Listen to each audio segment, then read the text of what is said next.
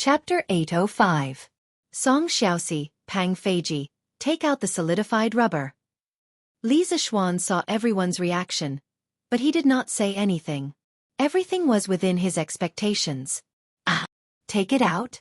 Master, how do we take it out? Pang Feiji looked at the tofu in the stone trough and asked. To him, the solidified rubber latex was as fragile as tofu. Wash your hands and take it with your bare hands. Li Zixuan was speechless. After the rubber latex solidified, although it looked like tofu, it was actually much tougher than tofu. This was because the solidified rubber was sticky. Instead of saying that it was like tofu, it was more like a dough with a certain degree of toughness. Song Xiaoxi and Pang Feiji moved the rubber from the stone trough into the buckets that they had prepared beforehand. Both of you, follow me with the rubber. Li Zixuan looked at the rubber that was about to take shape. He was very happy. Although he knew the theory behind the solidification of rubber, it was only on a theoretical level. It was his first time doing it in practice. After a while, under Faubert's lead, everyone arrived at the paper-making workshop area. Faubert, where is the paper-making machine? It was difficult to find something in such a big paper-making factory. Li Zixuan asked Faubert directly. Paper-making machine? Faubert was even more confused. What did the extraction of rubber have to do with the paper-making machine? Yes, it's the new paper-making machine that we made before. Li Zixuan nodded. Seeing that Li Zixuan was not in the mood to explain, Faubert could only bring him to a big factory. Master, the paper-making machine is here. Needless to say, Li Zixuan also saw it. He said to Song Xiaoxi behind him, Xiaoxi, you two pour the rubber in. At this moment, the two of them believed Li Zixuan's words without a doubt. They poured the rubber into the paper-making machine's pulp inlet. Li Zixuan stepped forward and raised the roller of the paper-making machine slightly. Then, he asked the servant next to him to pull the donkey and start the paper-making machine. The paper-making machine's paper outlet was a thin, white film-like object that was slightly thicker than paper. This was the plasticity of rubber. It could be rolled flat like dough, and during the rolling process, most of the water in the rubber could be squeezed out. Xiaoxi, find someone to cut these rubber pieces into sections. Then, just like drying paper, put them outside to dry. At this point, the process had basically come to an end. In the modern rubber production and refining process, it was generally only at this step before it could be compressed and packaged and sold all over the world. Yes, boss. After staying in the workshop for so long, Song Xiaoxi was very familiar with the paper-making process. He responded and called for the servant next to him to cut the rubber. Master, that's it? But I still can't see the use of this rubber. Seeing this, Uncle Fu asked the question in his heart. Li Zixuan smiled and replied, It's not over yet. This is only the first step. Through the steps just now, Faubert, you must have seen that the rubber is very plastic. Its most important characteristic is that it can change its shape at will. After the rubber is completely dried, we can proceed to the second step. Molding. By then, Faubert, you will know the magical use of this rubber. Faubert nodded thoughtfully. Li Zixuan did not disturb him. He left with Pang Feiji and looked around the new workshop. As they were about to go back, they met two people. They were two girls. Yamacho, you're here? Sir. Different names represented different identities of the owners of the voices. They were Emo Lingwei and Little Fishy. Ink Girl, Little Fishy. Why are the two of you together? Looking at the two beauties, one big and one small, Li Zixuan did not feel any joy. Instead, he felt some lingering fear. Beauties were beautiful, but beauties with the characteristics of witches were not very good. Yamacho, your memory is really bad. Didn't little Ningzi tell you that? I've been polishing the glass to make an astronomical telescope. Emo Lingwei rolled her eyes and said sarcastically. Li Zixuan suddenly realized that Yan Xiaoning had indeed told him. But now, the two girls were obviously gossiping and chatting under a big tree. They did not look like they were doing research at all. Ink Girl, how's the progress on your side? Not very good. Yamacho, your craftsmen are not good at all. It's not as good as me polishing it myself. Emo Lingwei pouted and said with some dissatisfaction. Fine, she was getting someone to work for her for free, and she was being despised. Li Zixuan choked and said helplessly, Okay, then you polish it yourself. I'll wait for your good news at the academy. Then he looked at Li Yu and asked, Little Fishy, What about you? Little Fishy was not as presumptuous as Mo Lingwei. Although she had a demonic nature in her bones, she only released it to outsiders. In front of Li Zixuan, she had always been more obedient.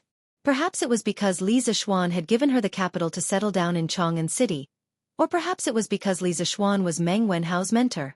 Hearing Li Zixuan's question, the little girl smiled sweetly and then replied, "Sir, it's Steward Ma who wants to move the editorial department of Datong Daily here. He has been busy preparing lessons in the academy recently, so he sent me here to inspect it first. A few days ago, I met Sister Wire here. She told me the principle of the telescope. I feel that what she and Brother Xiaoning are doing now is very meaningful. After chatting for a while, I feel that we hit it off quite well, so we became good sisters." "Oh!" Li Zixuan whispered in his heart. Of course the witch and the witch hit it off. He actually knew about Ma Zhou's intention to move the editorial department to the new workshop, and he also agreed. Firstly, the office environment here would definitely be better. Secondly, it was close to the academy, so it would be convenient for Ma Zhou to take care of the work on both sides at the same time. By the way, sir, I want to write in detail what Sister Wire is doing now in the newspaper. Although it looks boring, if it is displayed in the newspaper, it can promote Sir's work and attract more people to join it." Li Zixuan heard this and thought in his heart, isn't this similar to modern academic papers? To be honest, he really wanted to set up a top academic journal similar to the In Nature and Science in his previous life to gather the best academic results of mankind. But was this really appropriate? Once he did this, it would easily cause technology leakage. This was what Li Zixuan was very unwilling to see. The modern scientific knowledge he brought could only take root and sprout in the Tang Empire. It could never be spread to foreign countries and become a weapon for foreign countries to deal with the Han people. Chapter 806. Little you, if you really want to write about this in the newspaper, you can't write about the principles of the telescope that Ink Girl just explained to you. You can only write about it roughly. After you finish writing, I have to look through it. You can only publish it after I give my approval. Do you understand? In the workshop, Li Zixuan said to Li Yu with a serious face. In the modern era, there were many academic journals in every country. There were all kinds of academic papers in them. They showed the latest discoveries in various fields to the researchers. But there was one thing that had to be admitted. If these academic papers were published, it would be easy for others to imitate your latest discoveries. However, in the modern era there were patent protection laws. Even if others learned your technology, they could not steal it. They had to pay patent fees to you. For example, in the 21st century in China, every mobile phone manufacturer had to pay patent fees of hundreds of billions to the United States because of 3G or 4G communication agreements. But this was the Tang dynasty. In this era, 70% to 80% of the countries had not developed their knowledge. Who are you going to talk to about intellectual property protection? Isn't this playing the lute to a cow? Even if Tang dynasty passed the patent law, the rest of the world would not recognize it. If he published academic journals now, the ambassadors of the other countries might bring the advanced scientific knowledge back to their countries. This was something that Li Zixuan could not tolerate. If patent laws were to be passed around the world, it would have to be in an era of peace. Right now, the only thing Li Zixuan could do was to monopolize the academic field. When the Great Tang became extremely powerful, only then would he consider the issue of academic journals and intellectual property rights. Yamacho, why is that? Although Li Yu was smart, she did not think of all these. So she raised her head and asked. Li Zixuan looked at the little girl and did not explain further.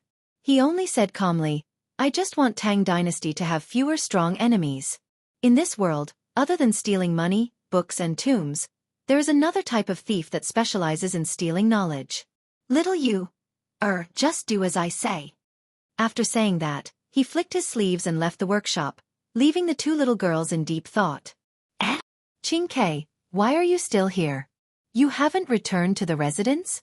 Or did he come here again after returning to the residence?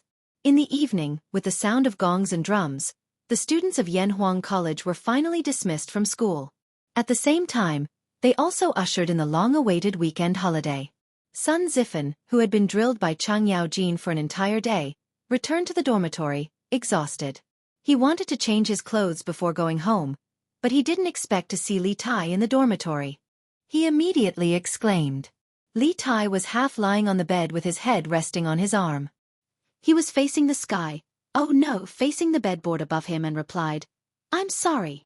I just came back from the prince's mansion an hour ago. I brought back the clothes that I wanted to change into, but as for the underwear, I left them here. I'm just waiting for you to come over and help me wash them." Haha. As soon as he finished speaking, there was a burst of laughter in the dorm. Haha. Ziffin, you can be considered to have a good time now. Qingchue's underwear, Tiskese. No, I have to go quickly. Wait for me to leave before you wash them. Chung Chumo had a gloating expression on his face. He quickly took off his camouflage uniform and changed his clothes, wanting to escape as soon as possible. Although Li Chengqian and the others weren't as cheap as Chung Chumo, they also sped up their movements. Sun Ziffin's face suddenly turned green and white. "Qing Ke, can we change the conditions?" After hesitating for a long time, Sun Ziffin looked at Li Tai and said with a sad face, "No. Don't you know that if you agree to a bet, you have to accept defeat?" "Ziffin, don't tell me you want to go back on your word?" Li Tai replied without thinking. In order to win this bet, he had paid a painful price. At the end of the day, how could he let Sun Ziffin go? Damn. "Qing Ke, we don't have to be so ruthless, right? During the military training, I helped you many times, didn't I? You should at least consider our old friendship." Sun Ziffin said unwillingly. "You can consider our old friendship, but you can't consider it on this matter. Ziffin, just give up and help me wash my underwear." Li Tai said resolutely.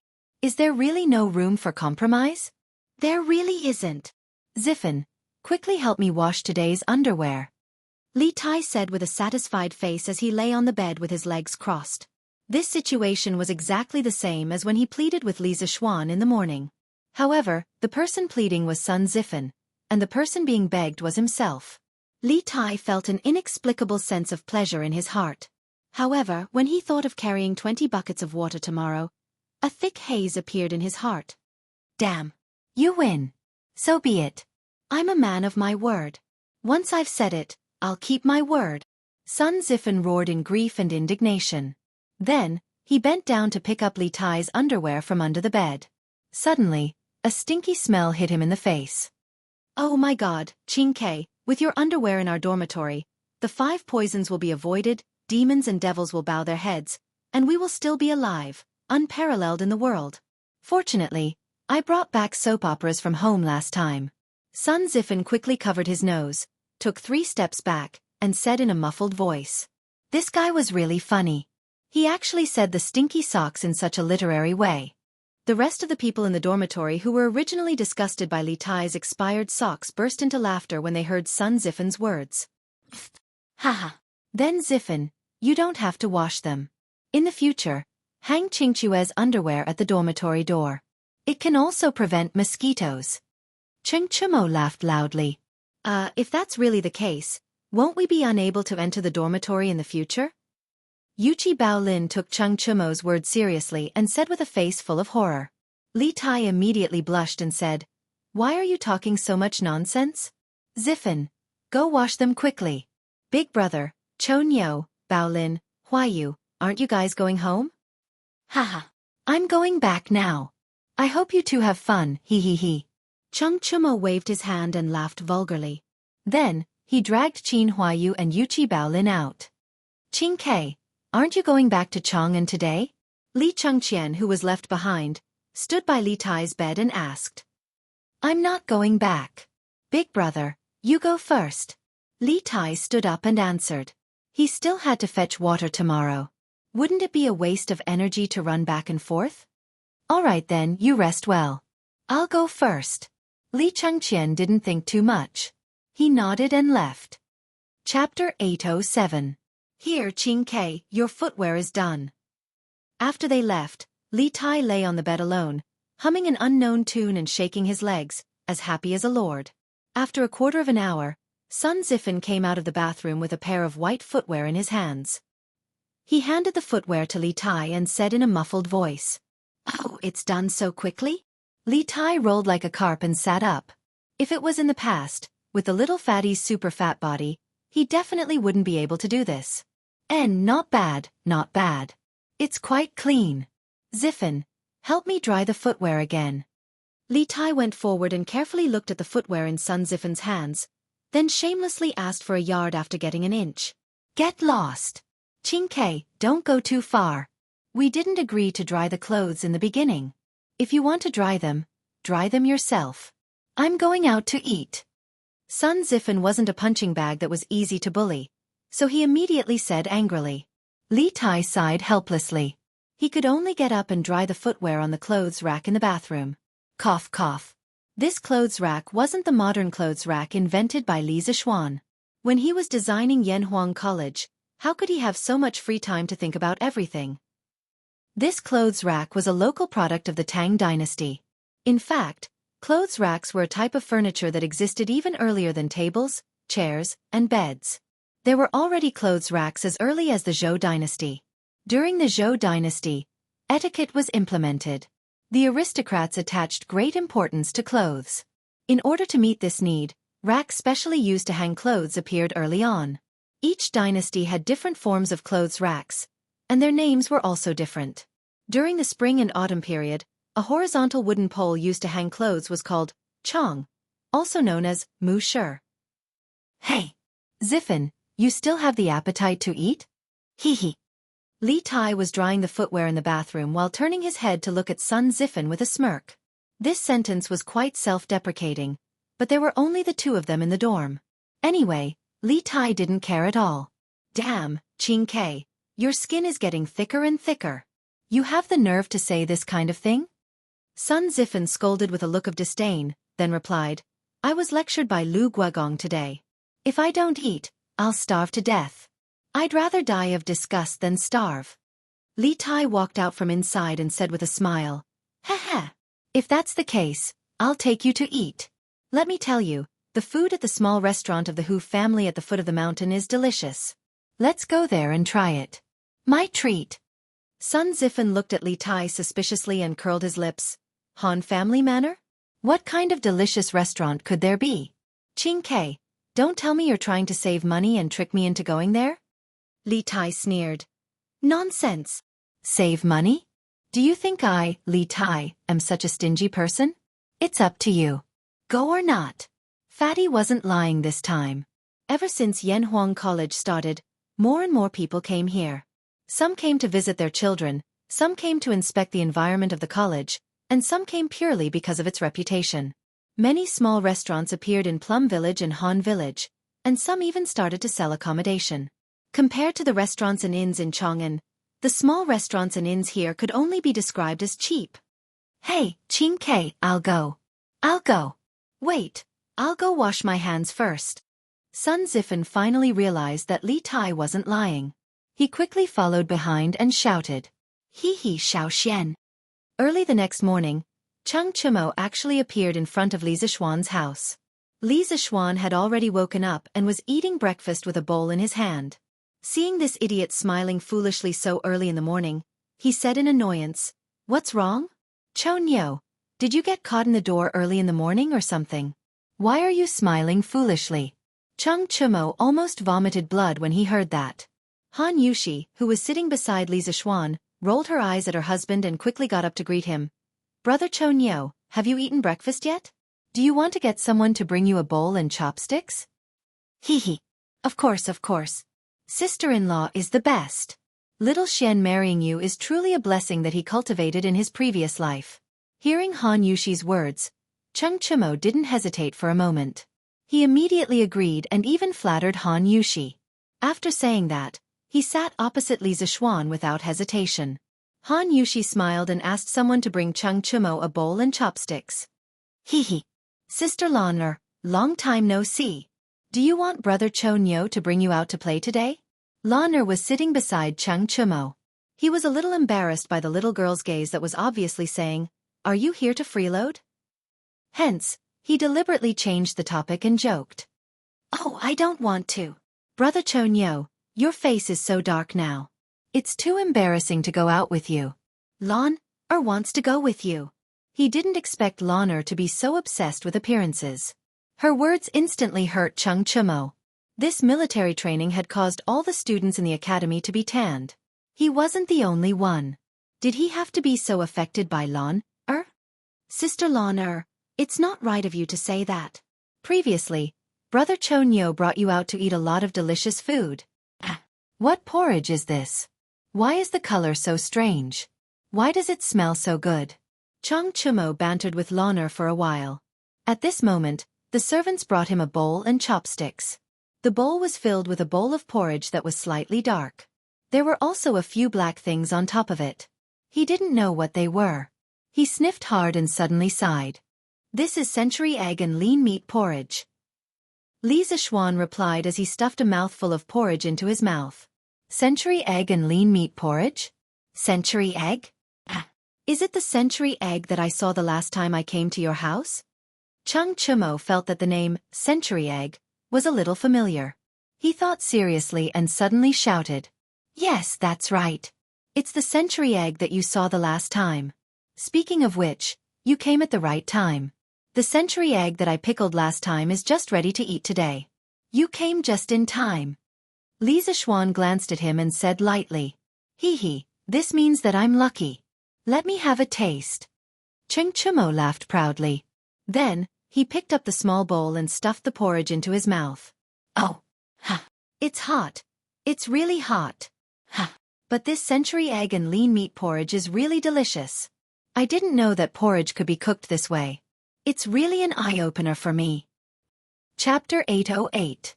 Of course, there was porridge in the Tang dynasty, but the porridge people ate at that time was still plain porridge.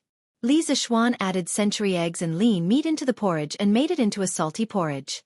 It was really a new trick.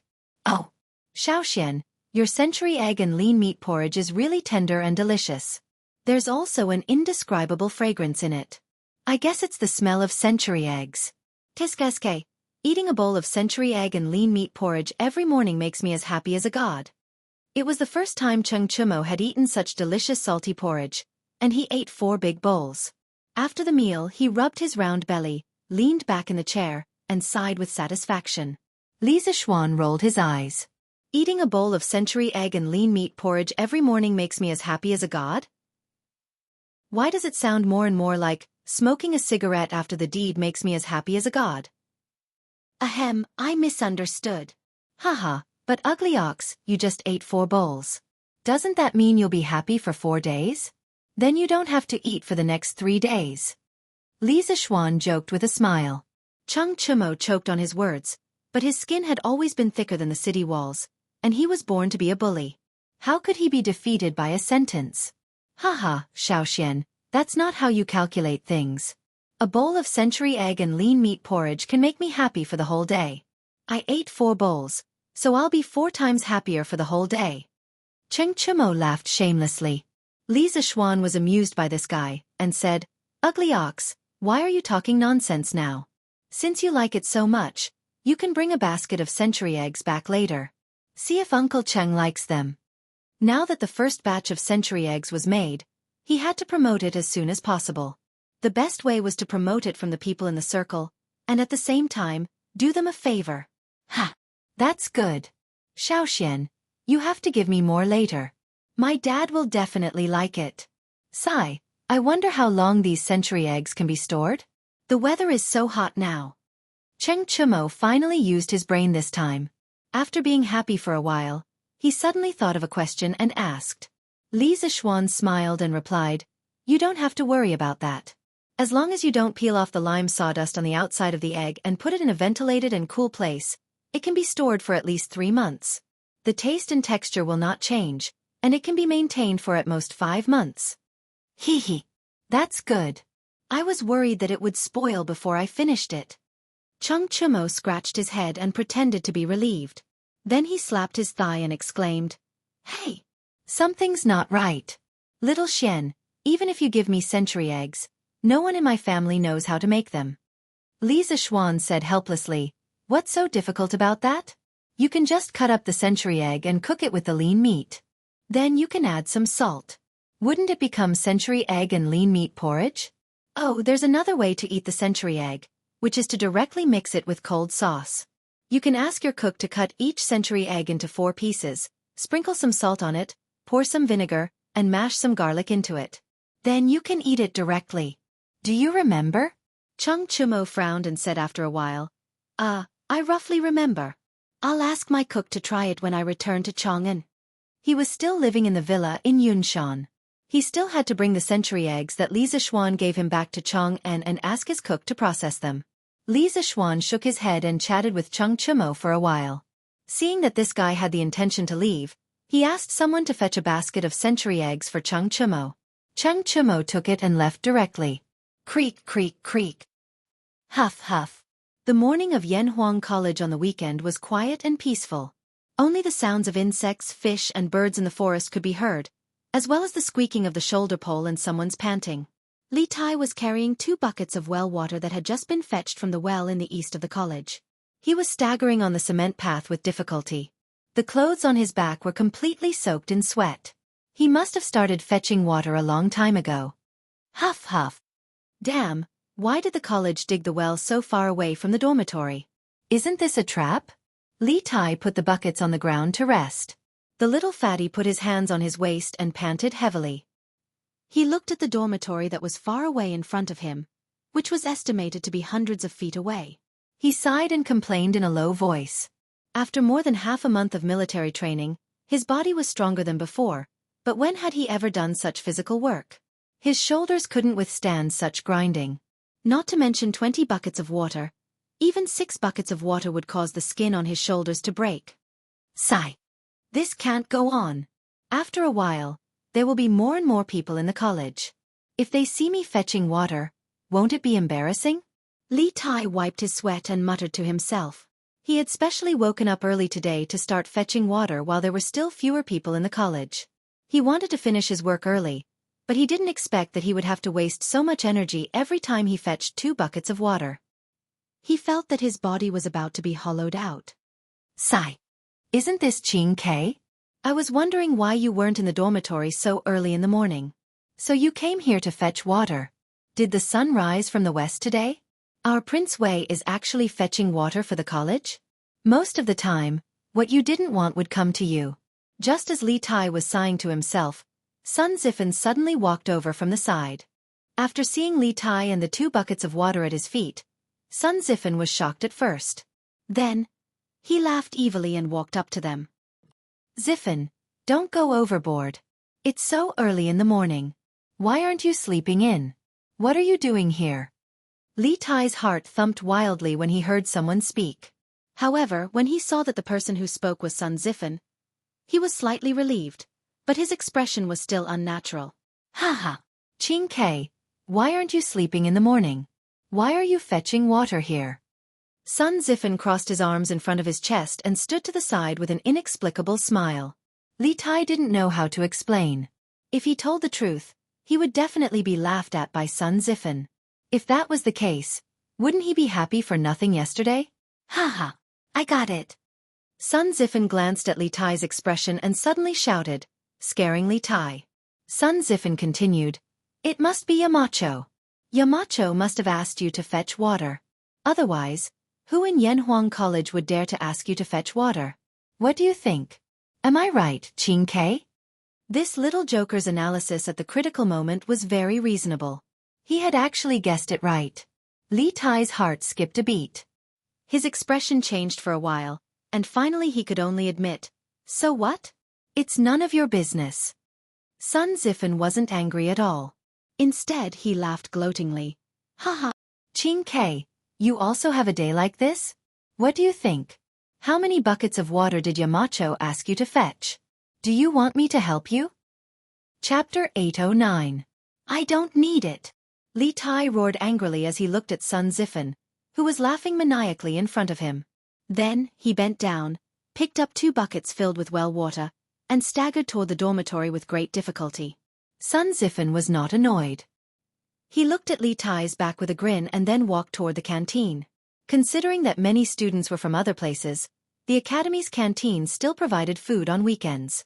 However, there was a time limit. If one was late, there might not be any food left. This was also the reason why Sun Zifen woke up so early today. Give me a bowl of porridge, 2 steamed buns, and a serving of meteoric success. Sun Zifen said to the waiter at the window when he arrived at the canteen. Hey, young man, other than the plain porridge, There is also the century egg and lean meat porridge. Which one do you want? The waiter did not immediately go to get the food for Sun Zifen. Instead, he asked with a smile. Century egg and lean meat porridge? What kind of egg is century egg? Why haven't I heard of it before? Sun Zifen asked curiously after he heard the waiter's words clearly. Century egg, it's...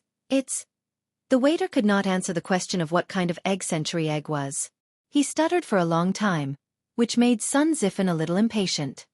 Okay, give me a bowl of century egg and lean meat porridge. I want to try what it is today. Sun Zifen waved his hand and said loudly.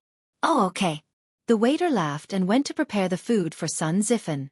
After a while, Sun Zifen took the food and found a seat to sit down.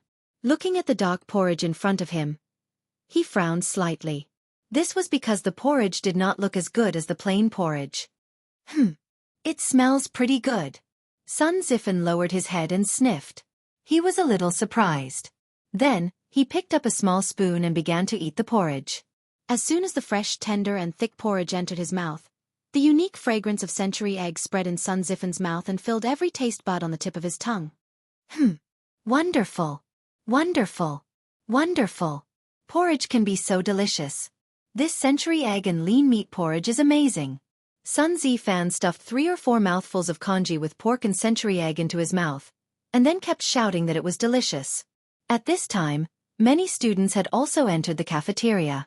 Under the promotion of the waiter, they tasted the first bowl of congee with pork and century egg in their lives. Wow! This porridge tastes so special. It's completely different from what I've eaten before. Oh, fragrant. It's really fragrant. Is this the fragrance of the century egg? That should be the case. But what exactly is this century egg? Why haven't I heard of it before? In this way, after Chung Chumo, the students who stayed in the academy for the weekend were the first to taste the century egg. Most of the students were full of praise, but there were a few who were not used to the taste of the century egg. Ugh, why is there a fishy smell in this century egg and lean meat porridge? The smell is too strong. I can't stand it. No, I'd better eat plain porridge. It was normal for some people to not be used to the century egg for the first time. Fortunately, the chef of the academy was more skillful. The fishy smell in the century egg and lean meat porridge had been suppressed by a lot. Therefore, more than 90% of the students had a very good impression of this new porridge. In a few hours, the century egg would be officially unveiled in the Drunken Immortal restaurant.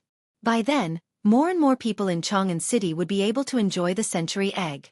Huff, huff, huff, the 8th bucket. On the other side, Li Tai's progress in carrying water had finally reached the 8th bucket. However, at this time, after he poured the well water in the bucket into the water tower, he suddenly collapsed on the ground and was too lazy to even move a finger. He had exhausted all his strength. It was all thanks to so many days of military training. Otherwise, he would definitely not be able to persevere until now. Thinking of his previous round appearance, it would probably be difficult for him to carry 1 bucket of water. I can't carry any more. Huff, huff, huff. The little fatty's whole body was soaked. Some of it was splashed on him by the well water in the bucket, but most of it was from his sweat. What did it mean to be drenched in sweat? Li Tai's current situation was the best explanation for this idiom, and it was even worse. Ching Kei, how many buckets is this? Teske, the breakfast in the canteen today is really delicious. While Li Tai was sitting on the ground, panting heavily, he saw Sun Zifan, this little slut, walking towards him. Sun Zifan's words didn't make any sense. Yes, that's right. In Li Tai's eyes, Sun Zifan had been labeled as a little bastard. Hoo-hoo. Li Tai just glanced at Sun Zifan weakly and did not bicker with him because he was too tired to even move his mouth. Compared to the previous encounter, Li Tai did not have the mentality of being seen by others this time. At this point, his mind was only thinking about how to carry 20 buckets of water. As for what others saw, so what? If it was embarrassing, then so be it. TSK, Yamacho is really something. They actually let you carry so much water. Ching Kei, as your good brother, how can I just stand by and watch? I'll help you carry it. Seeing that Li Tai ignored his ridicule, Sun Zifan's eyes rolled, and then he changed into a righteous look, squatted beside Li Tai and said. Li Tai still did not speak. He glanced at Sun Zifen with doubt and confusion in his eyes, but more than that, there was disbelief. It was as if he was saying, "How can you be so kind? I don't believe you." Sun Zifan instantly understood the meaning in Li Tai's eyes. He smiled, licked his face and said, "Hee hee, Qing Ke, you see, as a friend, I'm already so kind, then shouldn't you also express something?" When Li Tai heard this, his face showed a look of understanding. His eyes suddenly became clear, and he probably already knew what Sun Zifen was going to say next. Yes, that's right. You see, I help you carry water. How about you? How about you exempt me from the punishment of washing your feet for this month? Who doesn't know that every time you come to the academy, you bring a lot of clothes back home and let the servants wash them for you on the weekends? If you agree to this condition, not only will you not lose anything, but it will also be greatly beneficial for you. What do you think? At this moment, Sun Zifan finally revealed the foxtail that he had been hiding for a long time. He analyzed with extravagant words. Li Tai did not immediately refuse. After all, today was different from the past. Only after experiencing it, did he know how tiring it was to carry water. The little fatty narrowed his eyes. After a long silence, he finally said weakly, "Okay. You help me carry 10 buckets of water, and the previous bet is written off." Haha, deal. Chapter 8:10. Hey, that's not right. Yamacho seems to have said that no one else is allowed to help. Below the dormitory of Yanhuang Academy, after resting for so long, Li Tai finally recovered. However, he suddenly remembered something and his expression changed instantly. Ah! Sun Zifen, who was originally full of joy, suddenly looked sluggish. He scratched his head gloomily. Did he work so early in the morning for nothing? Did he have to wash Li Tai's smelly feet in the future? He couldn't accept it. No, Qing Ke, think about it carefully again. What did Yamacho say at that time? Did he say that no one else is allowed to help, or did he say that no servants in your mansion are allowed to help? Sun Zifen scratched his ears and cheeks for a long time, then turned his head and asked Li Tai unwillingly. Li Tai, who was originally dejected, heard Sun Zifen's words, and his eyes suddenly lit up. He patted his head and thought seriously. After a moment, he suddenly shouted excitedly, "I remember now. The mountain leader told me before that I'm not allowed to spend money to hire people or ask servants to help. Zifen, you're not hired by me, and you're not a servant of my Wang Fu. Logically speaking, you should be able to do that." Haha. Li Tai couldn't help but laugh. In the end, he also hoped that Sun Zifen could help him carry water. That's great. Since it's a deal, let's start picking now. This agreement was a win-win for the two of them, so Sun Zifen couldn't wait to make it happen. Ah, Zifen, you go first. I'll rest here for a while. Anyway, I only have 2 buckets left. You still have 10 buckets. Li Tai shook his head and said with a long sigh. When Sun Zifen heard this, although he felt a little uncomfortable, in order to not have to wash smelly socks in the future, he would suffer a little loss. Okay. Qing Ke, you rest first. I'll go get the buckets from the door manager. Hee hee, go. Li Tai smiled and waved his hand. Sun Zifen didn't say anything else and turned to leave. Li Tai leaned against the wall and looked at his back. He suddenly felt that something was wrong. He heard Sun Zifen mutter to himself, F***CK. If we were to seriously calculate this matter, both Sun Zifen and I were at a disadvantage. Not only did they not get anything, but each of them also had to carry 10 buckets of water. In the end, Xianxia was the only one who profited. Sigh, this king is really F***ed up. Sun Zifen and I have been fighting for so long, but it was all for nothing. In the end, the academy has benefited. At this point, little Fatty finally reacted. After all this time, neither he nor Sun Zifen had gained any advantage. They had all been tricked by Li Zishuan. But now that things had come to this, what could he say? He could only swallow this loss in silence. Sigh, the facts have proven that little Xian is a fraud. I can't trust him so easily in the future. Li Tai silently labeled Li Zishuan as a fraud in his heart. When it was almost noon, the eastern and western districts of Chong and City officially opened for business. All the shops, restaurants, and tea houses opened their doors to welcome customers. Even Drunken Immortal Restaurant opened its doors. Yo! Boss Feng, long time no see.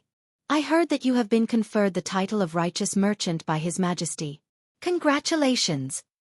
Shopkeeper Lu smiled like a Maitreya Buddha as he spoke to Feng Zhihua who had just entered. After nearly 5 months, Feng Zhihua once again came to the Drunken Immortal restaurant. In the past, he was a regular here and would basically come for a meal every 3 to 5 days. The main reason was that he had been delayed for too long this time. Shopkeeper Lu, long time no see. It's all thanks to the Marquis of Jianghu, and that I went out to sea this time. Otherwise, I wouldn't have received such generous profits and the title of righteous merchant personally conferred by His Majesty. Feng Zhihua didn't put on airs. He walked up and cupped his hands with a smile. Although he had lost a group of crew members during this voyage, he still earned at least 100,000 strings of coins after deducting the compensation for the families of the deceased crew members. It was a huge profit. Of course, to Feng Zhihua, the most valuable thing was still the title of righteous merchant conferred by Li Er. It was an unexpected surprise and also something that couldn't be bought with money. Therefore, he was grateful to Li Zishuan for promoting the trade in the south. Hey, Shopkeeper Lu, you have something new here today. Liao Shifan and Zhang Jingyang followed behind Feng Zhihua. Liao Shifan looked at the menu of Strange Taste Pavilion and was surprised to see that there were a few new dishes. Cold century egg tofu, century egg lean meat congee, meteoric success. This is really a new dish. I haven't eaten it before. Alright, I'll serve some of each of these new dishes today. Thank you, Shopkeeper Lu. Feng Zhihua raised his head to take a look and said with a smile. Hee. No problem. Boss Feng, you guys go ahead and have a seat. The dishes will be ready soon. Shopkeeper Lu said with a smile. After a while, Feng Zhihua and the others served their dishes to the table. Sir, here are the 3 servings of congee with pork and century egg, 1 serving of cold century egg, 1 serving of tofu with century egg, 1 serving of gnawed chicken, and 1 serving of braised pork in soy sauce. If you have any more orders, please call me. The waiter said enthusiastically as he served the dishes to Feng Zhihua and the others. Feng Zhihua nodded, and the waiter left tactfully. Come, Brother Liao, Brother Zhang, try the new dishes of Zuaxian restaurant. Liao Shifan said with a smile, I've eaten meteoric success before, but I've never heard of century egg and lean meat congee, or century egg salad. Today, I'll have a good taste of what kind of egg this is. Everyone laughed kindly. Feng Zhihua used a small spoon to scoop up a spoonful of century egg tofu. Because this thing looked cool, he saw that the white tofu was dotted with some black and green. It looked pleasing to the eye. Wow! Fresh, tender, fragrant, and cool. This century egg tofu is amazing. It's a must-have dish for summer. A small spoonful of century egg tofu entered Feng Zhihua's mouth. First, a cool sensation filled his mouth, followed by the freshness of the tofu and the fragrance of the century egg. Feng Zhihua was full of praises. Brother Feng, this century egg lean meat congee is also excellent. I've never thought that thin porridge could be made into such a fancy dish. Zuaxian restaurant is indeed Zuaxian restaurant. The food here is always the best in Chang'an City. Haha. Liao Shifan savored 2 mouthfuls of century egg lean meat congee and praised. Haha. Brother Liao is right. The food of Zuaxian restaurant will never disappoint. This century egg salad is the best in my opinion. Zhang Jingyang had a strong taste and had a soft spot for century egg salad. At this moment, the other diners also came to eat. They also noticed the new dishes of Zuaxian restaurant. When they heard the praises of Feng Zhihua, Liao Shifan, and the other regular diners, they were instantly tempted. Moreover, the new dishes of Wonderful Taste Pavilion were very cheap this time. Century egg lean meat congee was only 20 copper coins. Century egg salad was 80 copper coins. And century egg tofu was 100 copper coins. Compared to the previously gnawed chicken and red braised meat, it was much cheaper. Waiter, give me a serving of red braised meat and century egg tofu. Waiter, give me 2 bowls of century egg lean meat congee. Give me 2 servings of century egg salad. Chapter 8:11.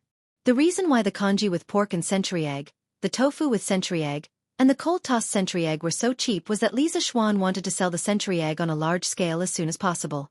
After all, If the normal consumption of the Drunken Immortal restaurant and the canteen of Yanhuang Academy were to be relied on, the century eggs made from the eggs that Li Zixuan purchased from the Han Village and Plum Village a while ago would probably not be sold out until next year. Therefore, the low price was one thing. More importantly, the Drunken Immortal restaurant had launched a takeaway event. Dear customers, everyone has tasted the delicious taste of the century eggs. Whether you like it or not, I'm sure everyone has a plan in mind. To be honest, the century eggs are the latest food invented by my family's marquis. They are made from eggs through 49 processes and 49 days. The process is not easy. Compared to unprocessed eggs, the century eggs can be stored for a longer time. They can be stored for at least 3 months and the taste will not change. In order to let more people eat this delicious food, the Xianxia restaurant will sell an unlimited number of marinated century eggs to the public. It only costs 5 copper coins. After buying it, you just need to peel it, cut it into pieces, and mix it with seasoning before eating it directly. At the same time, Soaring Success will also provide an unlimited supply. And this month, the Xianxia restaurant will open 3 branches in Chang'an City. In the future, we will open branches in other provinces and counties outside Chang'an City.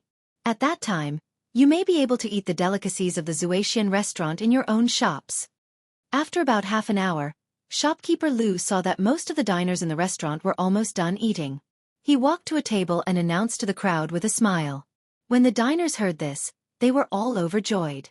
This was the first time that the Xianxia restaurant sold its food to the public. Some of the businessmen among them were tempted. 5 copper coins for a century egg was not expensive. It was very profitable to sell it in other places or as a dish in other places. Oh, only 5 copper coins for a century egg? And it can be stored for more than 3 months? Good, good, good. Shopkeeper Lu, please help me pack 100 of them. I'll bring some for my wife to try when I leave later. Feng Zhihua said with a smile. Shopkeeper Lu, pack 100 century eggs for me too. While you're at it, pack 2 servings of Flying Meteoric Success. Shopkeeper Lu, pack up 50 of them for me. Drunken Immortal Inn is opening a branch? This was good news. If only it could be opened near Chongren Square. At that time, I won't have to come here in a carriage just to eat. Huff huff. Not bad, not bad. The congee with pork and century egg that Xiaoxian made was really good. Madam, let's make our porridge like this in the future.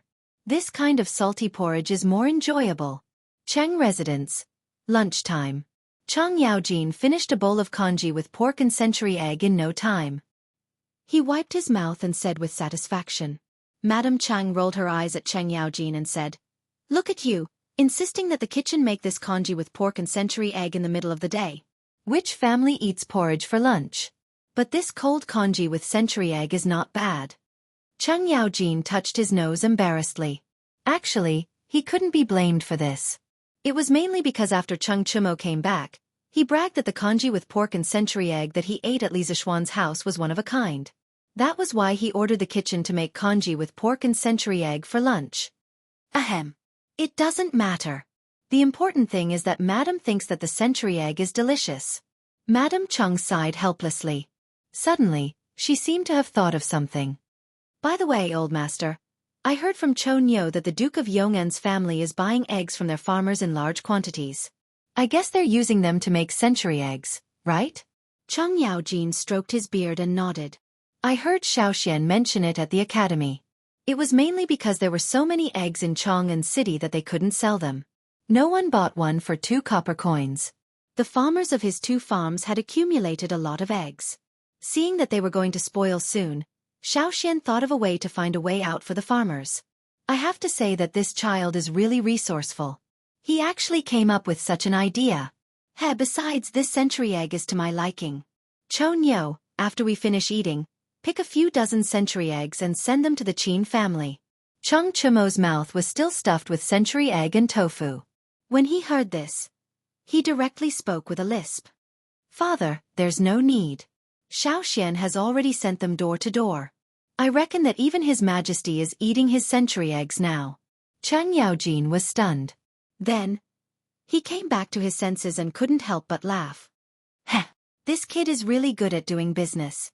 He's even got ideas on His Majesty? In this entire imperial court, Only that old man Wei Zhang can compare with him in terms of guts. Madame Chung smiled and didn't reply.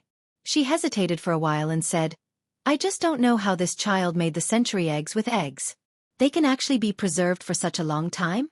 Old master, the farmers of our farms also have a lot of eggs that they can't sell. Why don't we ask the Duke of Yong and how to make century eggs? When Chang Yaojin heard this, his expression suddenly changed. He sternly scolded. Nonsense! Foolish! This method of making century eggs is Xiaoshuan's secret recipe.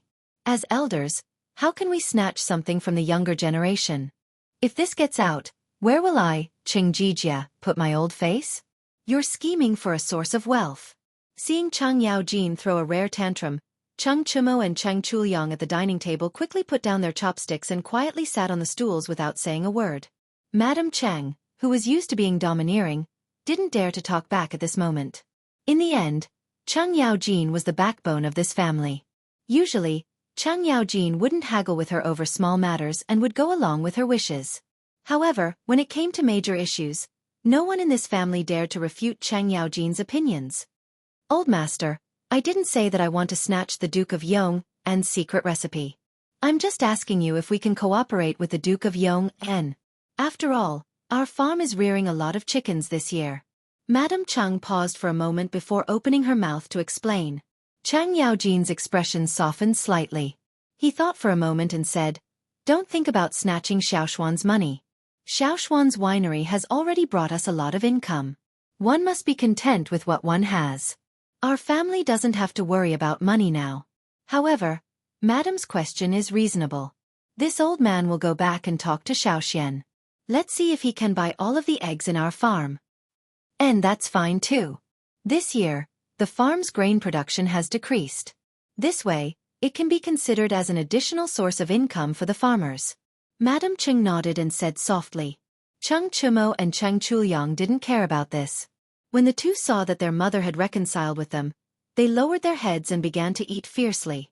To them, delicious food was the way of the king. Chapter 8:12. Cheng Chumo was right.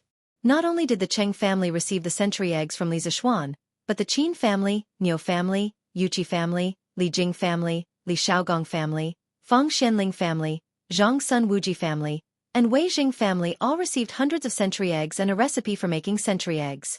Some of these people were delivered by Li Zishuan himself, while others were delivered by his guards. Poor Pang Feiji and his team of marquises.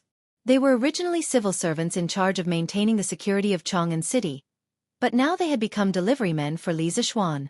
Although Li Zishuan had given away so many century egg recipes, he was not worried that others would learn how to make century eggs and cause the loss of customers from Zuaxian restaurant.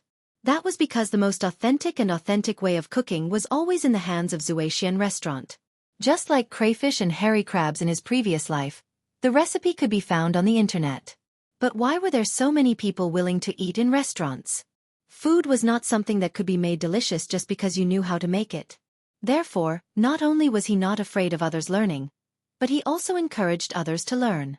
Only when everyone knew how to make century eggs and tasted the delicacy, could his task of promoting century eggs be completed. At the same time in the palace, the great Emperor Li Er also received the century eggs from Li Zishuan. Of course, Li Er did not receive them personally, but they were sent by Li Chengqian. This century egg tofu is a good dish. It's refreshing and tender. Tell the imperial chef to keep this dish for lunch every day for the next month. Li Er, who was overwhelmed by a pile of troublesome matters in the morning court, suddenly felt refreshed when he ate the cold and refreshing century eggs with tofu at noon. He praised and then turned his head to instruct the palace maid next to him. Yes, your majesty. The little palace maid bowed and slowly retreated. Empress Zhang Sun covered her mouth and laughed. Since autumn, your majesty's appetite has not been very good. I didn't expect that the century egg with tofu would suit your majesty's taste. It seems that I should thank Marquis Yong'an. Li Er laughed and said, Guanyin maid, this is not because of that guy, but because of your good cooking. I heard that you went to the kitchen 2 hours ago to prepare. Thank you for your hard work. Empress Zhang Sun shook her head and said with a happy face, As long as your majesty can eat well, everything I do is worth it. The Tang Empire cannot be left without your majesty. Li put down his chopsticks and patted Jianghu's small white hands. And his wife and couple had been together for more than 10 years. How could they not know each other's feelings? After a moment's silence, said, "In fact, my poor appetite was not because the food was not to my taste. This year's drought caused the people's farmland to be reduced. In order to reduce the burden of the people, I forcibly reduced the burden. Later, the tax collection situation submitted by various states was calculated by the Ministry of Civil Affairs. It was found that it was not even 70% of last year's. In addition, last year, because of the Turkic Sheli's army, the Chang'an treasury was empty. I was worried that if there was another natural disaster in the Tang Empire, the treasury would not be able to continue. But fortunately, the fleet led by Xiao Gong came back at this time. Not only did they bring back a huge amount of food, but they also brought back a huge amount of wealth. The financial strain of the imperial court was greatly relieved. And just this time, the business tax collected from the civilian caravan was a total of 400,000 strings of coins. Guanyin made. You didn't see it." After that old man Xiao Yu saw the results of the statistics, he laughed from ear to ear for a quarter of an hour. "How can I not be happy?"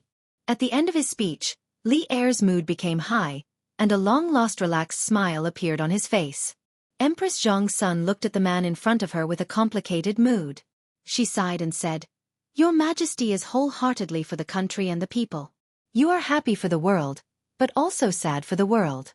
This is the blessing of the Tang Empire's people. But I hope that your Majesty will take care of your body. Your Majesty is not only the Majesty of the world, but also the Majesty of Chengqian, Qingke, and Chengel." Li Er understood the meaning of Empress Zhong's son. He smiled and said, "Don't worry, Guanyin maid. I understand." Empress Zhong's son smiled. She pulled her small hand out of Li Er's big hand and then used a small spoon to scoop a spoonful of century eggs and tofu for Li Er. She said, "Your Majesty, eat quickly. The century eggs and tofu won't be fresh in a while." Li Er naturally enjoyed the service of the beauty with a clear conscience. He heard Empress Zhong's son continue, "I heard that the century eggs were a new trick invented by the Marquis of Yong, and to help his farmers solve the backlog of eggs in their hands. This child has a lot of ideas. I don't know how many things are in his head. But this way, his farmers can earn a lot of money, and the other farmers are still worried about how to sell their eggs." Li Er had never heard of this. He frowned and asked, "What? Are the eggs in Chang'an worthless now?" Empress Jianghu's brows showed a hint of worry and replied, "Your Majesty may not know, but since the imperial court issued a decree to reduce the burden of raising chickens this year, not to mention the other states and counties, in Chang'an and the nearby farms, basically every household has at least 70 to 80 chickens. Now, more than 4 months have passed. The chickens raised by the people have long started to lay eggs. These eggs can't be stored for long and will spoil in less than 10 days. In order to sell the eggs as soon as possible, the farmers are desperately trying to lower the price. As a result, the price of eggs has fallen again and again until it's difficult to sell them now." Li Er was silent for a while and then said, "This is indeed a problem. But now that Li Zishuan has thought of this method of making century eggs, it depends on whether he's willing to impart the method of making century eggs. If he's unwilling, we can only let him expand the production scale of century eggs. I think it should be able to alleviate the current situation. When the weather gets colder, the production of eggs will also decrease. At that time, the price of eggs will stabilize." What he said was indeed reasonable. Letting Li Zishuan make century eggs into century eggs could, first, expand the sales and second, prolong the preservation time. It was already autumn now. When it was late autumn or after winter, due to the decrease in temperature and light, the laying rate of chickens would obviously decrease until the production stopped. Hey! But this kid is really good to his farmers. In the end, Li Er added another sentence. Speaking of which, this time, Li Er didn't have any intention of getting Li Zishuan's secret method of making century eggs. The main reason was that this sea trade had fattened the imperial court. Old Li was now a rich man, and the small amount of money he earned from making century eggs was not enough for Li Er. Chapter 8:13. Your Majesty is right. The Marquis of Yong and treats the people well. Who in Chang'an City doesn't know about this? Your Majesty has given Lantian County to the Marquis of Yong.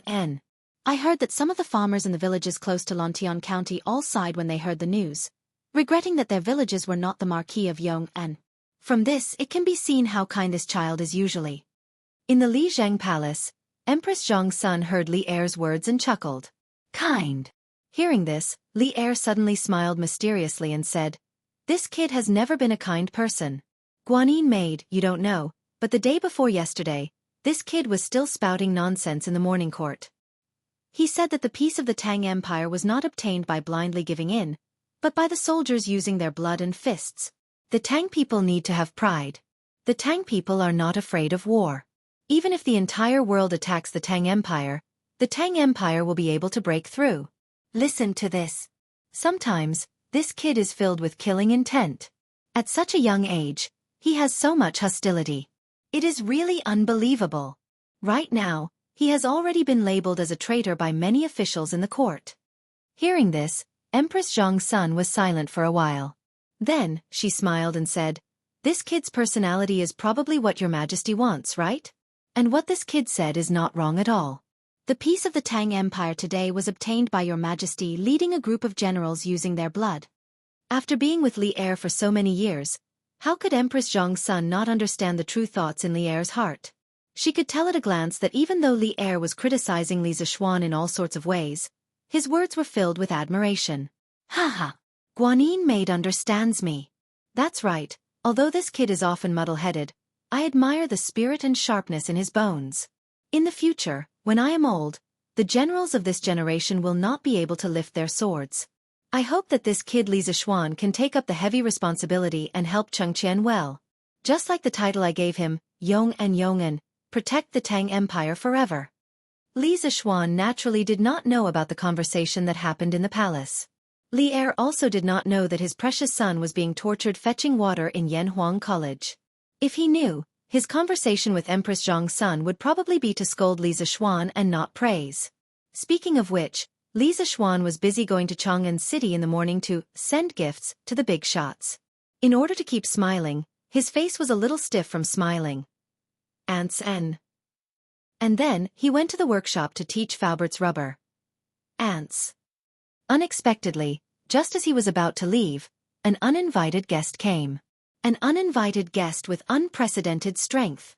It was a middle-aged man who was nearly 7 feet tall, which was over 2 meters. He had a 3-inch beard on his chin, which looked like it had not been tidied in a long time. It was messy and a bit disgusting. His appearance was ugly, and there was a scar on his face. Although his facial features were sharp and angular, no matter how you looked at it, he looked like the reincarnation of an evil spirit. He was abnormally ferocious. Children would probably be scared to tears if they saw his face. These were not important.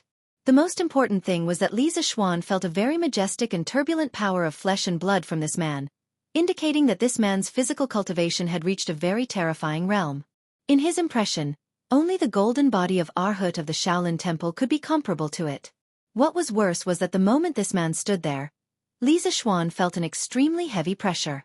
This meant that this person's martial arts realm was far above his. If they were to compare, even Zhao Song at his peak would not be a match for this man.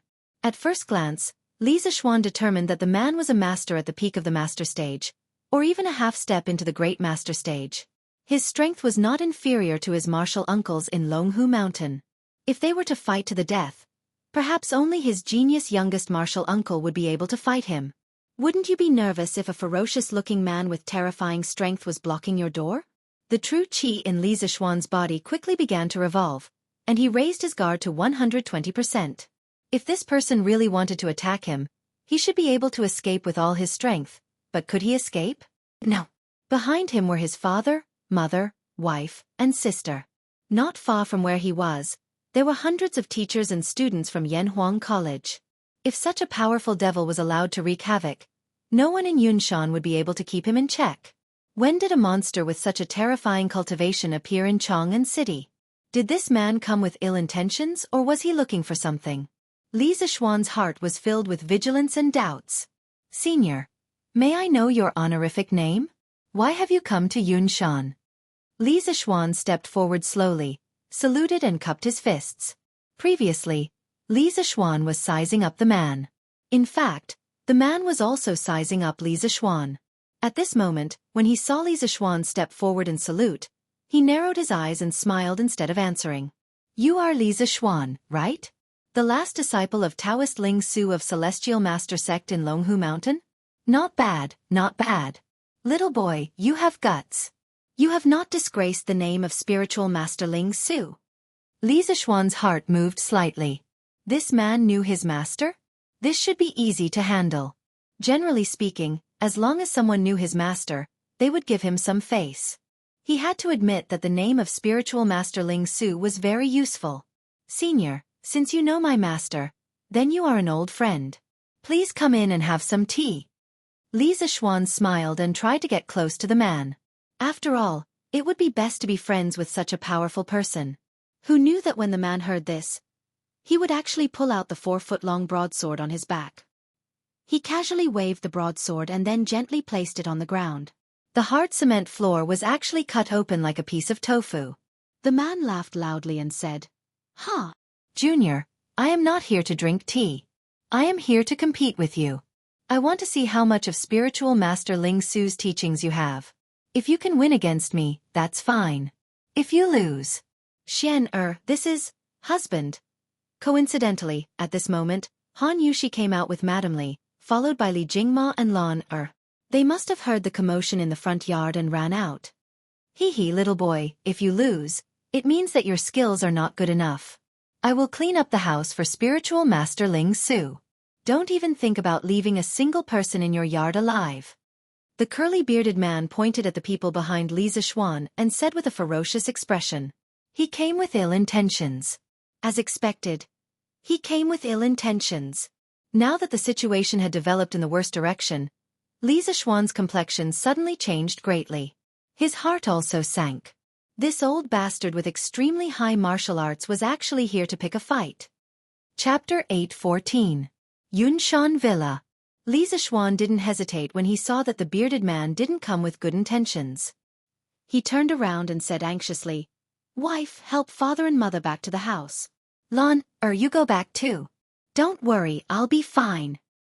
Husband, Brother, Li Zixuan said solemnly, don't talk nonsense. Go back quickly. Then he whispered to Han Yushi, I'll lure this person away in a while.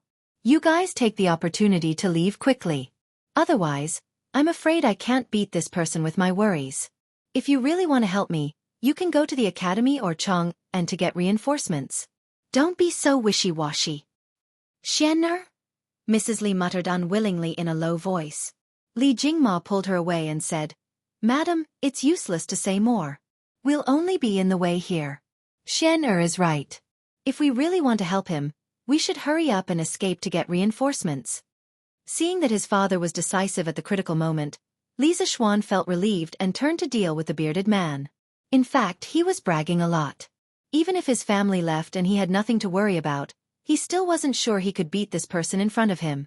Although he had fought Batian, a master at the peak of the Grandmaster realm, to a draw, he had worked together with the two brothers of the Dugu family to achieve such a result. Moreover, Batian was obviously not on the same level as this bearded old bastard. Li Zixuan felt that this person in front of him could fight 3 Batians at the same time. This showed how terrifying this person's strength was. Who are you, sir? Li Zixuan, who turned around, looked at the bearded man with a gloomy face and asked. Ha! Kid, you'll only be qualified to know my identity after you defeat this old man. The bearded man said with a haughty face.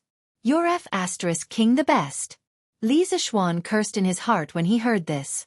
Although this old fart in front of him was indeed quite awesome, no matter how awesome he was, could he be as awesome as his master? I have no enmity with you, but you have come here to threaten me with your life. I have to say that you are really daring. The Cloud Mountain is a sacred place of learning set up by the imperial court. How dare you behave so atrociously here? At this point, there was no room for reconciliation. How could Li Zixuan still be willing to address this person as senior? It was already good enough that he didn't call him old bastard.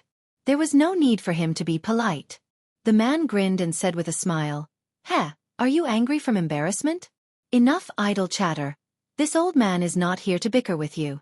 If you want to live, quickly take out your true skills and fight with this old man. Li Zixuan knew that this battle was unavoidable, so he pretended to look at the burly man with contempt and snorted, Since you want to fight, then this marquis will accompany you to the end. However, since you came to Cloud Mountain to cause trouble, you better think about the consequences. Ha ha. There's no need for you to say that. This old man knows what to do. The bearded man chuckled nonchalantly. Li Zishuan said in a deep voice, "In that case, you wait here. I'll go get the sword." A quarter of an hour later, Li Zishuan brought the burly man to a forest in the south of the Cloud Mountain courtyard. The two stood face to face, and a bleak atmosphere began to fill the forest. Both of them were accumulating power at this moment. "Boy, show me what you've got. This old man won't bully you. I'll suppress my realm to the early stage of the Supreme Power Realm and fight with you. If you can beat me, then everything will be fine. If you can't, heh." The bearded man stood about 30 meters in front of Li Zishuan with his hands behind his back and said with a smile, "This old man wants to suppress his realm to fight with me?" This was really a surprise, because if this old man went all out, he really had no chance of winning. However, if they were at the same realm, then it was hard to say. After hearing the second half of the old man's words, Li Zishuan's heart sank again. Although the old man wanted to suppress his realm, he could only suppress the amount of genuine qi, but not his experience and reaction. In other words, he was facing a master at the early stage of the Supreme Power Realm with the experience of a half-step to the Supreme Power Realm. He did not have the advantage. "Old man, since you want to suppress your realm, why don't you seal part of your meridians?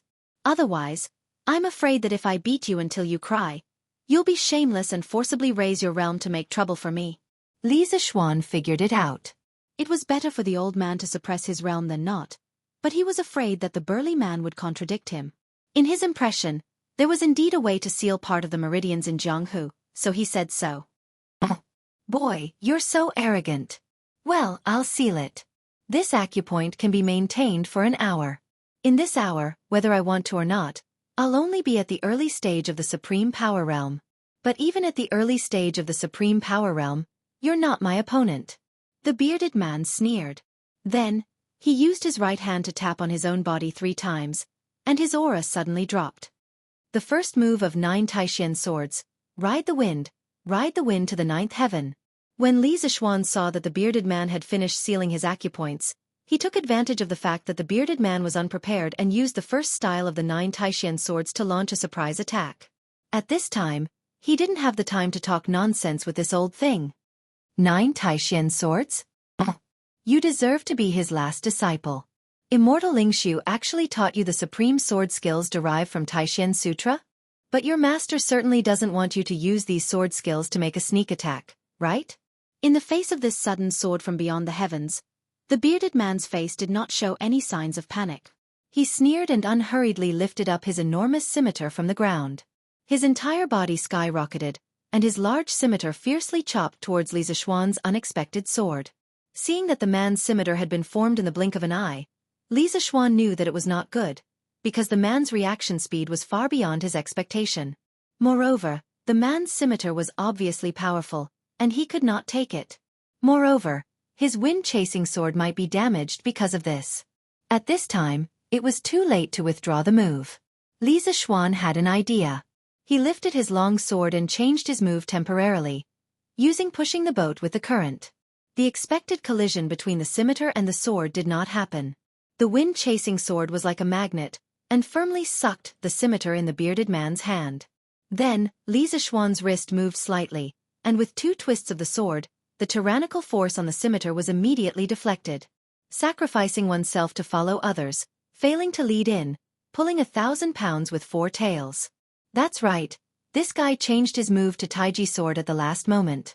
Using this method to fuse 9 Taishan swords and Taiji sword together, one had to say that this could be considered as learning and applying it flexibly. This is not 9 Taishan swords. Kid, where did you learn this sword skill from? The bearded man raised his eyebrows in surprise and asked. Chapter 8:15. The second style of 9 Taishan swords, Fleeting Swan, Soaring Dragon. The third style of 9 Taishan swords, Snow Treading, Leaving no trace in the snow, Swift as a swallow. The fourth style of 9 Taishan swords, Wave Breaker, Overlord Sea Thunderous Fury. The fifth style of 9 Taishan swords, Pairing Dust, Sword Pairing Dust, Bleak and Cold. Li Zishuan didn't pay any attention to the curly-bearded burly man's question at all. He directly used a quadruple annihilation, unleashing 4 moves in unison and meeting him head-on. In his opinion, the old man in front of him was here to destroy his entire family. In a battle of life and death, he would not hold back. As long as he could defeat the old man, he was willing to use more despicable means, let alone a sneak attack. By now, he had mastered the first 5 styles of 9 Taishan swords. The 4 styles in front of him were more than 40% more powerful than before. Ordinary grandmasters would not dare to underestimate them. They had to take them seriously, or they would be injured by the superimposed 4 styles in an instant. Unfortunately, this bearded man was not an ordinary master stage expert. This time, the man did not take the initiative to charge forward.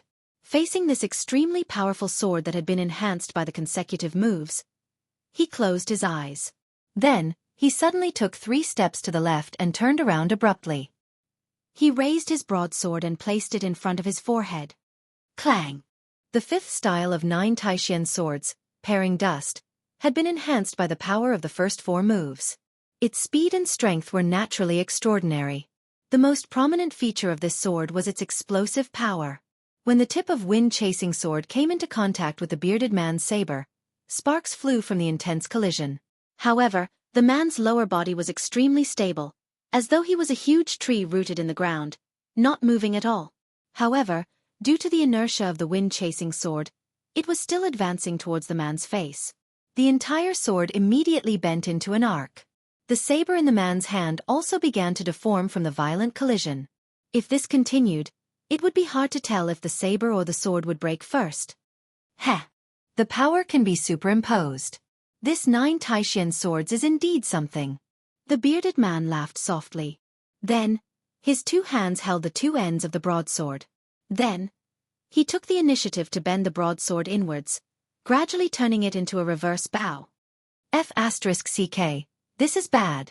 In the sky, Li Zishuan suddenly felt that something was wrong, and a deep sense of vigilance rose in his heart. Just as he was about to escape, the curly-bearded burly man suddenly attacked. Ha! Kid, go back to where you came from. Li Zishuan saw the bearded man use the saber in his hand as a bow and arrow. He directly rebounded the saber and struck the blade of the wind-chasing sword. Li Zishuan was instantly sent flying along with his sword. Blood Sea Tyrant Saber. How could the bearded man let go of such a good opportunity? He let out a low roar, and his saber moved like a shadow. This saber carried a huge amount of power, and it flew in the direction that Li Zishuan had been sent flying. 1 advance, 1 retreat, this was truly unavoidable. At this time, Li Zishuan wanted to use the 6th movement of the Taishan 9 swords again, but it was useless. He had no time or opportunity to mobilize the genuine qi in his body. But was there really no other way? Of course not. The current Li Zishuan was no longer the young boy who had just left the mountain. He had a lot of trump cards. 9 solitary swords, broken blade style. At this moment of rapid retreat, Li Zishuan suddenly used a very profound sword technique, but this sword technique did not seem to be very powerful, and one could not even sense how much true qi was flowing inside. This was why the 9 solitary swords was so powerful. The Dugu 9 swords focused on sword moves, and the key point was the sword intent. It did not have much of a requirement for qi, and even a person without any qi would be able to unleash the power of the Dugu 9 swords as long as he could feel the sword intent within it. Li Zishuan was now using the 3rd movement of the 9 solitary swords, broken blade style. This was a special move that was specially used to break the saber techniques of single saber, double saber, lancet, ghost head saber, machete, and zanmadeo. When the curly-bearded man saw that Li Zishuan had actually used this kind of soft sword technique that was devoid of true qi, he couldn't help but laugh contemptuously. The broadsword in his hand slashed towards Li Zishuan with an indomitable will. But what shocked the bearded man was that Li Zishuan's soft sword technique had actually dissolved his heavy saber attack in an instant. What was even more incredible was that this saber attack had been infused with his strong inner qi, but after just touching Li Zishuan's sword technique, the inner qi that he had infused into it dissipated into nothingness. The bearded man was stunned for a moment. Presumably, he had lived for decades, but he had never encountered such a strange thing. In fact, this was also one of the biggest characteristics of the Dugu 9 swords. No matter how strong the opponent's inner qi was, It would all be useless in front of the subtle sword technique of the Dugu Nine Swords. Moreover, the Dugu Nine Swords was stronger than the opponent. If the opponent's kung fu was not high enough, the essence of the Dugu Nine Swords would not be used. The opponent that Li Zixuan was facing right now was one of the top masters in the world. His kung fu was so strong that it had reached an unimaginable level for ordinary people. Once he activated it, the subtleties of the Dugu Nine Swords could be unleashed incisively and vividly. If Dugu Qiubai came back to life, or if Feng Qingyang came back to life, they would be overjoyed to meet such an opponent. In order to use the Dugu Nine Swords, apart from being familiar with the sword technique, it also relied heavily on the swordsman's spiritual understanding. Once the swordsman reached a level where he could freely use the sword without any rules, the more intelligent the swordsman was, the better the swordsman's kung fu would be. Every competition was like a great poet who was inspired to write a good poem. The bearded man poured a large amount of genuine qi into his saber. Li Zixuan used the saber-breaking style one after another. Relying on his strong mental calculation ability, he countered the attacks one by one. After more than 40 moves, the genuine qi in the bearded man's saber had already dissipated. And in this situation, Li Zixuan had enough time to inject his inner strength into wind-chasing sword and launch a counterattack. The sixth style of the Dugu Nine Swords, Drifting Cloud. The drifting cloud is broken and drifting cloud is never returned. Once the sword was launched, there was a faint sound of wind and thunder. This sword not only carried the power of the previous few moves, but also the momentum of the bearded man's saber-breaking style that was countered by the saber-breaking style. Its power was so great that it was the most powerful attack that Li Zixuan had ever launched in so many years. It had to be said that this guy was really a genius. He had just combined the Dugu Nine Swords and the Taiji sword together to counter the bearded man's counterattack. Now, he had combined the Dugu Nine Swords and borrowed the momentum to launch a fatal attack on the bearded man. Fast! This extremely fast sword instantly arrived in front of the curly-bearded burly man.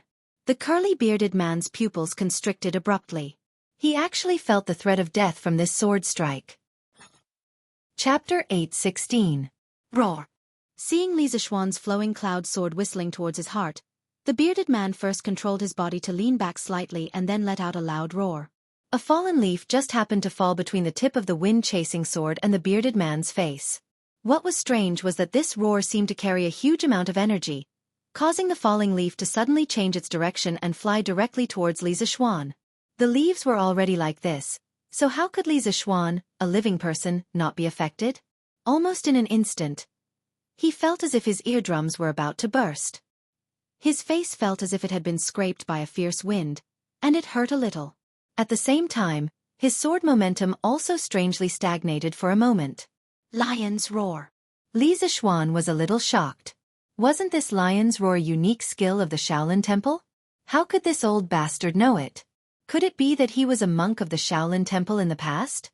Damn it, a monk who had returned to the secular world actually dared to behave atrociously in Yunshan. However, even though Li Zixuan was extremely shocked, he didn't have the time to continue letting his imagination run wild. This was because the bearded man had seized the moment when the wind-chasing sword's momentum stagnated. Roar! Another loud roar, and the intensity of the roar was even louder than before. Tsunami Emperor Fist. At this moment, the bearded man, who was leaning back slightly, abandoned his saber and used his fists. This was because the angle of his body couldn't condense saber momentum in a short period of time. He first formed a fist seal, and then his sleeves exploded with a bang. His arms and fists turned bronze in color, and the veins on his arms bulged. His hair fluttered even though there was no wind, and he looked like a mad demon. Tsunami Emperor Fist. When Li Zixuan heard the name of this fist technique, his heart suddenly jolted. He thought to himself, just where did this curly-bearded burly man come from? Emperor Fist. Emperor Fist. In this era where imperial power reigned supreme, to dare to add the word emperor to a technique was like lighting a lamp in the toilet, courting death. Why did this curly-bearded man dare to give his fist technique such a tyrannical name? The bearded man definitely didn't know what Li Zixuan was thinking. He snorted and his aura suddenly changed. Then, he waved his fists and charged towards Li Zixuan's sword. The wind-chasing sword was spiritual master Ling Su's personal sword. It was forged by the world's #1 swordsmith, Jianghu, using extraterrestrial iron. Its sharpness could cut through iron like mud. Moreover, the wind-chasing sword was reinforced with large amounts of internal energy from Li Zishuan.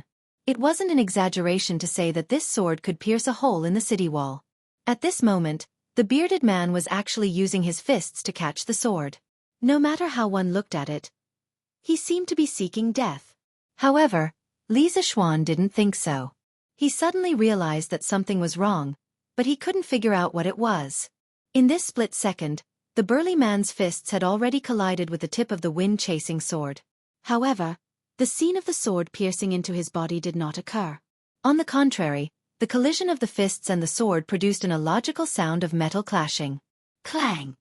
With a boom, the enormous amount of internal energy that Li Zishuan had poured into the wind-chasing sword was completely repelled. The enormous internal energy backlashed and sent him flying. He crashed into a tree with a bang, but this tree couldn't stop him from retreating. With a gotcha sound, the thick tree cracked and broke. Li Zishuan's body then crashed into a second tree and landed heavily on the ground. Pooh! After receiving such a large impact, Li Zishuan's body instantly fractured in several places. A heart-wrenching pain came from his wrists and back. What was worse was that this enormous internal energy backlashing caused him to spit out a mouthful of blood. Moreover, his internal energy started to become chaotic.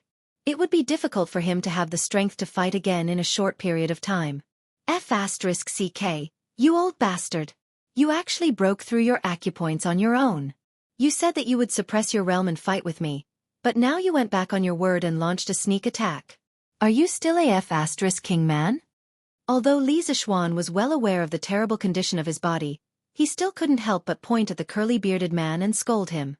Even if he was going to die, he had to scold him to his heart's content. Only now did he realize what was wrong just now. It turned out that the bearded man had used his internal energy to break through his acupoints at the last minute. He had completely unleashed the strength of a peak grandmaster. Oh no, it should be the strength of a half-step grandmaster. Li Zishuan was now very sure that the bearded man was a half-step grandmaster. The difference in strength was too great. Moreover, the bearded man was not like Batian, who came from a small sect. Although his realm was high, his strength was low. The bearded man's skills were all top martial arts in the Jianghu. He definitely had the guidance of a famous master. Li Zishuan knew that he had lost. The bearded man's strength had now recovered to the peak. If he attacked him now, he wouldn't be able to resist at all. His internal energy was still in disorder. If he didn't immediately sit down cross-legged to recuperate, he would definitely run the risk of Qigong deviation. The bearded man had already put away his fists. It was impossible to see how he moved his legs. With a series of movements, he appeared in front of Li Zishuan in an instant. Unexpectedly, in the face of such a good opportunity, he didn't kill Li Zishuan. Instead, his old face turned red. Yes, that's right, his old face turned red. Li Zishuan didn't know why this big man's tanned face would turn red. Was it his imagination? Cough, cough. Boy, you're really good. The Central Plains is indeed full of talents. It's been decades since someone pushed me to this point. The bearded man stood in front of Li Zishuan with his hands behind his back and said with the posture of an expert. It was just that there was a hidden awkwardness under his expression. It was just that others couldn't detect it. Bah! Old bastard. With your cultivation you actually went back on your words. You F***king have an unfair advantage. Cough, cough. The man coughed twice again. He didn't answer Li Zishuan's words.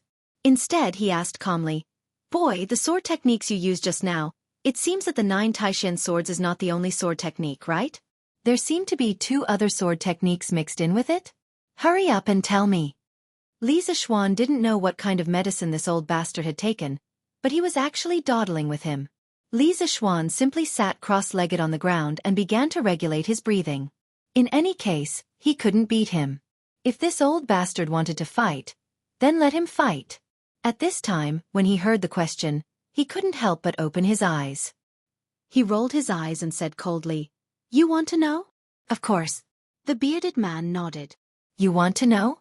Call me Grandpa and I'll tell you. Chapter 8:17. Grandpa?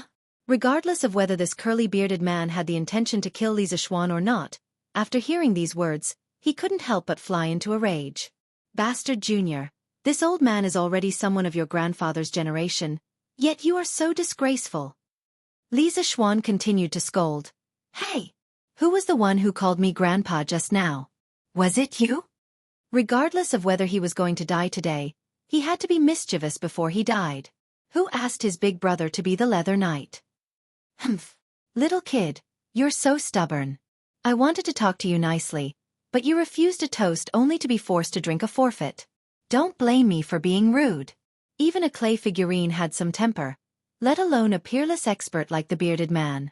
Hearing Li Zishuan's rude remarks again and again, he finally flew into a rage. Which scoundrel dares to be so presumptuous in Cloud Mountain? At this moment, a loud shout came from the forest. The man's movements couldn't help but pause. Then, he saw a black-robed elder come over with a sword and slash directly at him. Faced with this sudden attack, the man didn't dare to be careless. He took 2 steps back and then tilted his body slightly, dodging the black-robed elder's aggressive sword. Ink Snow Sword cry, only the heart remains unmoved, harmony of the world. Ink Snow Sword, you're actually the master of the Mo family? The bearded man looked at the broad-bladed sword in the black-robed elder's hand and frowned for a long time before asking in disbelief. That's right, the person who came was the 15th generation master of the Mo family. Mo Huai. Previously, Li Zishuan had fused 3 types of sword intense and used an unparalleled might to beat the bearded man into a fluster. At that time, Li Jingma had secretly brought Madame Li, Laner, and Han Yushi out of the courtyard. It was unknown whether the bearded man had deliberately pretended not to notice or if he really hadn't noticed, but he had actually let Li Zishuan's family leave just like that. The first reaction of the 4 who had escaped was of course to get reinforcements. But where could they get reinforcements? Chang'an City? There were many masters there, and Li Zishuan was familiar with the crown prince.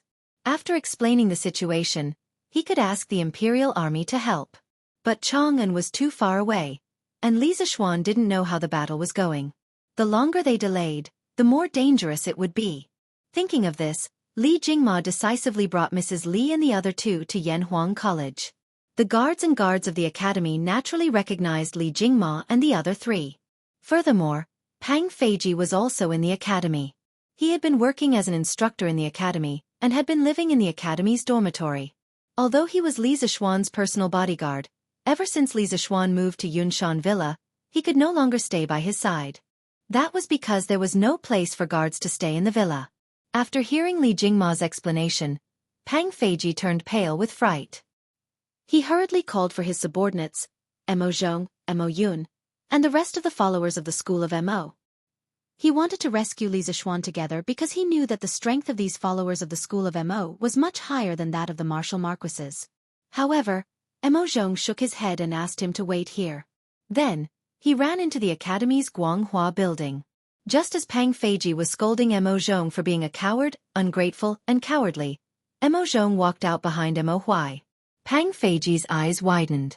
He wanted to pull Mo Zhong over and ask him why he had brought a weak old man here. However, Mo Huai urged, "Let's go. Brother Li, tell this old man first, where did the mountain elder get into trouble?" Li Jingma naturally answered truthfully. However, everyone only felt a gust of wind blow past them, and then Mo Huai's figure disappeared. Pang Feiji and the other martial marquises could not help but be stunned. None of them had thought that this seemingly ordinary little old man was actually a hidden martial arts master. It was simply too unbelievable. In the small forest. At this moment, after hearing the words about the inky snow sword from the bearded man, Li Zishuan, who was sitting cross-legged on the side, was even more surprised. He thought to himself, "It's fine if this old man is extraordinarily powerful, but the Mo family has been living in seclusion for 700 or 800 years. How did this bearded man know about Mozi's keepsake, the inky snow sword? This old man knows too much, doesn't he? Just based on his knowledge, he is definitely not an ordinary person."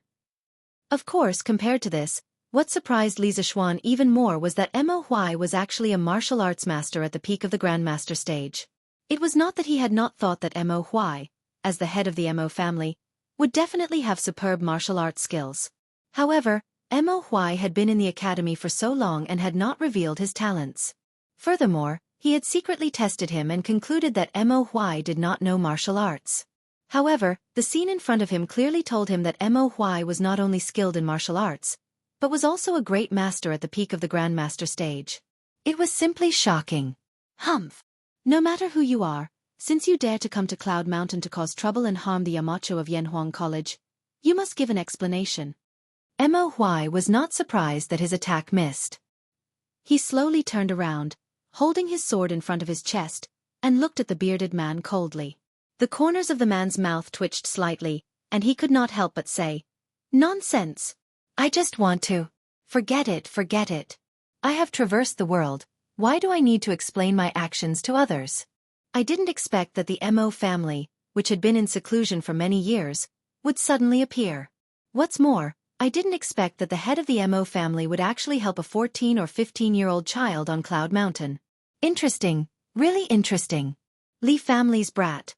This old man has underestimated you. Head of the Mo family, you're not bad. Fight with me for a few rounds. It's been a long time since I had a good fight." Roar! Without waiting for Mo Huai's reply, the bearded man used the lion's roar technique again. However, this time, he released it at full strength, and the momentum was several times stronger than the previous 2 times. Li Zishuan, who was sitting cross-legged on the ground, could not help but interrupt his breathing and quickly cover his ears. This old fellow was really deadly when he roared crazily. Blood Sea Saber. This lion's roar technique was obviously just the bearded man's first move. Immediately after, he leaped to the spot where he had thrown the saber earlier. With a lift of his toes, the saber immediately landed in his hand. Then he swung the saber, rose into the air, and slashed at Mo Huai. Li Zishuan was currently regulating his breathing while paying attention to the situation on the battlefield. He saw that the bearded man was using the exact same move as the one he had used against him just now, but the difference in power was like heaven and earth. This was clearly the true strength of a half-step grandmaster. Although this old fart is quite despicable, a half-step grandmaster is still impressive. When I reach this realm, I'll hang you up and beat you up every day. Sigh, I wonder if old man Mo will be able to withstand this slash. Li Zishuan's thoughts ran wild. He was envious of the bearded man's great strength, but he was also worried about whether Mo Huai could withstand it. Chapter 8:18. Love with impartiality and non-offense. As the saying went, one could tell whether an expert was skilled the moment he made a move. Before the bearded man's saber was formed, Mo Huai already knew that the other party's strength was above his. He didn't dare to be careless and directly used the Mo family's famous sword technique. Love with impartiality and non-offense. At the same time, this was also Moz's core ideology back then. Once this sword technique was used, the saber intent in the sky instantly weakened by 2 notches. The bearded man frowned slightly, but he still swung his saber and continued to slash at Mo Huai. However, how could the Mo family's famous sword technique be undeserved? When the bearded man's saber was just a foot away from Mo Huai finally moved. No, it should be said that the ink snow sword moved. Clang! The inky snow sword, which was as black as ink, streaked across the air like a black shadow. With a clang, it instantly hit 3 inches above the handle of the long saber in the bearded man's hand at a weird angle. This was the weakest point of the bearded man's saber skill.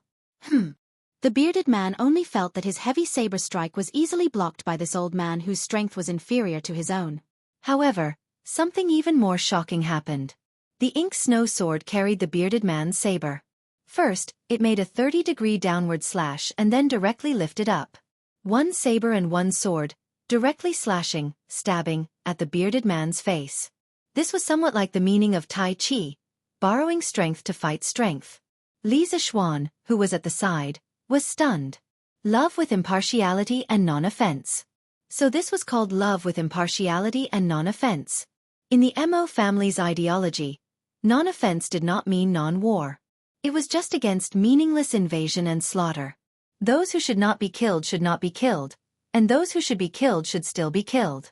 This was fundamentally different from the Buddhists' foolish theory of not killing. The basis for determining whether to kill or not, attack or not, and fight or not was love with impartiality, heaven's will, bright ghost, and so on. The bearded man was shocked. He hurriedly circulated his true chi and used the strength of a half-step great grandmaster to forcefully shake off the ink snow sword. Clang! The saber and sword clashed for less than a breath's time before they separated. Both of them took 10 steps back. Obviously, they were actually tied in the first round. Good. What an inky snow sword. What a great love with impartiality and non-aggression. The bearded man let out 2 loud laughs before he raised his saber and charged forward. Emperor Tsunami Blade. When Li Zixuan heard this, he almost peed his pants. Wasn't the punch that had severely injured him just now the Tsunami Imperial Fist? How did it become the Tsunami Emperor Blade? What kind of education did this old thing receive? Could it be that he was educated by the sea? Otherwise, why were all his moves related to the sea? Mahist sword art. Blood ink galloping. Mo Huai pinched his sword fingers and also used his killer move. When he saw this, Li Zixuan was slightly relieved. He understood that even if Mo Huai couldn't defeat the curly-bearded man, he wouldn't be defeated in a short period of time. Moreover, he could take advantage of this time to quickly heal his injuries. Thus, Li Zixuan hurriedly calmed his mind and began to concentrate on regulating the true qi in his body. In fact, his previous conditioning had already calmed down the chaotic true qi by 70 to 80%. Now, the main thing to do was to heal the injuries in his body. After about 10 minutes, Li Zixuan finally smoothed out all the true qi in his body, and the injuries on his body were almost healed. He let out a long sigh of relief. When he was about to get up, he suddenly seemed to realize something. What do you mean? Li Zixuan suddenly felt the true qi in his body become restless. It was not as chaotic and restless as before, but a kind of hunger and thirst. Yes, it was hunger and thirst. He had encountered this kind of feeling before. Am I going to break through again? Li Zixuan looked happy. He hurriedly calmed his mind and ran the 6th level of Taishan Sutra with all his strength. The true qi in his body quickly turned into white cyclones and danced happily in his meridians. The 3 sword essences of Taishan 9 swords, Taiji sword, and Duga 9 swords flashed through Li Zixuan's mind. Today's battle was the first time he tried to fuse the 3 sword techniques. He also gained a lot. In response to the call of the true qi in his body, all the pores on his body instantly opened and began to absorb the spiritual energy of heaven and earth crazily. There were spirits in heaven and earth, and everything was born. In the past, Li Zixuan didn't think so. But ever since he inexplicably came to the Tang dynasty of more than 1,000 years ago and inexplicably obtained a body of shocking power, he slowly began to believe that there really was spiritual qi in the world. It was neither fantasy nor cultivation. He didn't know what spiritual qi was, but he was sure that there was such a substance in the air. Human beings couldn't survive without oxygen in the air. But water could carry a boat, and it could also capsize it. Without oxygen, human beings couldn't survive for more than 2 minutes. But if there was too much oxygen, it would also have a negative effect on the body, because the aging of the human body was directly related to the oxidation reaction. The so-called spiritual qi, could it be a kind of gas in the atmosphere that had the opposite function of oxygen and could make the human body full of vitality? He didn't know why, but Li Zixuan's mind suddenly had such a strange thought. In his previous life, he had seen such a report on the internet. Billions of years ago, oxygen didn't exist in the Earth's atmosphere. This was because oxygen was very unstable and prone to chemical reactions with other substances, such as iron, copper, and other metals, forming rust and verdigris. In today's Earth's atmosphere, there was basically a stable 21% oxygen near the sea level. So this oxygen must have a continuous source. If we look back at the history of Earth, we will be surprised to find that the origin of life had nothing to do with oxygen. The origin of life on Earth didn't rely on oxygen. The general idea of this report was that oxygen was a chronic toxic gas that human beings had to rely on. His argument was mainly that oxidation would cause more and more lipids, proteins, DNA fragments, and other key components of cells to be damaged, and eventually damage the tissues, organs, and even the body's functions. Starting from birth, gradually growing up, and in the process of aging, the oxidation in the body has always been damaging our key components, until our body can no longer take it. But at present, human beings haven't been able to find a product that could replace oxygen to prolong life. Oxygen's negative effect on the prolongation of life was still the least. Thinking of this, Li Zixuan suddenly felt his mind clear. He entered the legendary state where he forgot about everything. The amount of spiritual qi in his body was constantly increasing. His hair was moving without wind, and the tattered clothes that were torn in the battle just now also began to dance. It made him look like a celestial being from heaven. There was a spirit in heaven and earth, and he wanted to take the spiritual chi in it. Chapter 8:19. Just ahead. Hurry up. In the forest, Mo Huai and the curly-bearded man were in the midst of a fierce battle when they heard a flurry of footsteps coming from the northwest. The curly-bearded man's expression changed. It wasn't fear in his eyes, but a trace of impatience. Yes, it was impatience. A trace of joy flashed in Mo Huai's eyes because he was not confident that he could hold the man in front of him back if the battle continued. At this time, he glanced at Li Zixuan, who was sitting on the ground, out of the corner of his eye. He was so scared that he almost dropped his inky snow sword. Forgetful? Is Yamacho going to break through again? Mo Huai was really doubting his life at this moment. Li Zixuan's godlike advancement speed had caused the martial arts worldview that he had maintained for so many years to collapse. Ha! Want to leave? Mahist sword technique. Stick to the rules. However, Mo Huai noticed that the bearded man wanted to escape. How could he let him escape? The sword moved with the shadow. Mo Huai waved the inky snow sword like a black whirlwind, covering the area of 1 foot around him and the curly-bearded man without leaving any gaps. Chi! I just don't want to trouble you. Juzi, do you think I'm afraid of these guards? The bearded man sneered and said arrogantly. What if I join in? At this moment, Li Zixuan had already dashed over to them with the wind-chasing sword in hand. You've broken through to the Grand Master middle stage? You're wrong. The bearded man pointed at Li Zixuan in shock at first. Then he seemed to find something unusual in Li Zixuan, and his shocked expression suddenly turned into confusion. Yamacho, you've broken through? Mo Huai stopped his sword and looked at Li Zixuan. His face was full of surprise and a little complicated. Yes, thank you, Mr. Mo. Li Zixuan politely cupped his fists at Mo Huai. Logically speaking, if it wasn't for Mo Huai's timely arrival today, even if he didn't die, he would probably be beaten up even more. Therefore, he was very grateful to Mo Huai. Of course, what made him even happier was that there was now an additional Grandmaster overseeing Cloud Mountain. In the future, he wouldn't have to be afraid of some Jianghu people coming to the academy to cause trouble. As for him, he could be even more at ease as a hands-off shopkeeper. As for his current realm, he was indeed at the Grand Master middle stage. But in addition, he felt that there was another change in his body. His limbs and bones were full of endless vitality. He didn't know what kind of state it was, but it was very cool. He didn't know if other people at Grand Master middle stage or above would have this kind of change, but judging from the bearded man's expression, it shouldn't be the case. Bang bang bang. While the two of them were talking and the bearded man was still in a daze, Pang Feiji's guards and the followers of the school of Mo from the Yanhuang Academy finally arrived. There were about 40 of them and the empty space in the forest suddenly became crowded. Yamacho, are you okay? Marquis, how are you? Mo Zhong, Mo Yun, and Pang Feiji hurried forward and asked. I'm fine. Li Zixuan glanced at them and said with a smile. After all, it wasn't their fault that they were late, and he had no reason to blame them. Marquis, is this the assassin? I'll take him down right away. Li Zixuan didn't blame them, but it didn't mean that others would feel at ease. Pang Feiji, of course, blamed himself in his heart. He saw the bearded, ferocious-looking man with a long saber next to him, and immediately drew his sword and said. Li Zixuan curled his lips. He wanted to let Lao Pang go up and fight with the bearded man, but after thinking about it, he gave up. Until now, the bearded man's intention was still unclear. It would be bad if Lao Pang lost his life because of this. Stop. All of you stand at the side and watch. Watch how the person who came to Yunshan Mountain to cause trouble is dealt with by me and Mr. Mo. Watch carefully and learn well. If anyone comes to the mountain to cause trouble like him in the future, you will do the same. Do you understand?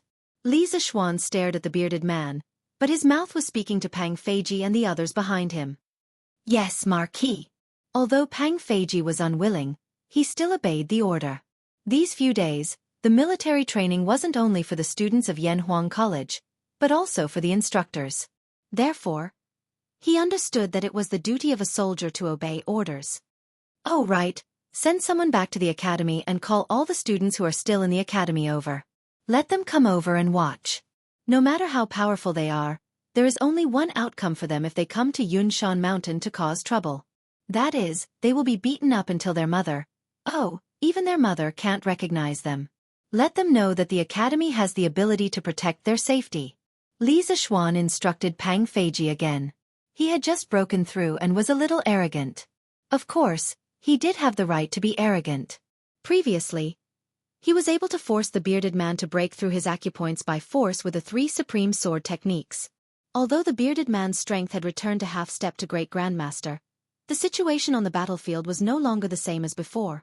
Now that his realm had increased by 1 level, and he had the help of Mo Huai, a master who could exchange dozens of blows with a half-step Great Grandmaster, he was confident that he could defeat the bearded man.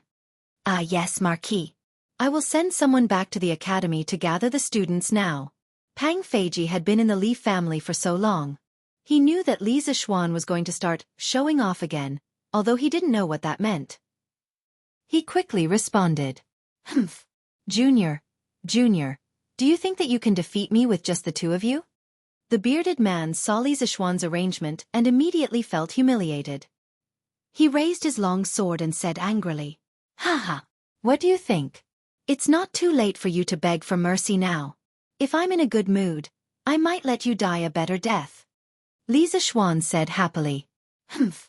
What's the point of being all talk? Let's see who's the real deal. The bearded man said with a dark face. His face was already dark, but this made it even darker. Mr. Mo, today, the 2 of us will meet this half-step Great Grandmaster. Who knows, we might even be able to create a martial arts legend. Li Zishuan raised his wind-chasing sword and invited Mo Huai. Mo Huai smiled and nodded. That's exactly what I was thinking. I haven't fought in a long time. Today is a good day for me to exercise my muscles and bones. Pang Feiji, who had just arranged for someone to pass the message to the academy, was scared out of his wits when he heard their conversation. Half-step to Great Grandmaster? Damn. I almost fought with a martial arts senior who was half a step away from the Great Grandmaster realm just now. Thinking of this, old Pang's back was immediately covered in cold sweat. Chapter 820. There's such a thing? This Zhang Zhongjian is too presumptuous. Ganlu Hall. Li Er, who had just finished his lunch at Empress Jianghu's place and was resting on the couch, was jolted awake by Zhao Song, who rushed over to report. After hearing the news, Li Er frowned and said unhappily, as long as one was an emperor, no one would like people like the bearded man who often used force to break the rules. Li Er was the same. Moreover, in Li Er's eyes, the strategic significance of Cloud Mountain was extraordinary. How could he not be angry that the bearded man came to Cloud Mountain to cause trouble? As for how Zhao Song found out about the news, was there a need to ask? Li Er valued Yanhuang College so much, how could he not leave some backup plan in Cloud Mountain? Your Majesty, in my opinion, this Zhang Zhongjian should have no ill intentions towards the Marquis of Yong'an. Otherwise, with his strength, he would not have delayed for so long. Zhao Song lowered his head and said softly, Oh, how strong is Zhang Zhongjian? Li Er raised his eyebrows and asked. Zhao Song thought for a moment and replied, Your Majesty, he had already reached the peak of Grandmaster 10 years ago. His strength must have only increased now. The Marquis of Yong'an had just entered the Grandmaster realm not long ago, so it would be difficult for him to be a match for Zhang Zhongjian. The reason why he could hold on until the Yanhuang College's guards came to his rescue must be because Zhang Zhongjian held back. Li Er nodded thoughtfully. After a moment he said, Go to the Duke Wei residence and tell this news to the medicine master. Let him deal with it. Zhao Song's eyes narrowed as he hurriedly bowed and replied, Yes, Your Majesty. Quick, go to the forest in the southeast. There's a show to watch. I wonder who's the one who dares to come to Cloud Mountain to cause trouble. You can't say that. Didn't you see the Academy's guards and the Yamacho's personal guards all moving out? This means that the person who came to cause trouble is very powerful. At 3:30 in the afternoon, an Academy guard rushed into the Academy and went straight to the student dormitory to inform the students of Li Zishuan's instructions. The students were excited to hear the news, and the entire dormitory area was in an uproar. On the other hand, Li Tai and Sun Zifan, who had just finished fetching water and were lying in the dormitory like 2 dead pigs, were dumbfounded. What is it? Why is it so noisy outside? Li Tai, who wished he could spread all the meat on his body on the bed, heard the commotion outside. His body remained motionless, but his mouth muttered. It wasn't that he didn't want to move, but he was too tired to move. In the morning, he only needed to carry 2 more buckets of water, but Sun Zifen was too slow, so he shamelessly begged him to carry 2 more buckets. In this way, he had carried a total of 12 buckets. It was good enough that he was still breathing. From what they said, it seems that there is a commotion outside the academy, and it has something to do with the Yamacho. Qingke, should we go and take a look? Although Sun Zifen was also very tired, he was not as tired as Li Tai. Firstly, his physique was much better than Li Tai's, and secondly, he only carried 8 buckets of water in the morning.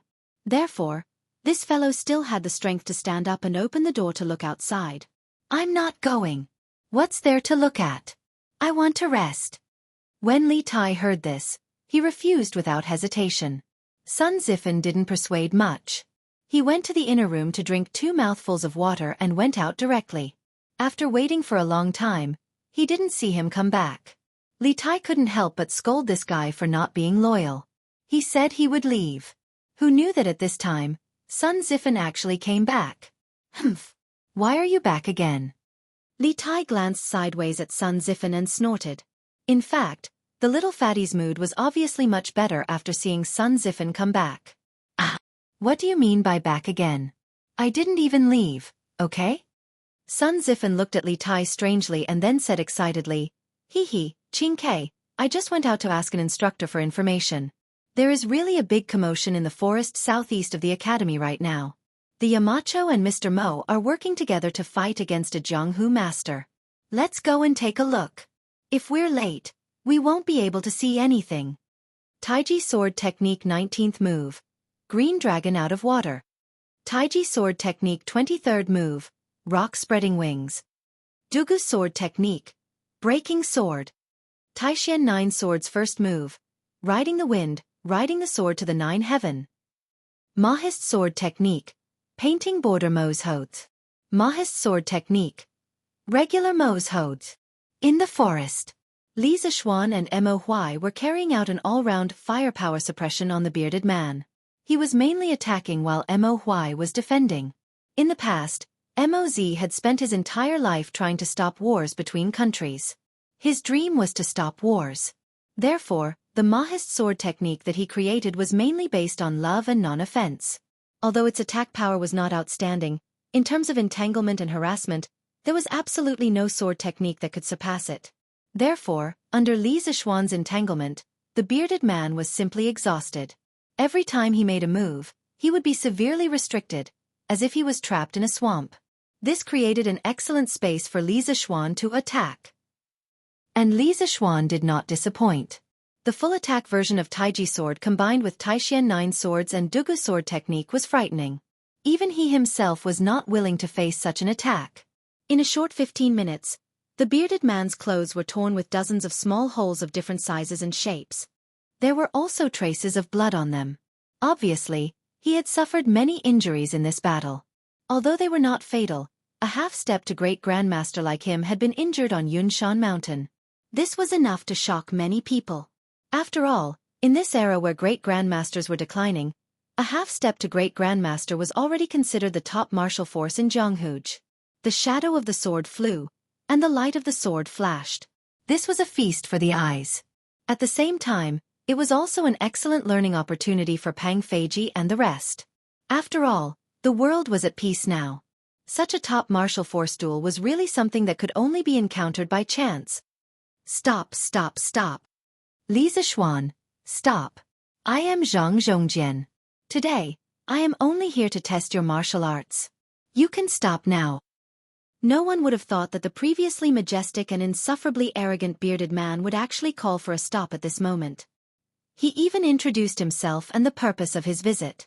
No matter how one looked at it, it seemed as if he was admitting defeat. Zhang Zhongjian?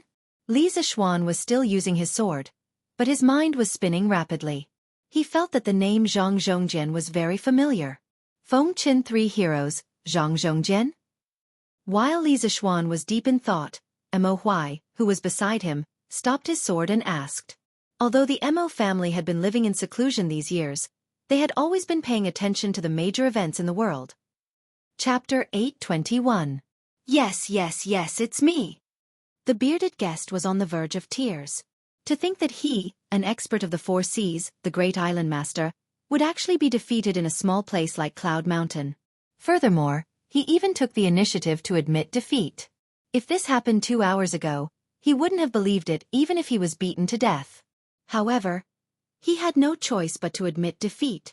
From the start of the battle until now, the more he fought, the more unbearable he felt. After all, the combination of Mo Huai and Li Zishuan, one defending and one attacking, was really a bit of a bug. He felt as if his hands and feet were tied up and he was at the mercy of others. The most frightening thing was that the more he fought, the more his vital energy depleted. On the other hand, Li Zishuan fought more ferociously as if the vital energy in his body would never dry up. It was really unimaginable. If this continued, he might really end up like what Li Zishuan said earlier.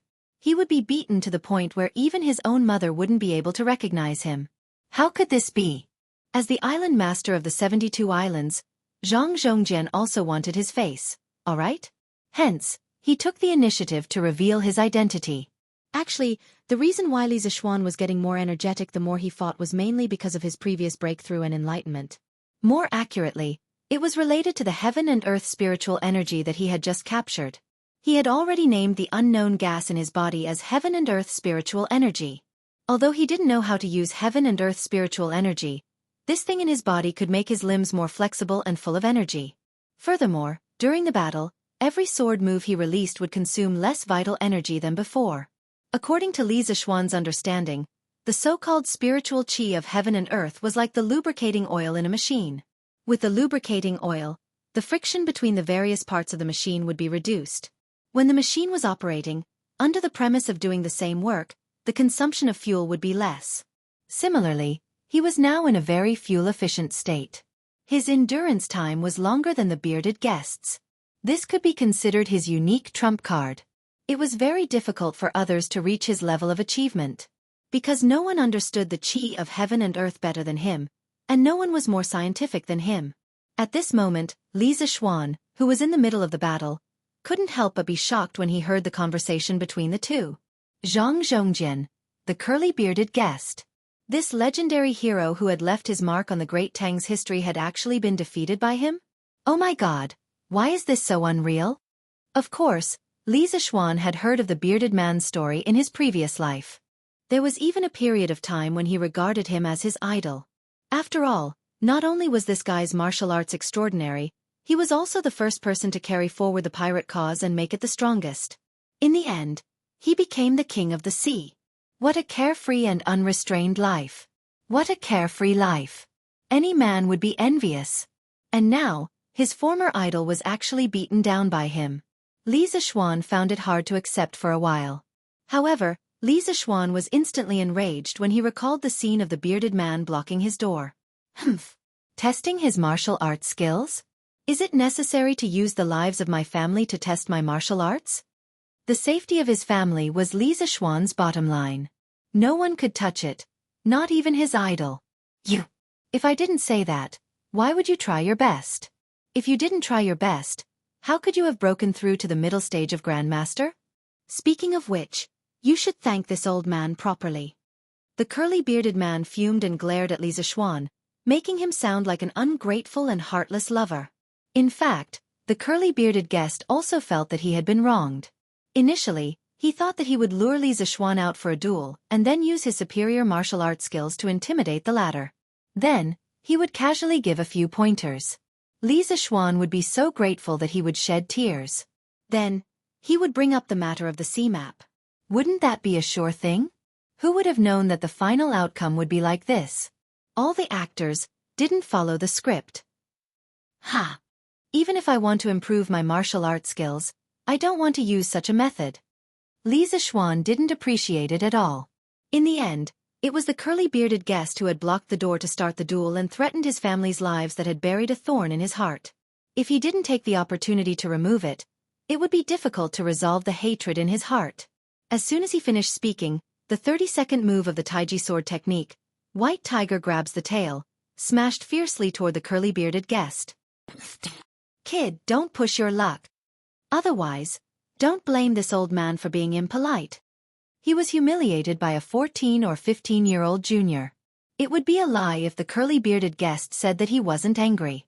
However, when it came to fighting, was it really useful to be angry? He was just angry because he was powerless. Humph. So what if you're impolite? This old man will still hit you. Li Zishuan snorted coldly and continued to press forward.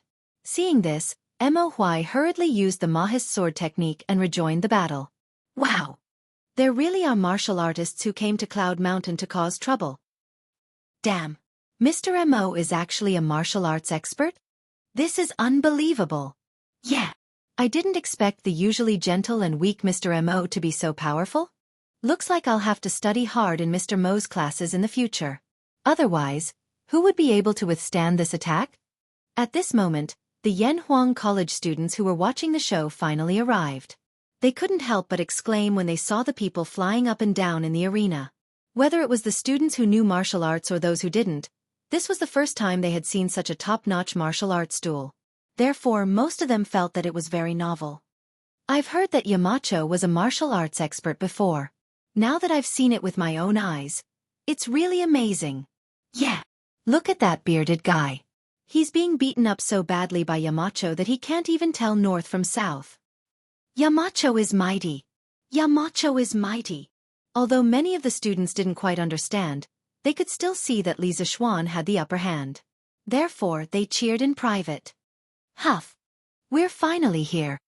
At this moment, Li Tai and Sun Zifen finally caught up with them. Perhaps because they ran too fast, the two of them were panting a little. Wow! Qingke, look! Mr. Mo and Yamacho are fighting together. This fight is so F***ing exciting. Sun Zifen glanced at the situation in the arena and immediately tugged at Li Tai's sleeve and exclaimed, "Gulp!" Needless to say, Li Tai also noticed the three people fighting fiercely in the arena. Although he was a prince, this was the first time he had seen such a scene in the pugilistic world. In shock, he couldn't help but swallow a mouthful of saliva. So Xiaoxian. Yamacho is so powerful. Even Mr. Mo has such skills. Damn! What kind of academy did this prince enter? While the other students were exclaiming how mighty Li Zishuan was, Li Tai was lamenting how dark their future would be under the leadership of a great demon like Li Zishuan, Yamacho. Would they be like that big guy in the arena, beaten up so badly that they couldn't even tell north from south? Chapter 822. Kid, I'm still your elder. Is this how you treat your elders? On Cloud Mountain, the bearded man was in a sorry state as he struggled to deal with Li Zishuan's attacks. His aura was no longer as strong as before. On the other hand, Li Zishuan was panting, but his mental state was still very good. This made the bearded man a little confused. Heh! I don't have an elder like you. Li Zishuan said as he fought. In fact, the three of them no longer had the intention to fight to the death. After all, they had already spoken. The reason why they were still fighting now was mostly to vent their anger. Therefore, although the bearded man looked miserable, he wasn't seriously injured. Ow!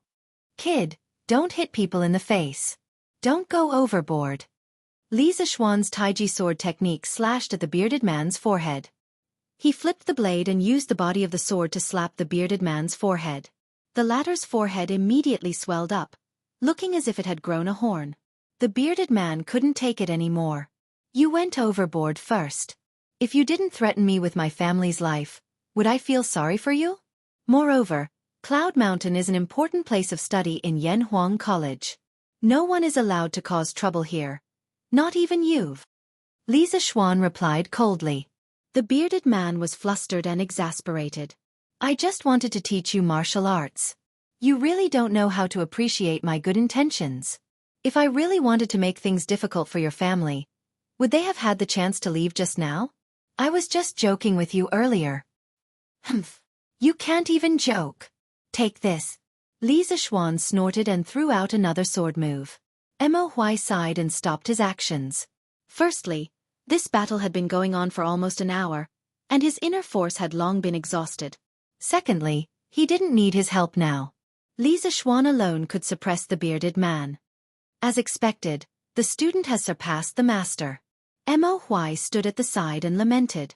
While they were fighting fiercely, The academy guards, instructors, and students around them were also watching with great interest. Gui, so Marquis is actually so powerful. He can even fight with a martial arts expert who is half a step away from martial grandmaster. He's too powerful. Pang Feiji lamented. The two brothers, Mo Zhong and Mo Yun, looked at Li Zixuan with solemn expressions. At the same time, there was a trace of relief in the depths of their eyes. They recalled that when they had just arrived at the academy, they had even fought with Li Zixuan. Now that they thought about it, they were lucky, or else. Xianxia, this bearded man doesn't look very powerful. He's being beaten by Yamacho alone. Sun Zifen looked at the situation on the field and said. Li Tai pursed his lips and said crossly, "What the hell do you know? Didn't you hear what the bearded man said? He was Zhang Zhongjian, one of the Fengchen heroes. The one can be counted to 10 to be beaten one's beat. You actually said that he's not very powerful." Sun Zifen opened his mouth and said in surprise, "Fengchen 3 heroes, Qing Qiao, you're saying that that Yamacho is too powerful? He can actually beat." Li Tai nodded and said, "Yamacho is indeed powerful, but this will be troublesome.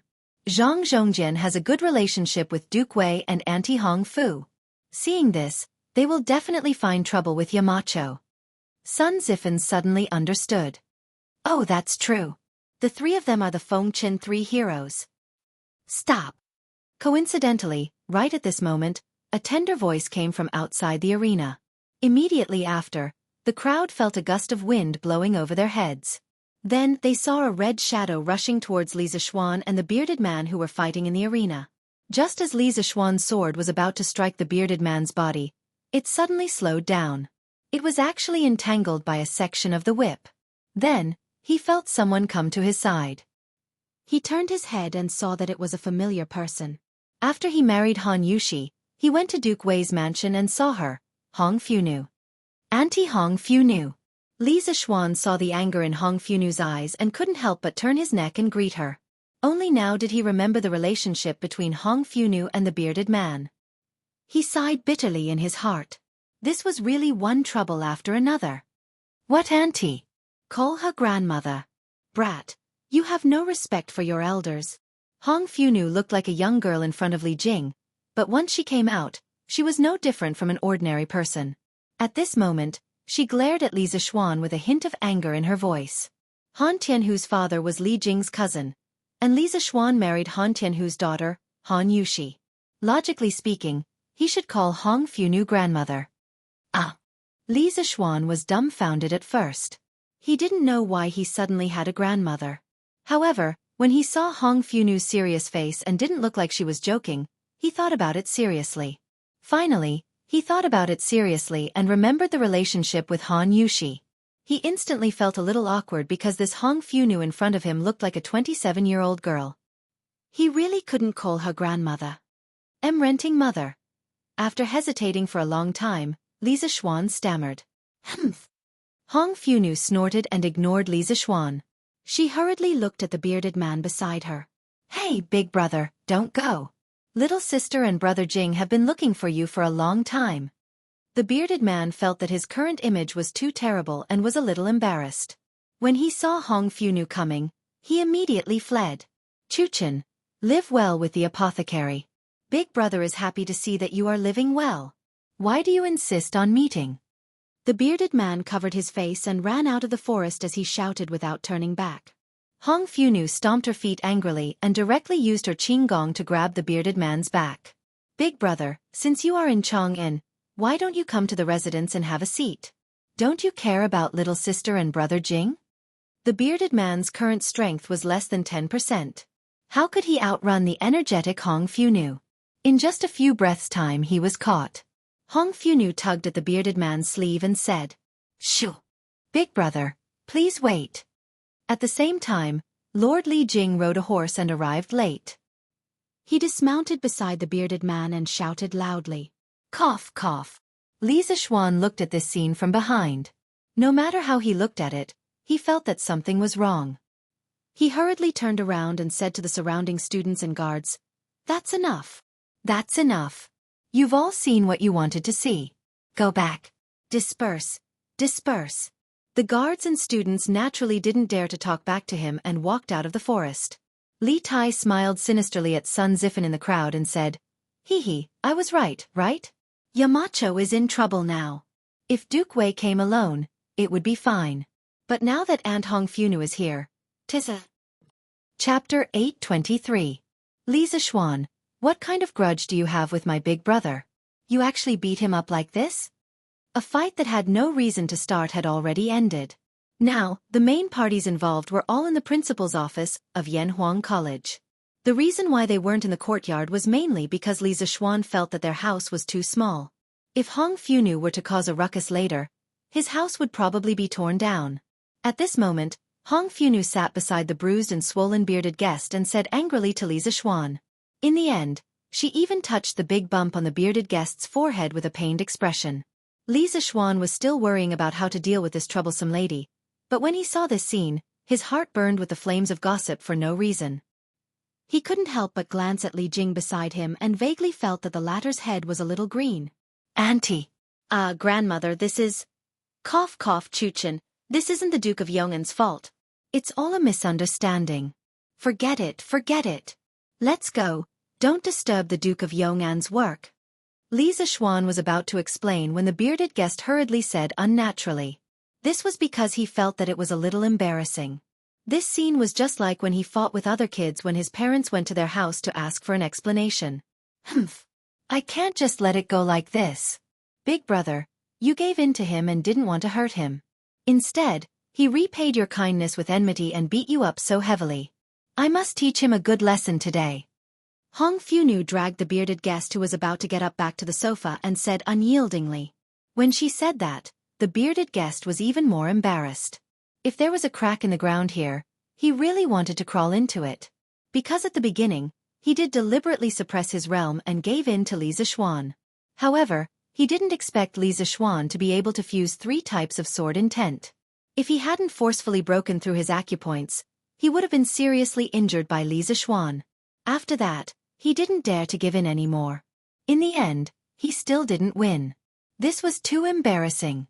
In the words of modern people, he failed to act cool and was beaten up by Toxistomia Girl. Don't. Forget it, Chuchen. This injury has nothing to do with the Duke of Yong'an. Did that mean the Mo family's big son could beat him? I'm going to settle the score with him right now. Hong Funu glared and was about to go out to settle the score with Mo Huai downstairs. The corner of Li Zishuan's eyes twitched, and he couldn't help but observe a moment of silence for old man Mo. If Hong Funu really wanted to make a scene, there was nothing he could do. After all, women were unreasonable when they made a scene. Moreover, this woman in front of him was his grand aunt. Fortunately, the bearded man pulled her back. Don't, Chuchen. This has nothing to do with Mo Juzi. Let's go back first. Big brother wants to see how you and Apothecary have been doing all these years. The way they pulled each other made them look even more like a couple. Li Zishuan couldn't help but look at Li Jing worriedly. In his heart, he thought that if he wanted to live a good life, he had to be cuckolded. Even the great Tang army's god of war was no exception. In the records of later generations, when Li Jing brought Hong Funu out of the city from Yangsu's house, they met the bearded man. At that time, the bearded man was shocked when he saw Hong Funu and fell in love with her. Later on, when he found out that Hong Funu was married to Li Jing, he could only become siblings with the two of them and give all his assets to Li Jing and his wife to help Li Shimin unify the world. He then left quietly. Sigh, I wonder if the actual situation is like this? Li Zishuan thought nosily in his heart. Cough cough. All right, Chuchen, Big Brother is injured now. Let's quickly bring Big Brother back to recuperate. Let's not delay here. Li Jing, who had been silent for a long time, finally spoke. The bearded man heaved a sigh of relief and hurriedly said, Yes, yes. Medicine Master is right. Let's go out first. Although Hong Funu was unwilling, after thinking about it, she still obeyed and helped the bearded man up. She said, All right, Big Brother, let's go back to the residence. I will personally apply the medicine for you. After saying that, she glared at Li Zishuan and helped the bearded man out. Li Zishuan wiped the sweat off his forehead. He didn't know if it was because of his own dirty thoughts or because of something else, But when Hong Funu said that she would personally help him apply the medicine, it made some bad images appear in his heart. Little Xian, I have understood the cause of the matter. My big brother is used to being free on the sea. Just now when he was here, he offended you. I apologize on his behalf. And Hong Funu's attitude just now. When Li Jing saw that Hong Funu had left with the bearded man, he came to Li Zishuan and said. Li Zishuan hurriedly waved his hand and said, Uncle Li, granduncle, please don't say that. I know that grandmother doesn't have any ill intentions. To be honest, Li Zishuan wasn't used to calling Li Jing and Hong Funu granduncle and grandmother. But what could he do? Seniority was there to control it. That was how helpless he was. In his previous life, he had seen a young man in his 20s or 30s call a child of a few years old grandfather. China was a country that emphasized clan and seniority. It had been so since ancient times. Haha. Hong Funu was just joking with you just now. You can address me like how you address Jijia and the rest. We will talk about seniority on our own terms. Seeing that Li Zishuan's expression was very unnatural, Li Jing understood after thinking for a while. He stroked his beard and laughed. All right, I will go back first. Don't take today's matter to heart. Big brother might have done things the wrong way, but he didn't have any ill intentions. Li Zishuan nodded and said, Yes, Uncle Li, take care. Li Jing and Hong Funu came to pick them up. There was no reason for him to not let them go. His relationship with Li Jing's family had always been good. There was no reason for them to become enemies because of this. Besides, other than the cheap mouth of the curly-bearded guest, everything else was fine.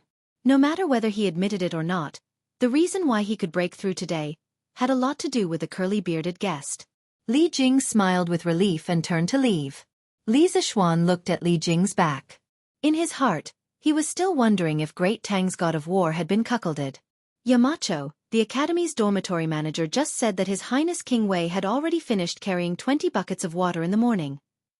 Just as Li Zishuan was thinking, Emo Zhong came in from outside and bowed.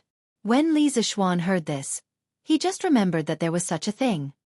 He straightened his body and said in surprise, So fast?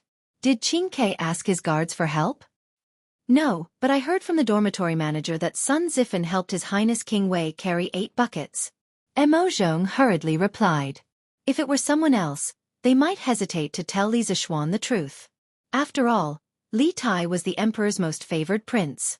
However, Emo Zhong did not have such worries. He had been in the Emo family for many years. How could he have such thoughts? Sun Zifen?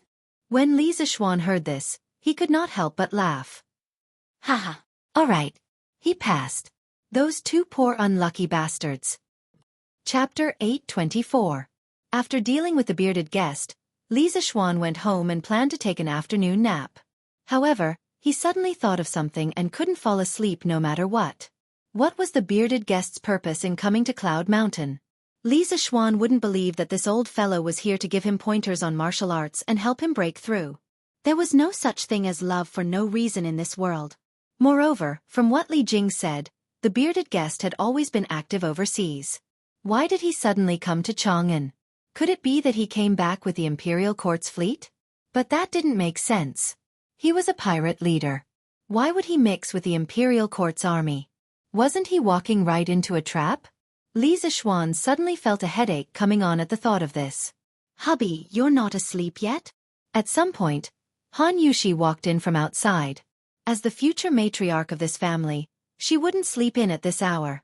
Yes, there are some questions that I can't figure out. Wife, come and talk to your husband for a while. Since he couldn't figure it out, Li Zishuan simply sat up from the bed and said to Han Yushi. Han Yushi smiled, walked to the bedside, and sat down. She said, Hubby, what can't you figure out? Sigh, I'm thinking about what Zhang Zhongjian's intentions are in coming to Cloud Mountain today. I was only focused on beating him up earlier. When I wanted to ask him, Auntie Hong Fu came over again.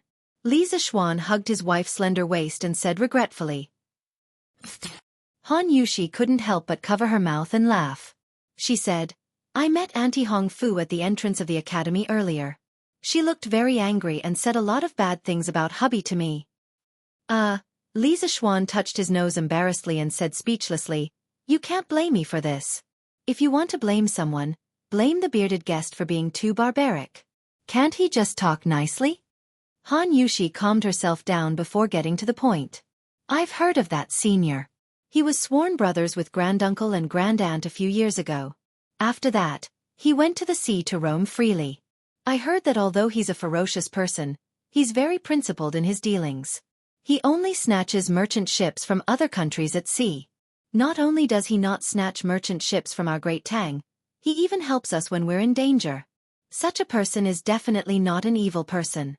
Since he came to Cloud Mountain to look for you today, he must have a serious matter.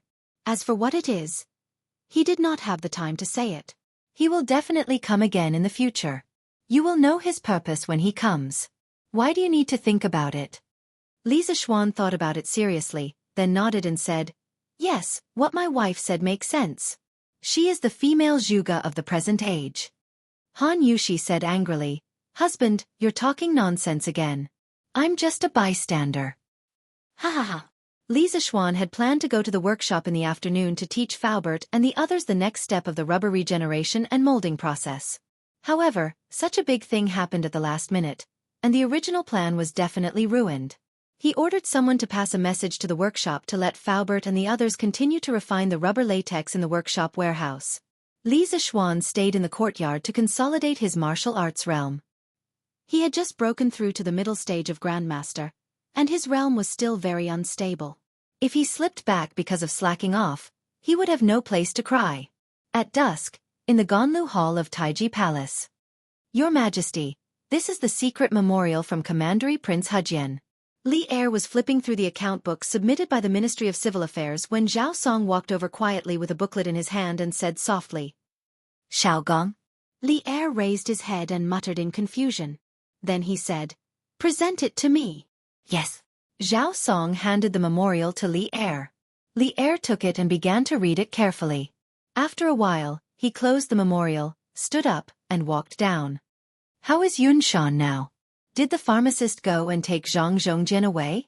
Li Er asked with his hands behind his back. Your Majesty, the battle on Yunshan has been settled. Duke Wei and his wife went to Yunshan personally after receiving the news and brought Zhang Zhongjian, who was covered in injuries, back to the residence. Zhao Song bowed and replied, Covered in injuries? Li Er was surprised when he heard that. Then what about Li Zishuan? Your Majesty, the Marquis of Yong'an is unharmed. Seeing the surprise on Li Er's face, Zhao Song did not dare to keep him in suspense and quickly explained. According to the report, when Zhang Zhongjian was fighting with the Marquis of Yong'an Mo Huai, the master of the Mo family, rushed to help. His realm was actually at the peak of Grandmaster. The Marquis of Yong'an broke through and entered the middle stage of Grandmaster. He joined forces with the master of the Mo family to fight against Zhang Zhongjian. One attacked and one defended, and Zhang Zhongjian was beaten to the point that he could not fight back. When Duke Wei and his wife arrived, Zhang Zhongjian was already beaten beyond recognition. Li Er, who had always been calm in the face of changes, was surprised when he heard that. He broke through again? What kind of freak is this kid? He broke through 2 realms in a year. Was he born to be a martial artist? It was no wonder that Li Er was surprised. The strength of a middle-stage grandmaster was already at the threshold of becoming a famous general. The number of generals in Great Tang who had reached this level could be counted with one's fingers. If not for Li Zishuan's young age, with this strength and his relationship with the family of generals, even if he could not become the great general of the 16 guards, he could easily become a general of 1,000 bulls. Zhao Song smiled bitterly. I have never heard of the Marquis of Yong'an's talent in martial arts. His achievements in martial arts have already caught up with the martial arts seniors of the older generation. I'm afraid that I won't be able to catch up to him in this lifetime. Li Er pinched his chin and said happily, I wonder why Mount Longhu did not force this kid to stay. This way, the imperial court will have another young talent. Haha. Congratulations, Your Majesty, for finding such a talent. Zhao Song smiled knowingly. Li Er waved his hand. He thought for a moment and said, Do you know why Xiao Gong sent the secret memorial? I don't know. Plead for leniency. Li Er's face was expressionless as he slowly said, Xiao Gong is pleading on Zhang Zhongjian's behalf. According to him, Zhang Zhongjian helped the imperial court when they were ambushed on the sea route back to the imperial court. Furthermore, Zhang Zhongjian protected him when they were in Fanio capital. He hopes that I will not blame Zhang Zhongjian for trespassing on Cloud Mountain on account of these two matters. Zhao Song's fingers trembled slightly, but he did not say anything. Li Er continued. Fine. Seeing that this fellow did not cause any major trouble, and that he has received the punishment he deserves, I will not pursue the matter. Your Majesty is wise. Li Er smiled. He had been having a good time recently. The imperial court now had money and food. Today, Li Zishuan's breakthrough made him sigh in admiration.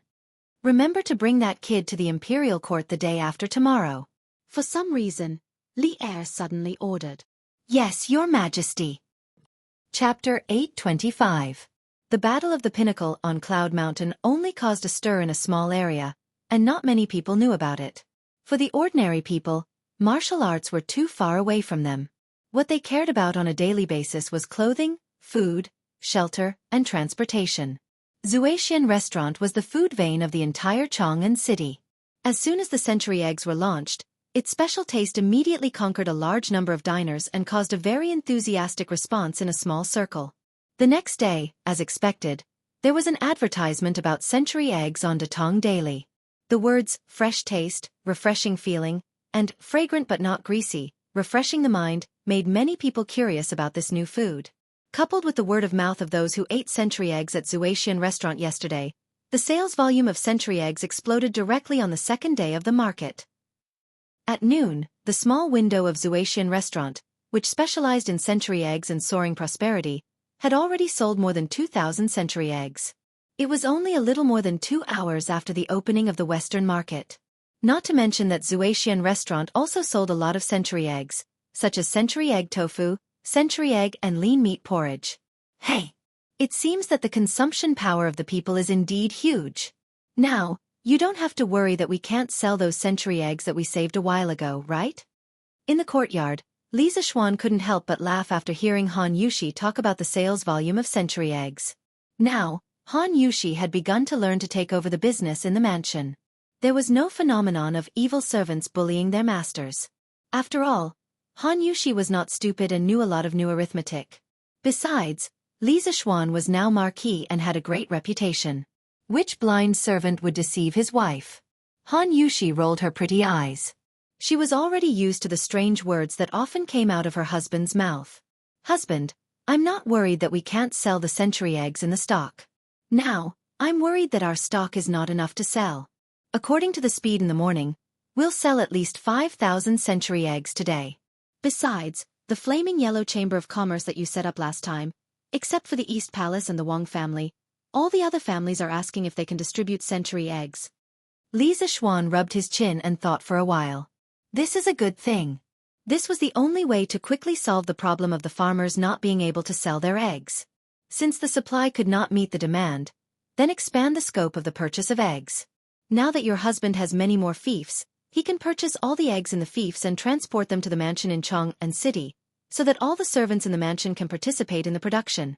Make sure they strictly divide the work. Each person can only do one process to avoid leaking the secret. Han Yushi's eyes lit up and she praised. Husband, this is a good idea. This concubine was worried that the formula would be leaked. Li Zishuan patted Han Yushi's shoulder and said with a smile, as for the other members of the Chamber of Commerce who want to distribute, of course we have to agree. This is a benefit they deserve. We can even sell all the century eggs to them. Wife, you can just hand it over to Uncle Wang to make the arrangements. Give them the corresponding number of century eggs at 80% of the market price according to the proportion of shares they subscribed. Yes, I understand. Han Yushi replied sweetly.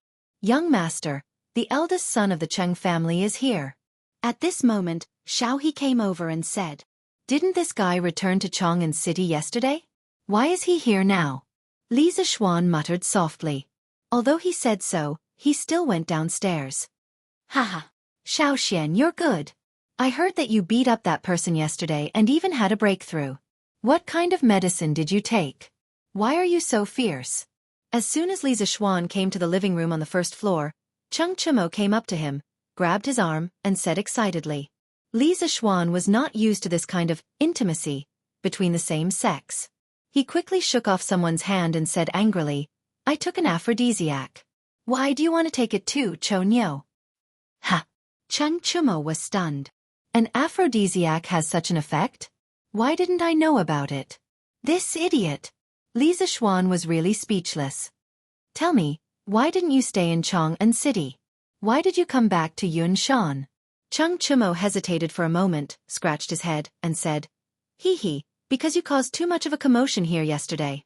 My father was worried and asked me to come over and take a look. Sigh, it's a pity that I wasn't here yesterday. That's it? What? You've learned how to hide things now?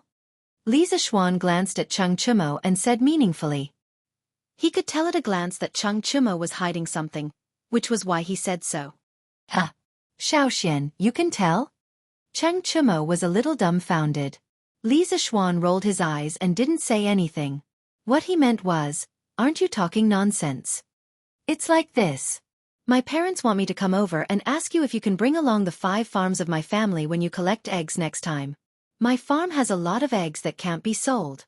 Cheng Chumo explained the purpose of his visit embarrassedly. Li Zixuan came to a sudden realization. Back when he had been promoting the idea of raising chickens, the Cheng family had been his staunchest supporters. As a result, they had raised the most chickens among the court officials. No wonder there had been a situation where they couldn't sell their eggs. That's it? No problem. But it's too troublesome. Moreover, I have limited manpower here. Why don't I teach you the method of making century eggs? Your family will provide the manpower, material, and financial resources. Just don't spread the recipe. Li Zixuan thought about it and decided to rope the Cheng family in. The Cheng family had always been his staunchest ally. This could be considered as a form of repayment. Secondly, he did have limited manpower. The 2 farms under him had more than 100,000 chickens. There were also other farms in the new fief. It was even more difficult to get all the chickens. Therefore, he might as well rope in the Cheng family, who had a large business as well. No. My father said that we can't take advantage of you. Because of this, my father scolded my mother. Cheng Chumo was shocked at first. Then, he shook his head repeatedly. Li Zixuan didn't want to ask about his family matters. He said directly, if I say it's okay, it's okay. It won't make much money. Moreover, I really don't have enough manpower here. Later, you can ask the housekeeper of the Cheng family to come to my house to learn what assembly line work is. This can prevent the recipe from being learned by others. Seeing that Li Zixuan was determined, Cheng Chumo could only agree gratefully. Although this brother of his liked to trick him sometimes, he was still very loyal at critical times. Right, Xiaoxian, when will you help me to improve my realm? If I don't break through soon, my father will kill me. Chapter 826. Do you think that raising your cultivation base is as easy as growing cabbages, cabbage? In the Yunshan villa, Li Zixuan rolled his eyes and said angrily after hearing Cheng Chumo's unreasonable request. Cheng Chumo grinned and said matter-of-factly, Hey, it's not the same for others, but for you, isn't it as easy as growing cabbages? You were at the peak of qi refining at the beginning of the year, and now you're at the middle stage of Grandmaster. Even cabbages aren't as fast as you. Li Zixuan was speechless. The reason why he was able to break through 2 realms in a year, other than the constant life and death crises, was because of his special experiences and unique understanding of martial arts. This was also the reason why his martial arts improved so quickly. In other words, his fast breakthrough speed could not be replicated by others, because there could not be a second time traveler in the world, and everyone's martial arts were different. Chumo, you've been in military training for so long, and Uncle Cheng has organized so many special training for you. Don't you have any premonition that you're about to break through? Nonsense. Every day, I feel nothing except that my body is hollowed out. Cheng Chumo fell hard on the sofa and said with annoyance. Hey, Xiaoxian, didn't you break through last time because of a set of swordsmanship? It's called Taiji sword, right? Oh, and Uncle Qin also broke through because of your Taiji fist. Why don't you teach me the fist and swordsmanship? Cheng Chumo suddenly thought of something, quickly stood up and said excitedly. Li Zixuan asked curiously, Uncle Cheng, don't you know how to do it? He had taught Qin Qiong Taiji fist and Taiji sword, and Cheng Chumo later learned them from Qin Qiong, so he felt strange when he heard Cheng Chumo's words. Cheng Chumo immediately complained, Don't mention it. My father's Taiji fist is like a drunkard's. I don't dare to learn from him. Besides, even if my father learned Taiji fist and Taiji sword, he didn't break through. It means that he went astray. Little Xian, your teachings are still the most reliable. Li Zishuan's face was full of black lines. This guy was getting bolder and bolder. He even dared to talk about old Cheng like this. If Cheng Yaoji knew about this, he would definitely beat him to death. Alright then. Next week, I will find time to teach all the students Taiji fist. When the time comes, how much charm they can learn and whether they can use it to break through will depend on your luck. Tai Chi combined the changes of Yin, Yang, and 5 elements of the Yi school, the study of meridians in traditional Chinese medicine, and the Daoyin technique and breathing technique of Taoism. It was a real boxing technique that cultivated both internal and external, and combined hardness and softness. Not only was it a martial art treasure for warriors, but it was also an excellent way to cultivate temperament and strengthen the body for ordinary people.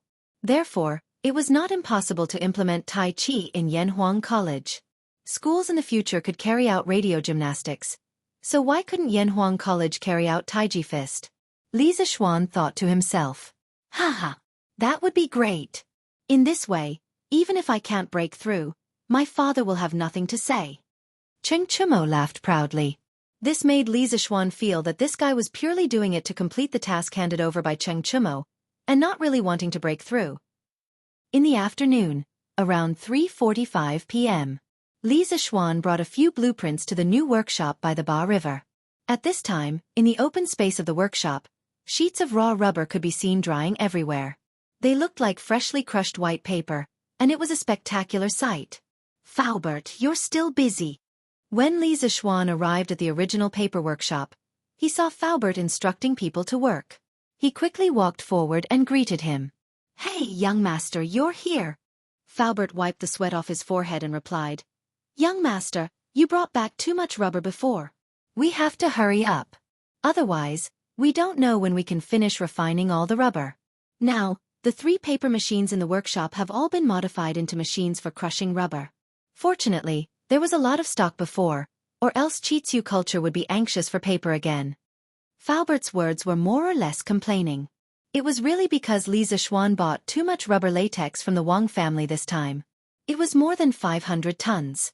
With the current manpower alone, it would take about 4 to 5 days to finish refining these latex. Faubert, take it slow. As long as those latex are stored in the cellar, there won't be any problems in a short period of time. You put down the work in your hands first, and I'll tell you how to use these rubber. Li Zishuan dragged Faubert out of the workshop and said.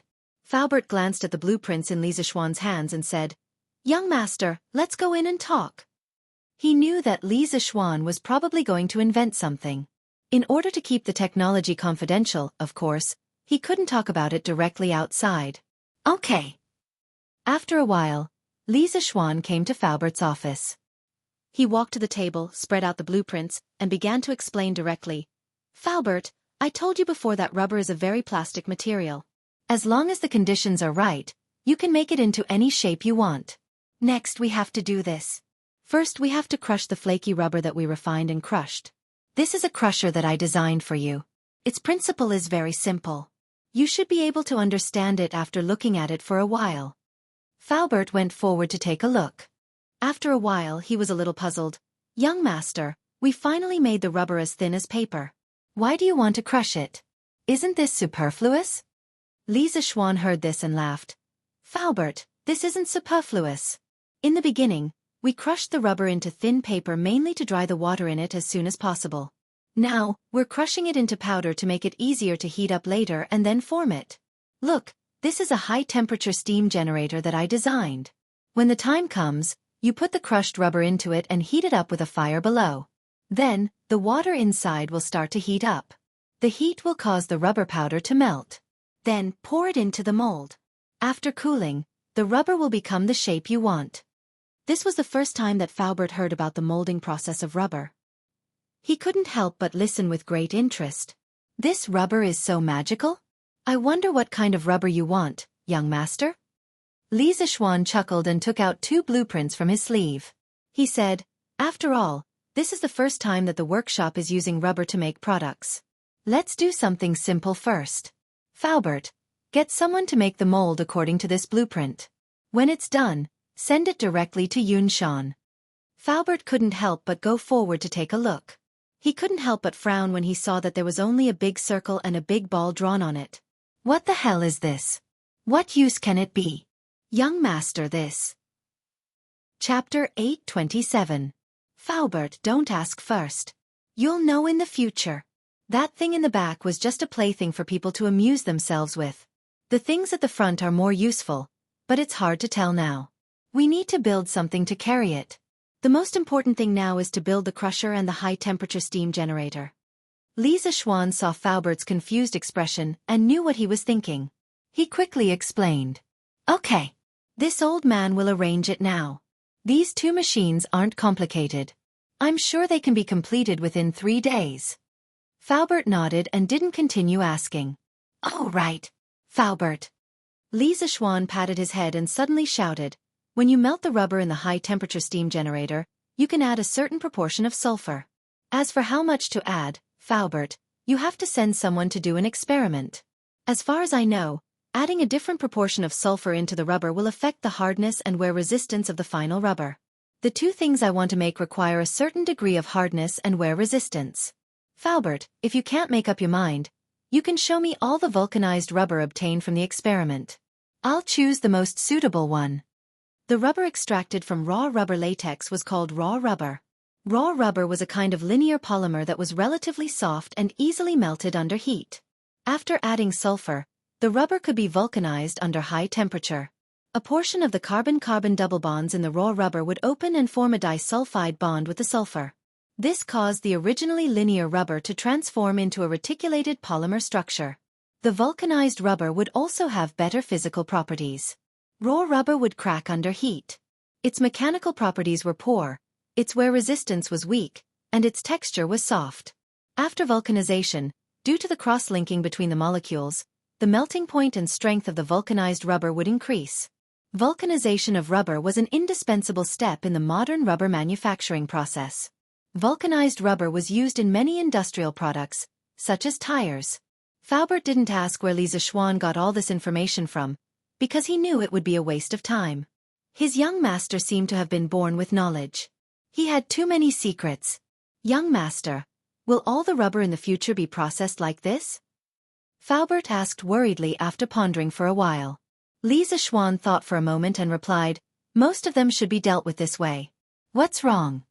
Except for a few industrial rubber products that did not need to be vulcanized, most of them needed to be vulcanized. Faubert smiled bitterly and said, Young master, in this way, I'm afraid we'll need a lot of sulfur. Where are we going to buy so many? This time, in order to refine the rubber latex, we have almost emptied all the vinegar shops in Chang'an City. As a result, the price of vinegar has increased. If we continue to buy sulfur like this, I'm afraid that the price of sulfur in all the medicine shops in Chang'an City will also increase. If that's the case, then we've committed a sin. In ancient times, sulfur was mainly used for medicinal purposes. The sulfur that Li Zixuan had used to make explosives to blow up the Snake Spirit Mountain was bought from a pharmacy. Sulfur was first used for medicinal purposes in Shennong's Materia Medica. In this book, sulfur was used as a traditional Chinese medicine. It was listed as the third medicine in the medium-grade medicine, and it could cure more than 10 diseases. Faubert was afraid that the large-scale purchase of sulfur by the workshop would cause the price of sulfur to increase. After all, the sulfur in the medicine shops was used to treat diseases. How could they prepare so much in stock? If the patients who needed sulfur for treatment could not afford it, it would be a sin. After listening to Faubert's words, Li Zixuan could not help but feel a little strange. He never thought that refining rubber would cause the price of vinegar in Chang'an City. Of course, he also did not expect that the necessary industrial raw material for the practical use of rubber, sulfur, would be so difficult to obtain. Then let's produce it on a small scale first. Anyway, the 2 rubber products that I drew for you, Faubert, are not in a hurry to be mass-produced. Faubert, do you have any trustworthy people who are willing to work hard? At this moment, Li Zixuan realized that even if he had a belly full of good ideas, without resources, he would still have to give up. The Don't Touch Me carriage from before had not been mass-produced until now. Why? It was not because the workshop lacked manpower or technology, but because they lacked iron. Also, the horseshoes that he made before had not been promoted to the imperial court because of the lack of iron. According to historical records, during the Zhenguan period, the annual steel production of the Tang dynasty was only a few hundred tons. That's right, it was just a few hundred tons. What could a few hundred tons of steel do? It would probably be difficult to arm an army of 10,000 people. Therefore, steel was an extremely important strategic resource for the country. Most of it flowed to the imperial court, and only a small portion was left to the common people. Therefore, no matter how advanced Li Zishuan's workshop was, and no matter how high the production efficiency was, it was impossible to produce a few hundred to 1,000, don't touch me, carriages in a month. In the end, it was because he did not have a mine. Li Zishuan thought helplessly. Young master, what are you planning to do? Faubert asked with a strange expression. Look for ores, mine ores. Li Zishuan said fiercely. In his previous life, he was a poor loser. In this life, he was a rich second generation. He wanted to be a mine owner. As the saying goes, with a mine at home, one's heart would not panic. That was the logic. Look for ores? Faubert muttered and then asked. Young master, the world is so big, where should we look for ores? Even the most hard-working people would not be able to bear it. Li Zishuan's expression had returned to normal. He smiled and said, This is not a big problem. I know the specific locations of a few ores. We just need to send people to look around there. He had just recalled the geography books in his previous life. He knew that there were a few large pyrite ores in the Xianxia area. The so-called pyrite ores were mainly the sulfide of iron. When the time came, he would find a way to refine it. Not only would he be able to obtain iron, but he would also be able to obtain sulfur. Wouldn't that be killing two birds with one stone? Faubert's heart shook again. He thought that his young master really knew everything. He seriously thought about it, and his face revealed a rare embarrassed expression. He said, Young master wants to find someone to help find ores. This old man would like to recommend someone. Faubert, quickly say it. Faubert coughed twice and said, Cough, cough. Young master. This old man has a nephew called Fubin. His parents passed away early, and this old man raised him. This child. Although he is usually a little playful, as long as it is a serious matter, he will definitely treat it seriously. Young master, if... Ha. That's fine. Tomorrow afternoon, Faubert, bring that kid to Yunshan to find me. I will also tell him the general location of these ores. Without waiting for Faubert to finish, Li Zishuan directly interrupted with a smile. Faubert said in surprise, Young master, you this. No need to say more. Faubert, I still trust the person recommended by you. Oh right, Faubert, if you have a way to directly buy the sulfur ores in other people's hands, as long as the price is not too outrageous, just tell me. I will buy it. Chapter 828. After confirming the candidates for the mine exploration, Li Zishuan suddenly thought of two new things. Thus, he walked to the side of the table, picked up a brush, and quickly drew a simple blueprint. He said, Uncle Fu, I have two more things here. When the time comes, please help me get them out. The first one is to use latex as a pillow, make a mold like this first, then directly inject latex into it, then heat it up in a high-temperature steam generator, pull it out and wash it. This guy wants to make a latex pillow. After all, the reason he came to this world was to improve his living conditions. Now that he has the materials and technology, how can he not make something good for himself to enjoy? The pillows of the ancient people at the beginning were made with stones and bundles of grass. Bamboo pillows and rattan pillows appeared in the spring and autumn period, and in the Qin and Han dynasties, people started to use soft pillows like silk pillows. The Tang dynasty was a bit more ruthless. Porcelain pillows were popular in this era. That's right, made with porcelain, it was really hard. Although there were many different types of porcelain pillows, child-shaped, tiger-shaped, dragon-shaped, etc. And they looked good. They were obviously not Li Zishuan's cup of tea. The pillows on his bed had already been replaced with cotton pillows. But cotton pillows were definitely not as comfortable as natural latex pillows. Pillows? When Faubert heard this, he couldn't help but frown. He knew that the rubber in the workshop was brought back from Nanyang by the Wang family. It was very precious, but Li Zishuan used his position to abuse his position for personal gain. This made him want to criticize him. But he just recommended his nephew to Li Zishuan. How could he have the nerve to speak now? so he could only reply, "Okay. Young master, how many do you want to make?" Li Zishuan thought for a while and said, "5. Oh no, make 8 first. One of them is slightly smaller. It's for Lan Air." Counting the number of people, his father, mother, wife, sister, Xiao He, Xiao Shi, and his father-in-law, wouldn't there be 8 of them in total? As for his brother-in-law, this brat had thick skin and flesh, and most of the time, he lived in the dormitory. Iron Egg fainted from crying in the toilet. "All right, I'll remember that. What is the other thing that young master mentioned?" Falbert made a mental note and asked. "There's one more thing. Its structure is relatively simple, so I won't draw a blueprint for you. Do you still remember the thin tube I used for Uncle Chin's blood transfusion? This time, I want to use rubber to make a batch of these thin tubes in case of emergency." There were many uses for rubber. In Li Zishuan's future industrial empire, rubber was absolutely indispensable. Things like latex tubes were also easy to make. Most importantly, it could save lives during critical moments. Li Zishuan didn't mind making a batch of them. What if they came in handy in the future? Falbert's eyes lit up when he heard that. "Young master, if this rubber is really as soft and elastic as you said, then it's very suitable to be used as a blood transfusion tube." Of course. These were all experiences from his previous life. When he returned home from the workshop, he was informed by his parents that someone from the palace had sent a message for him to attend the court meeting the next day. Li Zishuan couldn't help but feel depressed. What court meeting? What did it have to do with him? What could he do if he went? Well, he definitely couldn't stay in Yunshan tonight. Under the urging of his parents, Li Zishuan and Han Yushi simply packed up and went back to Chang'an in the horse carriage. Lan the little cutie, was used to living in the modern-style house in Yunshan. Of course, she was unwilling to go back to Chang'an. His parents had no choice but to stay behind to take care of the little girl. Of course, to be honest, the living environment in Yunshan was really better than in Chang'an City. In the evening, Li Zishuan and Han Yushi finally made it back to Chang'an City before the sky turned dark. "Young master, you're back. Sanbao missed you so much." After not seeing Li Zishuan for so many days, Sanbao and Afu, who were standing at the porch, were about to cry when they saw him. The entire Li family moved to Yunshan. Other than Xiao He and Xiao Shi, they didn't bring any other servants. The main reason was that when the Yunshan residence was initially designed, it was only designed as a mini manor. Sanbao and the rest wouldn't have a place to stay even if they went there.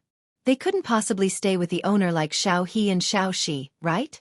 Speaking of which, Pang Feiji and the rest were still living in the academy. It seemed like he had to get the academy's construction team to expand the Yunshan residence. He could even soak in the hot spring there during winter. "Go away. You're not a young lady. Why are you thinking of me?" Li Zishuan stopped Sanbao, who was about to pounce on him, and said angrily. "Ayo." However, it was this somewhat inappropriate words that provoked the beautiful lady beside him. "Husband, what nonsense are you talking about?" "Ha ha. Nothing, nothing." "Sanbao, ask the kitchen to boil some hot water. I'll take a bath first and ask Aunt Zhao to start cooking while I'm at it." Li Zishuan laughed and then led his wife into the residence. I'll go now." "Young master, young mistress, please wait for a moment." Sanbao answered with a grin and then ran off into the distance. "Hee, let's go, my wife. Let's go back to the room and take a bath together later." Seeing that the servants were happy for a while and then went back to their own things, Li Zishuan suddenly leaned over to Han Yushi's ear and laughed mischievously. "Stinky husband, you're being indecent again." Han Yushi's ears immediately turned red. Hee, we're already an old couple. "My wife, why are you still shy?" Li Zishuan said shamelessly. Speaking of which, it wasn't the first time that the two of them had taken a bath together under his urging. The next day, after the bell and drum had been struck 4 times, the Li residence was already lit up. The servants were busy lighting the fire and boiling water, preparing to wash their master and make breakfast. The coachman washed Big White clean and prepared a saddle. Li Zishuan was going to ride a horse for today's court assembly. There was no reason for him to take a carriage. Big White, who understood human nature, seemed to know that it was about to be put to good use. It shook its head excitedly and snorted. The Li residence's personal guards were still serving as instructors at Yun Mountain. However, Pang Feiji, the head of the personal guards, personally brought 2 people back before the city gates closed after receiving the news yesterday evening. Li Zixuan in the west courtyard finally got out of bed after Han Yuxi's repeated urging. After putting on his court attire, he hastily washed up and drank some porridge. Li Zixuan rode on Big White and brought Brother Chicken out of the residence, heading towards the imperial palace in the north. Sigh, being a civil servant is really tough. I have to go to work so early in the morning. Looking at the deserted streets, Li Zixuan once again lamented about the ridiculous morning court assembly system. Until now, this fellow still didn't understand why Li Er had called him over today. Chapter 829. In the Tang dynasty, there was a morning court held every day. It was called Changshen. According to the system, every civil and military official in the capital had already reached the 9th rank. Every morning, they would be Wang Chao Shen. The 5th rank had already reached the consecrated officer, Yuan Wai Lang, imperial censor, and Taichung doctor, and they would be Chang Shen. Normally, there was no need for a ceremonial procession, nor was there any extravagance. It was a real administrative day. The participants were called regular staff officers. There were few of them, but their ranks were high. They were all above rank 5 and held important positions. In addition to the daily reference, there was also the annual reference, which was on the 1st and 15th of every month. On the 1st and 15th of every month, there would be candles, banquets, incense burners, and other ceremonial rites. Under the leadership of the imperial censor, the officials would take their positions in the hall according to their ranks. The emperor would sit on the throne as soon as he appeared, and the officials would sing praises before bowing to him. The grandest was the imperial court assembly held on the Lantern Festival and the Winter Solstice Festival. It required a grand display, a display of the palace and the drums, and a display of carriages and imperial carriages. At that time, the emperor would wear a ceremonial crown, the winter solstice dress reaching heaven crown and crimson gauze robe. The imperial carriage would be set out, the imperial bodyguards would be as usual. He would receive the congratulations of the officials and guests attending the imperial court assembly. What Li Zixuan was going to attend today, strictly speaking, was not called the imperial court meeting.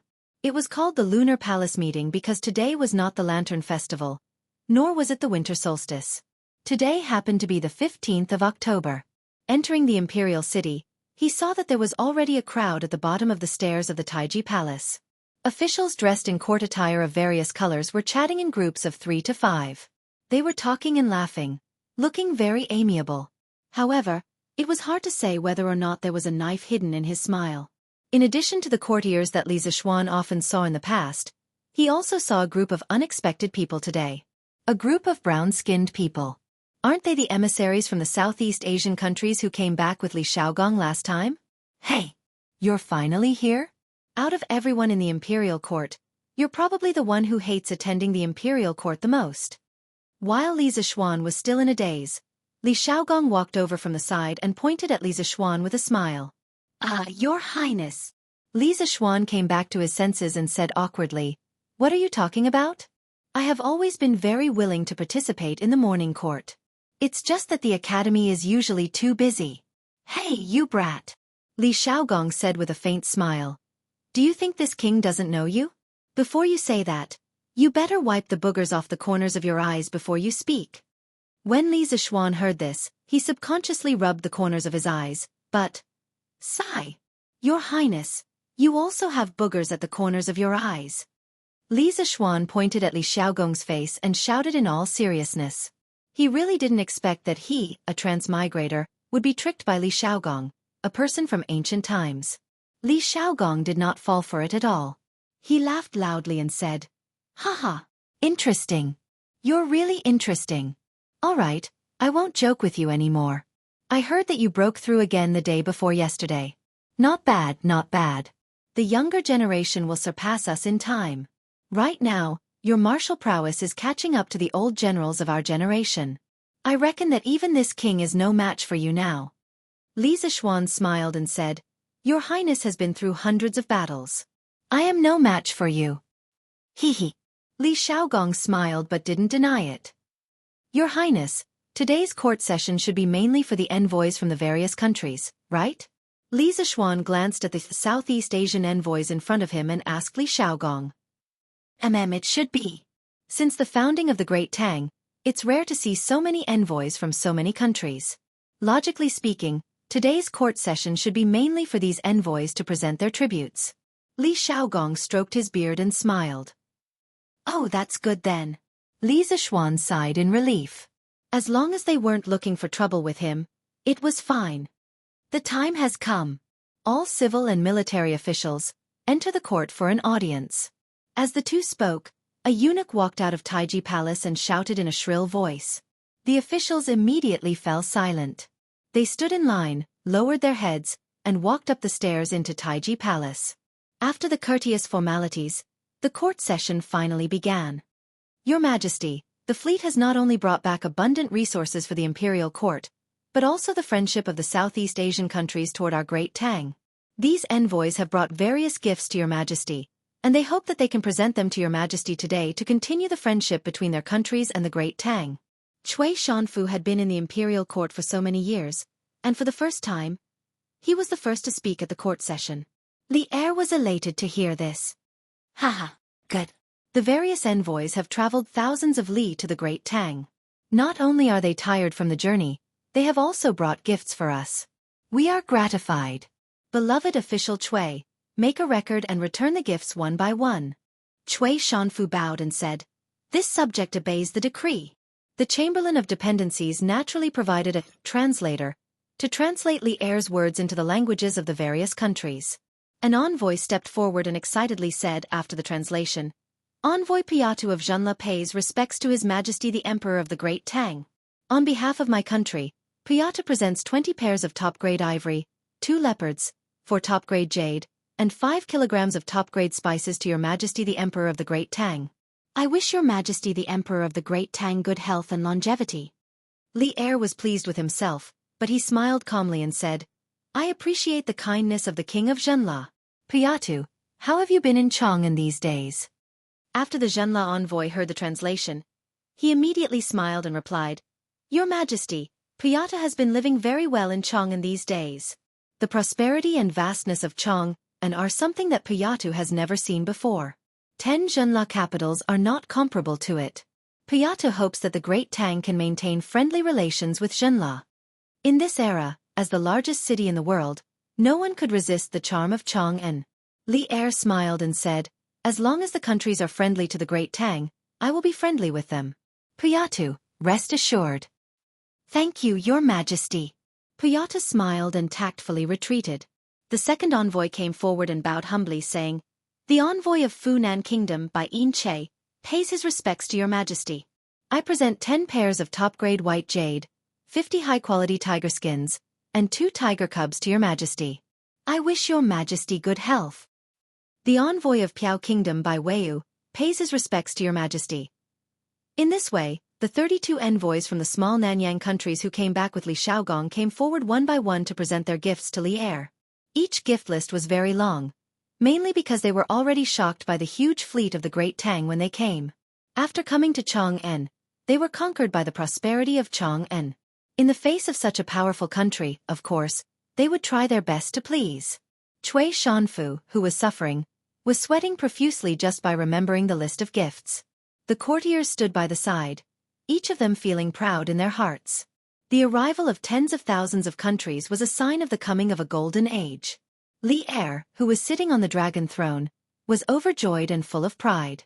When I deal with the Turks, I think it will be time to welcome the arrival of tens of thousands of countries. Chapter 830. Aranishan, the Grand Minister of Jianri Dynasty, pays his respects to His Majesty the Emperor of Tang. On behalf of my king, Aranishan presents 50 pairs of the best ivory, 30 precious Buddhist scriptures, and a golden jade Buddha statue to His Majesty. May His Majesty the Emperor of Tang be in good health and may Tang prosper forever. As time went by, the gifts presented by the emissaries gradually came to an end. Those who had finished presenting their gifts stood aside leisurely, waiting to see if the gifts presented by the emissaries were as valuable as theirs. For a moment, their faces alternated between joy and annoyance. It was a wonderful sight. What surprised many people was that the last person to present the gifts turned out to be the Prime Minister of a country. Other countries had sent emissaries. What was this Jianri dynasty up to? They had even sent the Prime Minister of a country. Sitting above, Li Er could not help but feel shocked. He straightened up and looked at the middle-aged man who wore a white turban and was as black as a charcoal ball. He said in a low voice, "King Jianri has troubled you. Aranishan, when you return, please express my gratitude to King Jianri on my behalf." Putting aside political factors, the Buddhist scriptures and Buddha statues brought by Aranishan were very much to Li Ernyan's liking. When Li Ernyan was young, he had formed an indissoluble bond with Buddhism because of his physical condition. Moreover, starting from Li Yuan, the entire Li family respected Buddhism very much. Of course, the Li family also respected Taoism very much. This family believed in both Buddhism and Taoism. As for the Buddhist scriptures that came from the Jianri dynasty, they were simply too precious. To a true Buddhist enthusiast, they were priceless treasures. This was not an exaggeration at all, because Jianri dynasty had a great background. In terms of land area, it was currently the largest country in Southeast Asia. In terms of geographical location, it was the later northern India, and India was the birthplace of Buddhism.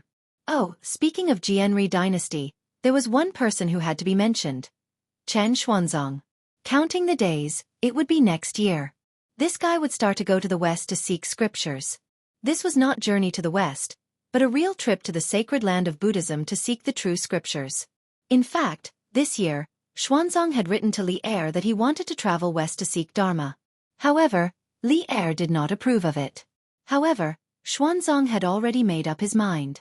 In the second year of Zhenguan, Xuanzang, who was 29 years old, started his journey west to seek Dharma. In the fifth year of Zhenguan, an eminent monk with a dusty face came to India. He traveled to the states of India and preached the teachings of Mahayana Buddhism. He became famous and attracted the attention of King Jiari. He was Chen Xuanzang from the Tang of the East. King Jiari specially held an open meeting for Xuanzang in Kun City, the capital. More than 20 princes and more than 5,000 senior scholars of Mahayana Buddhism and Brahmanism attended the meeting. Xuanzang preached the doctrine of Mahayana Buddhism, and no one could refute him.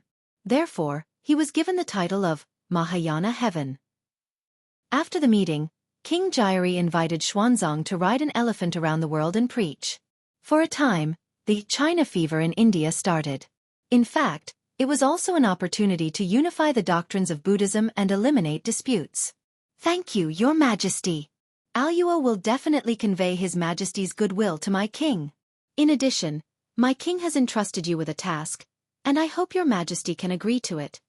Aluo Nazhun bowed to Li Er and said with a smile.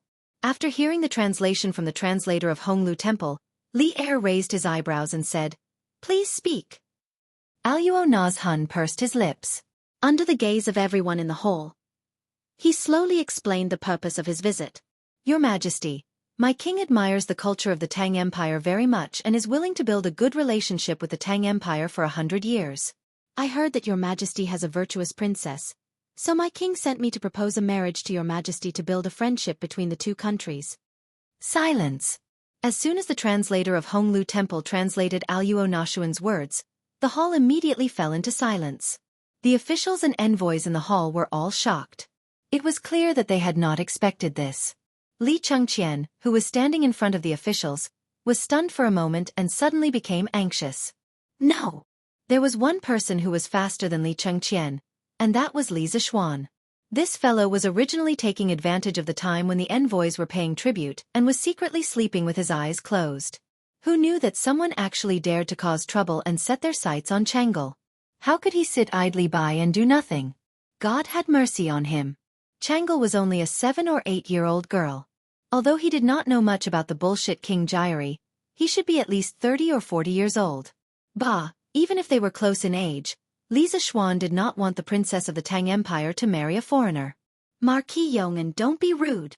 In front of the envoys, don't be impulsive and ruin the friendship between the Tang Empire and the other countries. Cui Shanfu rolled his eyes and immediately jumped out and said in a sarcastic tone, "Impulsive your mother. Get out of this marquis's way."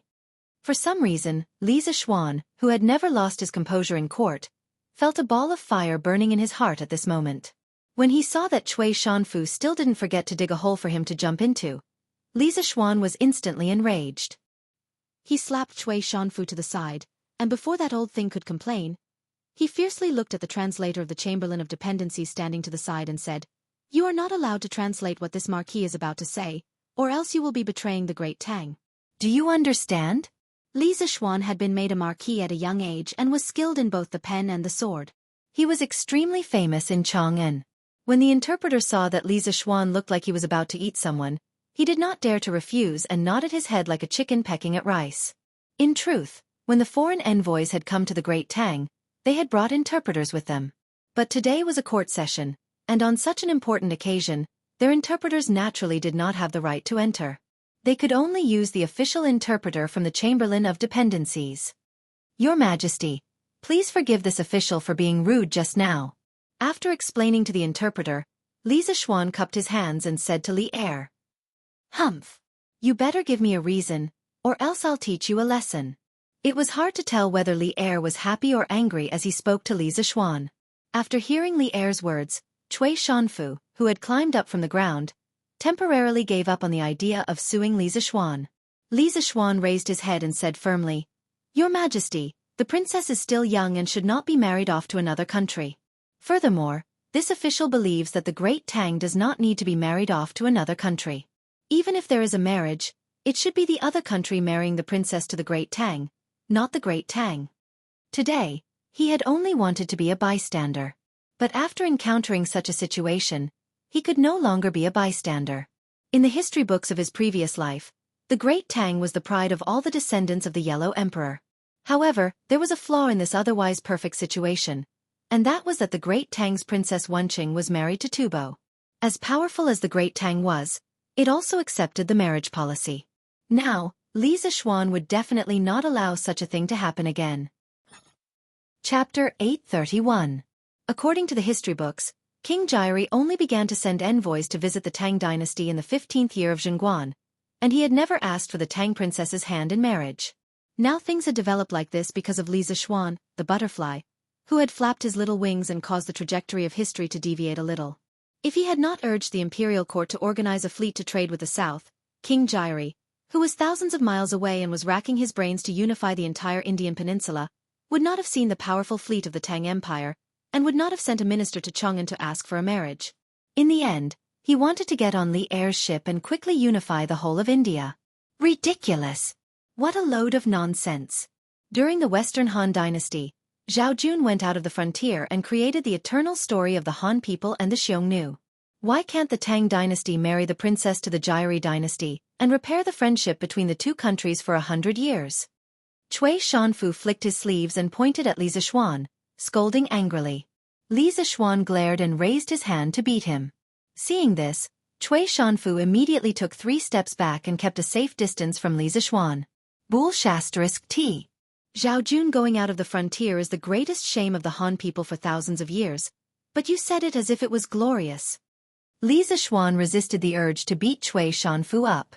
He pointed at the latter and scolded angrily, "You only know that Wang Zhaojun brought 60 or 70 years of peace to the Western Han dynasty and the Xiongnu, but you haven't heard the Song of Sorrow at the 5 Watch, composed by Wang Zhaojun on his way out of the frontier, full of hidden bitterness and infinite sadness, right? The great Han dynasty actually needs to use women to exchange for peace, and you scoundrels are not ashamed but proud of it. It's disgusting. You don't deserve to be in the imperial court. Preposterous. Preposterous. You've actually turned this beautiful story into a great humiliation. Marquis Yong'an, you're talking nonsense." Cui Shanfu's old face was red with anger, and he pointed at Li Zixuan and trembled. "Eternal story? **T. You shameless scholars are just using it to cover up the cowardice in your hearts." When the Zhao Jun left the fortress, the Xiongnu people had experienced the internal strife of the 5 Chanyu, and their national strength had long been declining day by day. Emperor Yuan of the Han dynasty was enjoying the fruits of the Zhaojun's resurgence. 3 years after the establishment of the Zhaojun, he had destroyed the Chanyu of Jiji in the western region. The Western Han dynasty could be said to be like the sun in the sky.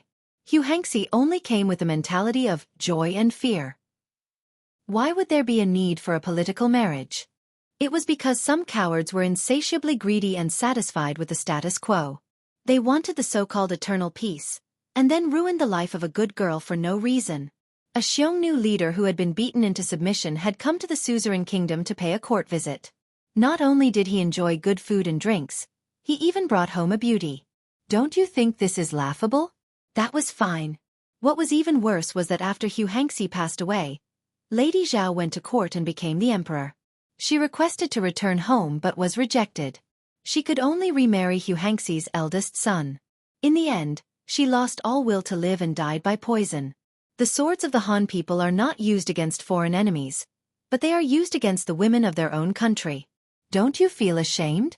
Furthermore, did the Han people manage to achieve peace through marriage?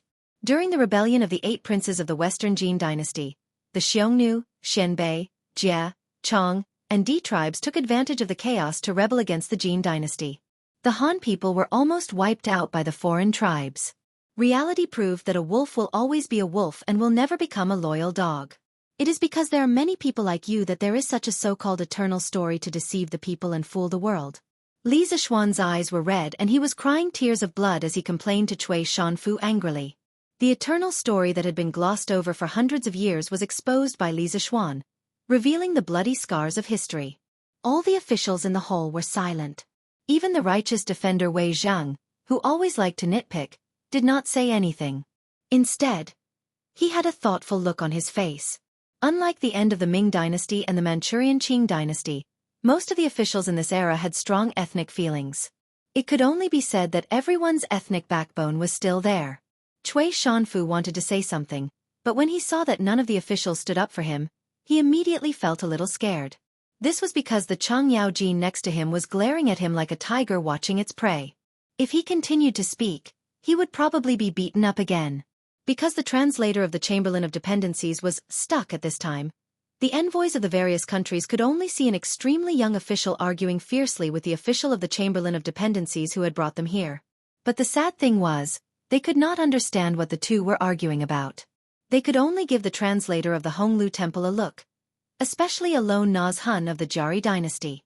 At this moment, he was like an ant on a hot pan, extremely anxious. If Cui Shanfu had not warned them not to speak carelessly in the court, Alone Naz Hun would have jumped out to criticize the translator for not doing his job.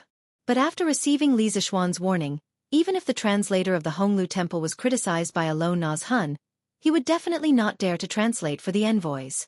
As the saying goes, spoilers may feel good for a while, but the whole family will feel bad. In order to preserve his life, he did not dare to spoil Alone Naz Hun and the others. Good. Well said. I, Old Cheng, have not read many books and do not understand many principles. But I, Old Cheng, only know that those who use women to exchange for peace are definitely cowards without balls. Our great Tang does not need to use women to exchange for peace. The princess cannot marry. Little Xian is right. If anyone is to marry, it should be the princess of the Jari dynasty who marries into the great Tang. Seeing that Cui Shanfu did not continue to jump out to criticize him, Chang Yaojin nodded in satisfaction. Then, he stood out to support Li Zishuan. This old official agrees. Although the Marquis of Yong'an's words contain a lot of personal feelings, the current Great Tang does not need a political marriage. Besides, Her Highness is still young and her body is delicate. It is not suitable for her to marry outside. From the civil officials' camp, a slightly hunched old man walked out. He was the decisive Du Ruhui. If nothing went wrong, Du Ruhui would replace Li Jing as the Minister of War next year.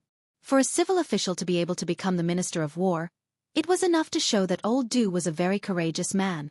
This old official agrees as well. Not to mention that the Jari dynasty has no enmity with our great Tang. Rejecting the political marriage will not cause the two countries to fall out. Even if they fall out, our great Tang is not afraid.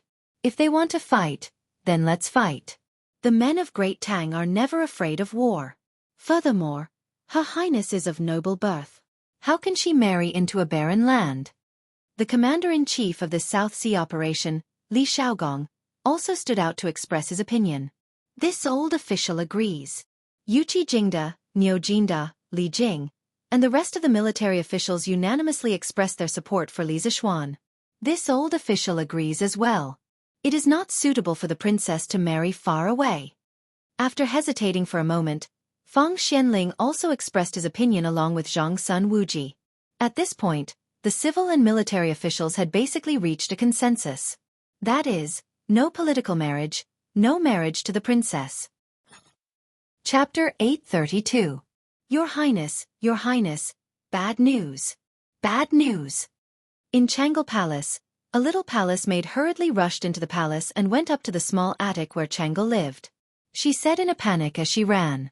Jianghu, who was sitting by the window and reading a newspaper, couldn't help but turn around when she heard the commotion. She frowned and asked, what happened to make you so flustered? Didn't even have time to catch her breath and hurriedly said, Your Highness, bad news. The Prime Minister of the Jianghu dynasty proposed to His Majesty in the court. Their king wants to marry Your Highness as his consort. Clap. As soon as the little palace maid finished speaking, the newspaper in Jianghu's hand fell to the ground with a clap. Her little face instantly turned pale and her pair of lively eyes lost their luster. Political marriage. These two words subconsciously appeared in Jianghu's mind. Although she knew from a young age that she was born in a royal family and could never decide her own marriage, she had never thought that something like a political marriage would fall on her head. She couldn't help but feel a trace of sadness in her heart. Who was King Jianghu? How old was he? What did he look like? Which country was he the king of? She didn't know any of the information, but she had to accept her father's arrangement and marry a person she had never met before. How sad. What did my father say?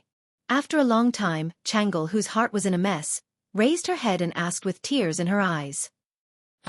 Your Highness, I don't know.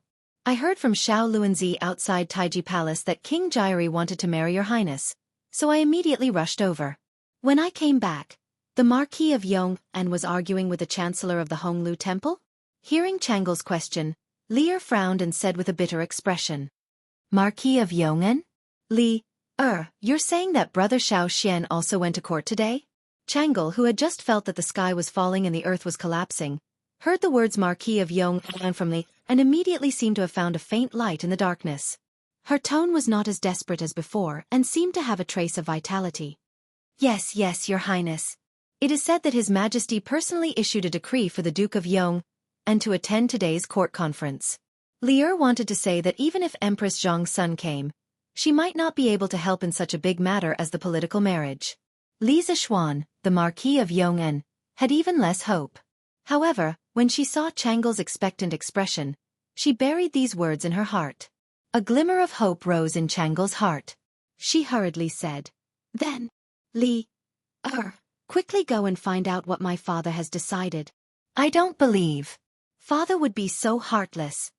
I don't believe that big brother little Xian would watch with folded arms and remain indifferent.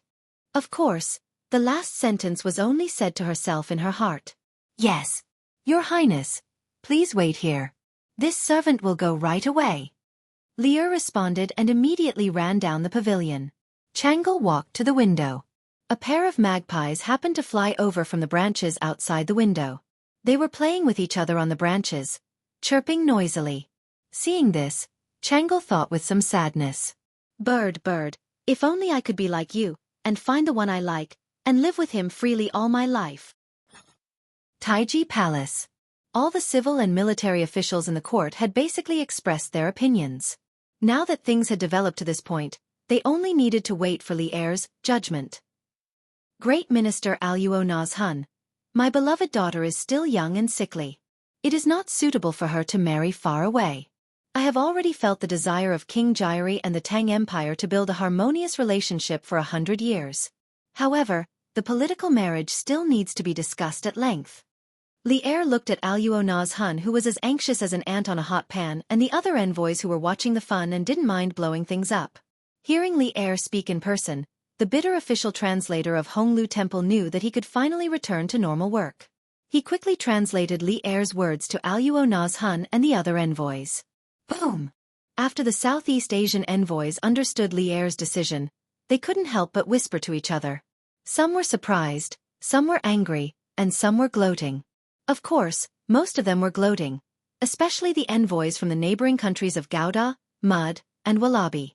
None of the envoys sent to the Tang Empire were fools.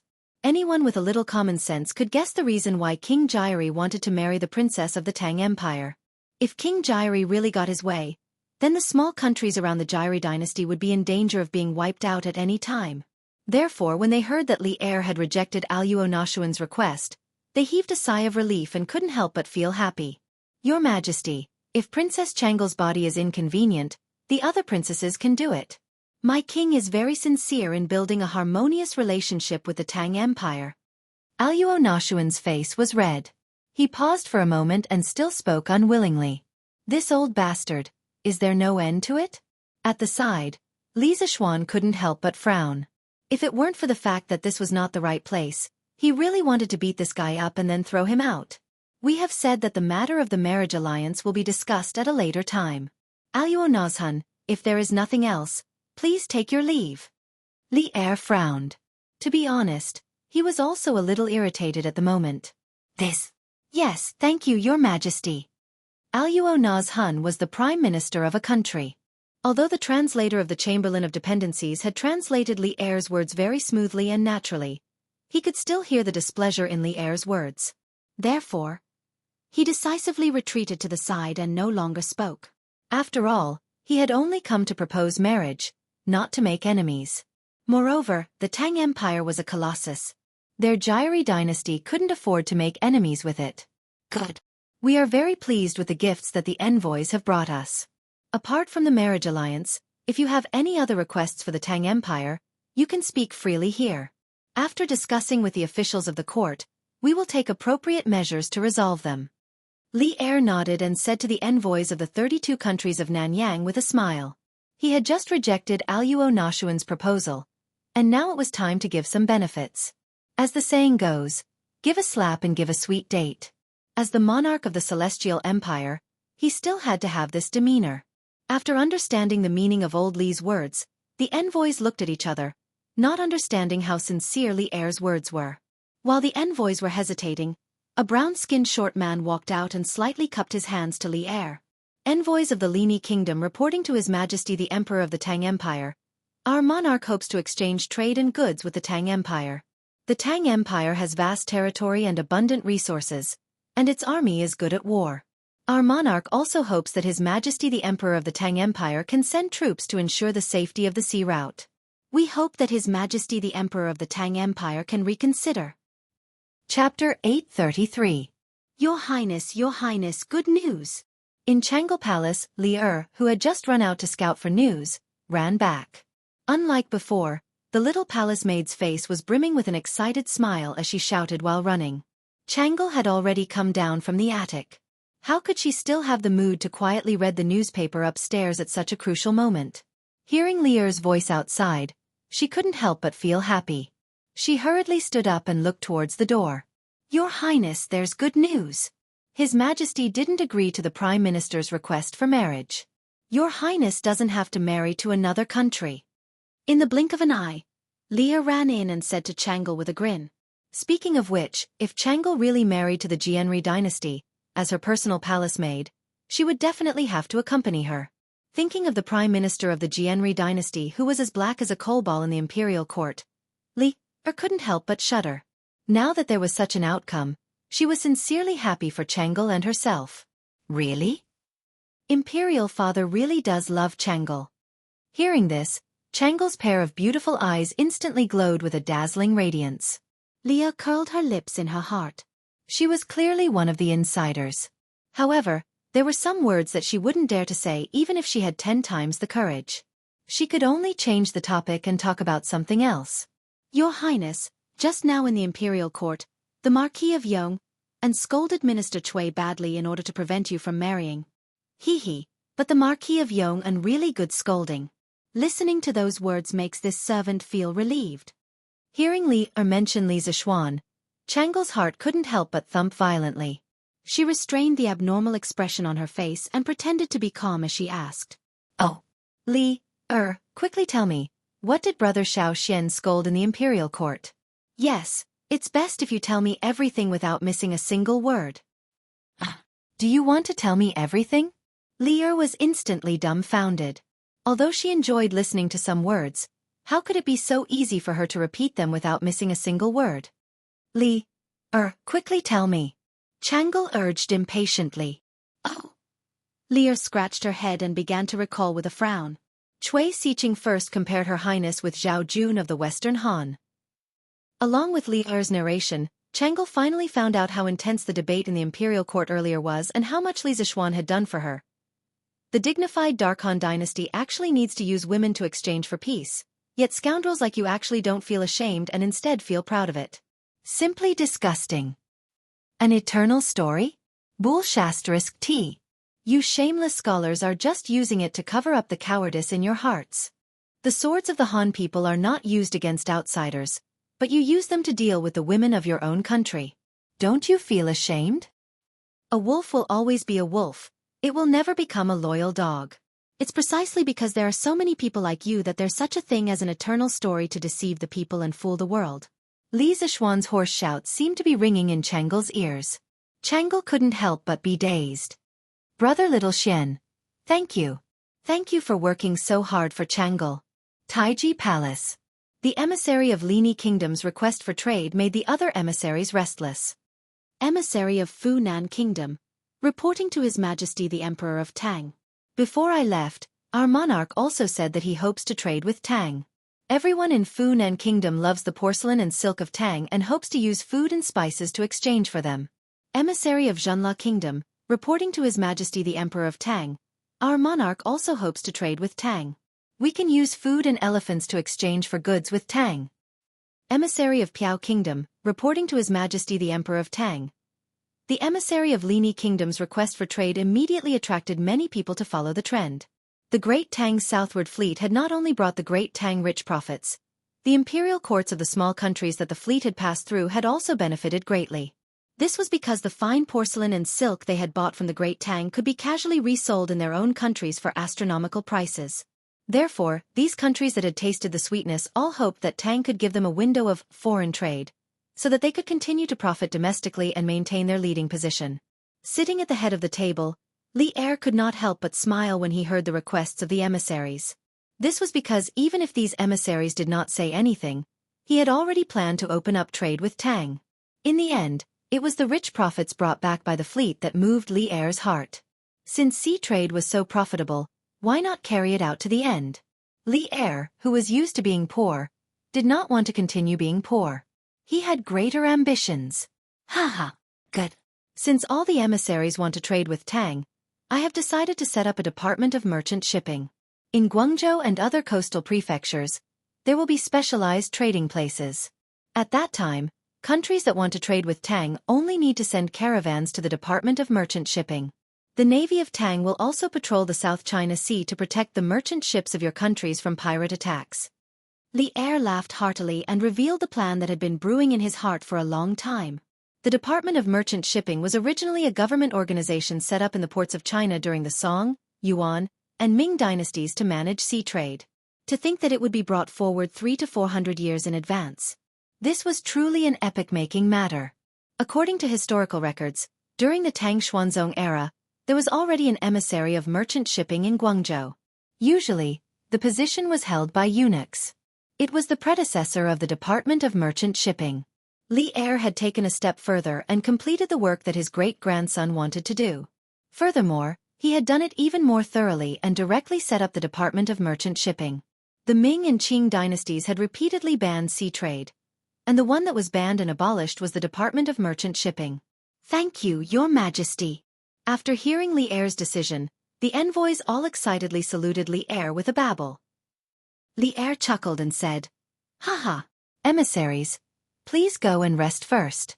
We will set up a banquet to welcome you later. Official Cui?" Cui Shanfu quivered and hurriedly stepped forward. This old official is here. Li Er glanced at him indifferently, and a cold light flashed in his eyes. He ordered, "Bring the emissaries to the side hall to rest first.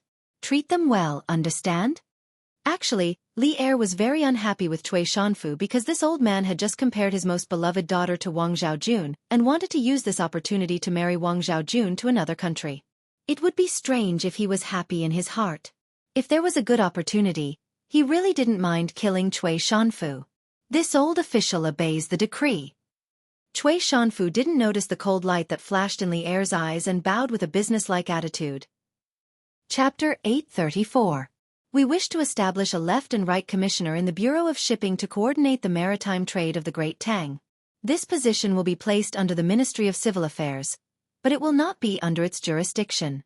If there is a problem, it will have to report directly to us and will have the authority to act first and report later. In Taiji Palace. After Cui Shanfu led the emissaries of the 32 Nanyang countries to a side hall to rest, Li Er looked down at the officials and asked, "The left and right commissioner of the Bureau of Shipping?" The officials couldn't help but look at each other in dismay. This emperor was truly too domineering. Earlier, he had announced that he wanted to establish the Bureau of Shipping without discussing it with them. And now he was directly informing them of the personnel structure of the Bureau. He was simply too domineering. But some people began to think. The imperial court had sent a large fleet south to trade, and the enormous profits it had made everyone understand just how vast the wealth of the sea was. If it was as Li Er said, the commissioner of the Bureau of Shipping would have far too much authority, and at the same time, the profits from this position would be astonishing. It was clear that this was a lucrative job. "Your Majesty, the commissioner of the Bureau of Shipping is of great importance, and tens of thousands of dollars will be handled every day. Forgive this old subject for speaking bluntly, but this position is extremely prone to corruption. If Your Majesty really does decide to establish the Bureau of Shipping, this old subject hopes that Your Majesty will be extremely cautious in choosing the commissioner. It would be best if Your Majesty could choose someone with both ability and integrity. This will ensure that the Bureau of Shipping operates normally, and also increase the revenue of the Great Tang's treasury." Feng Xianling glanced at the buzzing officials behind him, then stepped forward and clasped his hands to Li Er. To be able to say these words was proof that old Feng was truly devoted to the country, and had no selfish motives. For the sake of the country, he was even willing to offend despicable people. Li Zixuan couldn't help but nod when he heard old Feng's words. The Bureau of Shipping was in charge of the entire country's maritime trade, and it was similar to modern customs. Just the taxes alone could bring in thousands of strings of silver every day. This was not an exaggeration at all, especially in this era when maritime trade had just begun. The imperial court had a monopoly on all maritime trade, and the Bureau of Shipping was even more profitable than a bank. And for Li Er to give the commissioner of the Bureau of Shipping so much power was simply a hotbed for corruption. Throughout the two dynasties of the Ming and Qing dynasties, the collusion with the local tyrants, corruption were simply too numerous to enumerate. Who knew how many coastal tycoons were created, and some of them were so rich that they could rival a country. These people were all parasites of the country because they earned money that originally belonged to the country. Minister Feng is right. We will carefully consider the candidates for the Ministry of Shipping. I wonder if Minister Feng has any suitable candidates in mind? Li Er narrowed his eyes and asked Feng Xianling kindly. "Your Majesty, I have no ideal candidate in mind at the moment."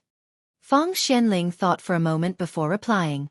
He knew a lot of officials who were honest, not greedy, and upright. However, it was too difficult to find someone who could meet these conditions, understand sea trade, and have a strong view of the overall situation.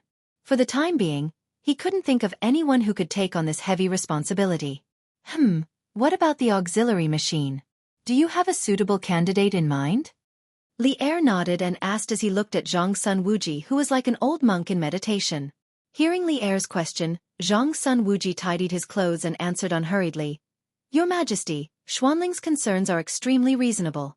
Therefore, I think that there should be a place for Prince Hejian in the Ministry of Shipping. Prince Hejian is an upright person, and will not disregard the interests of the imperial court for mere money. Furthermore, Prince Hejian led a fleet to the south not long ago to trade. He is the most knowledgeable about sea trade.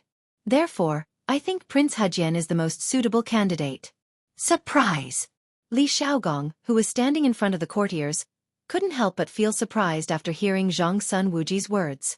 Logically speaking, he didn't have a deep friendship with Zhang Sun Wuji. Why would Zhang Sun Wuji praise him like this? More importantly, he didn't want to be the minister.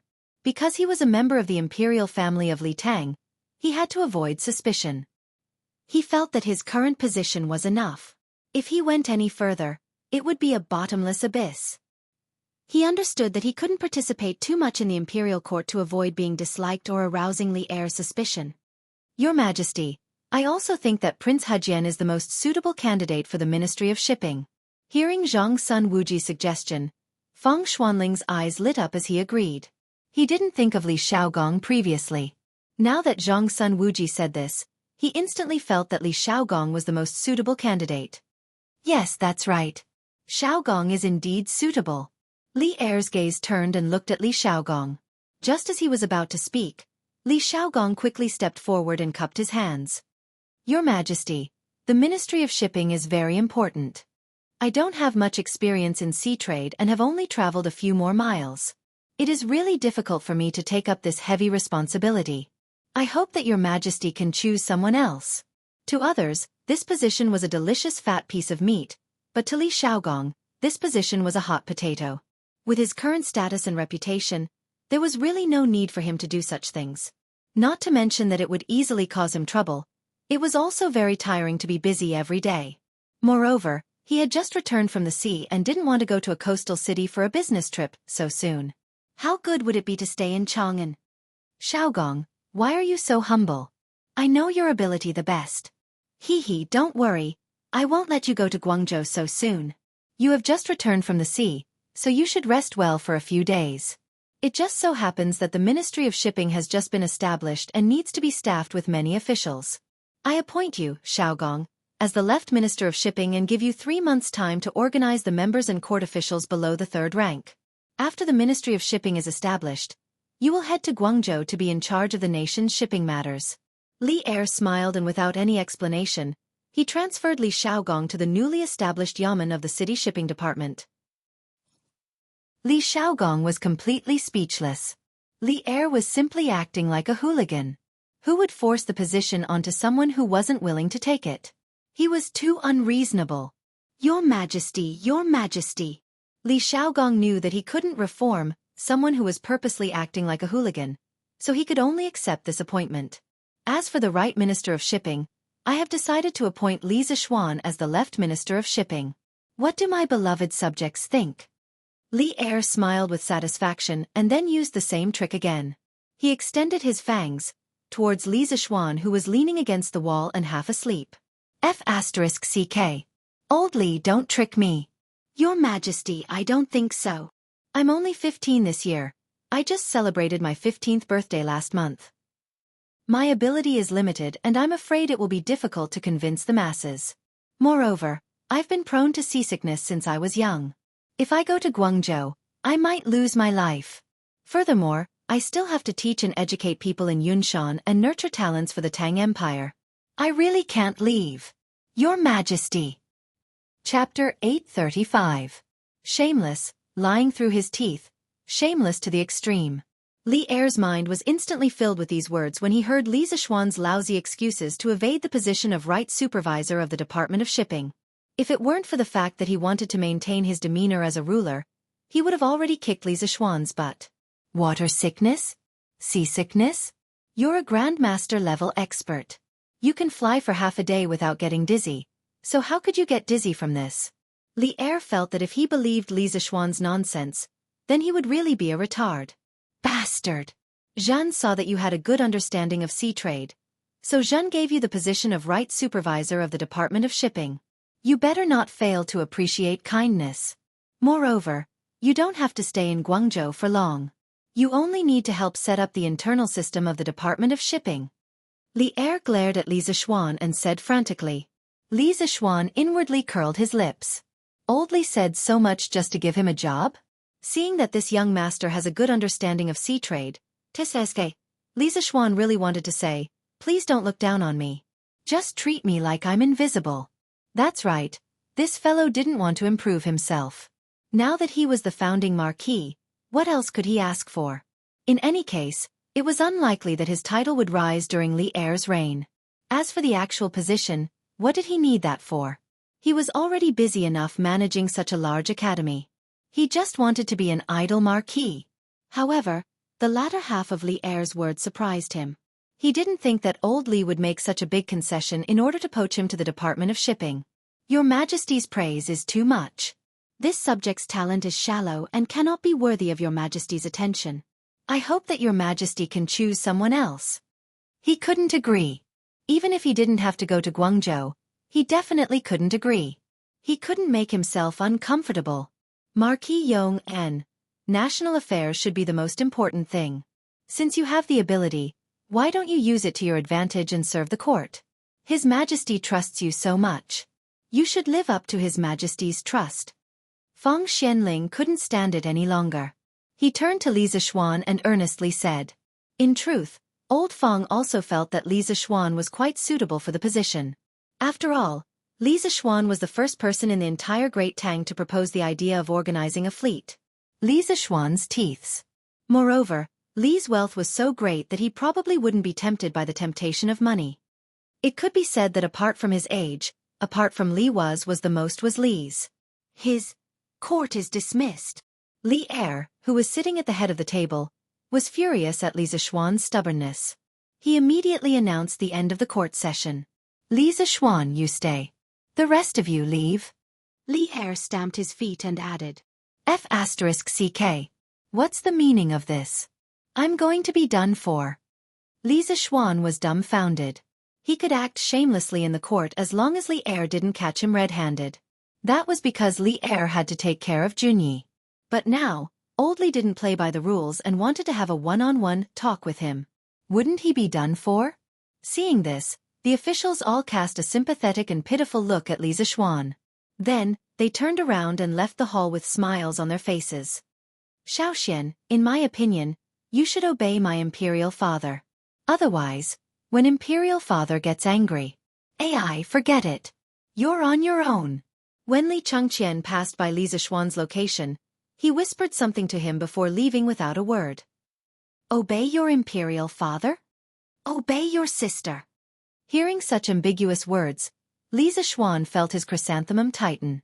He really wanted to grab Li Chengqian back and ask him what he meant. Could they still have a proper conversation? This fellow was still thinking about such messy things at such an important time. There was really no one else like him.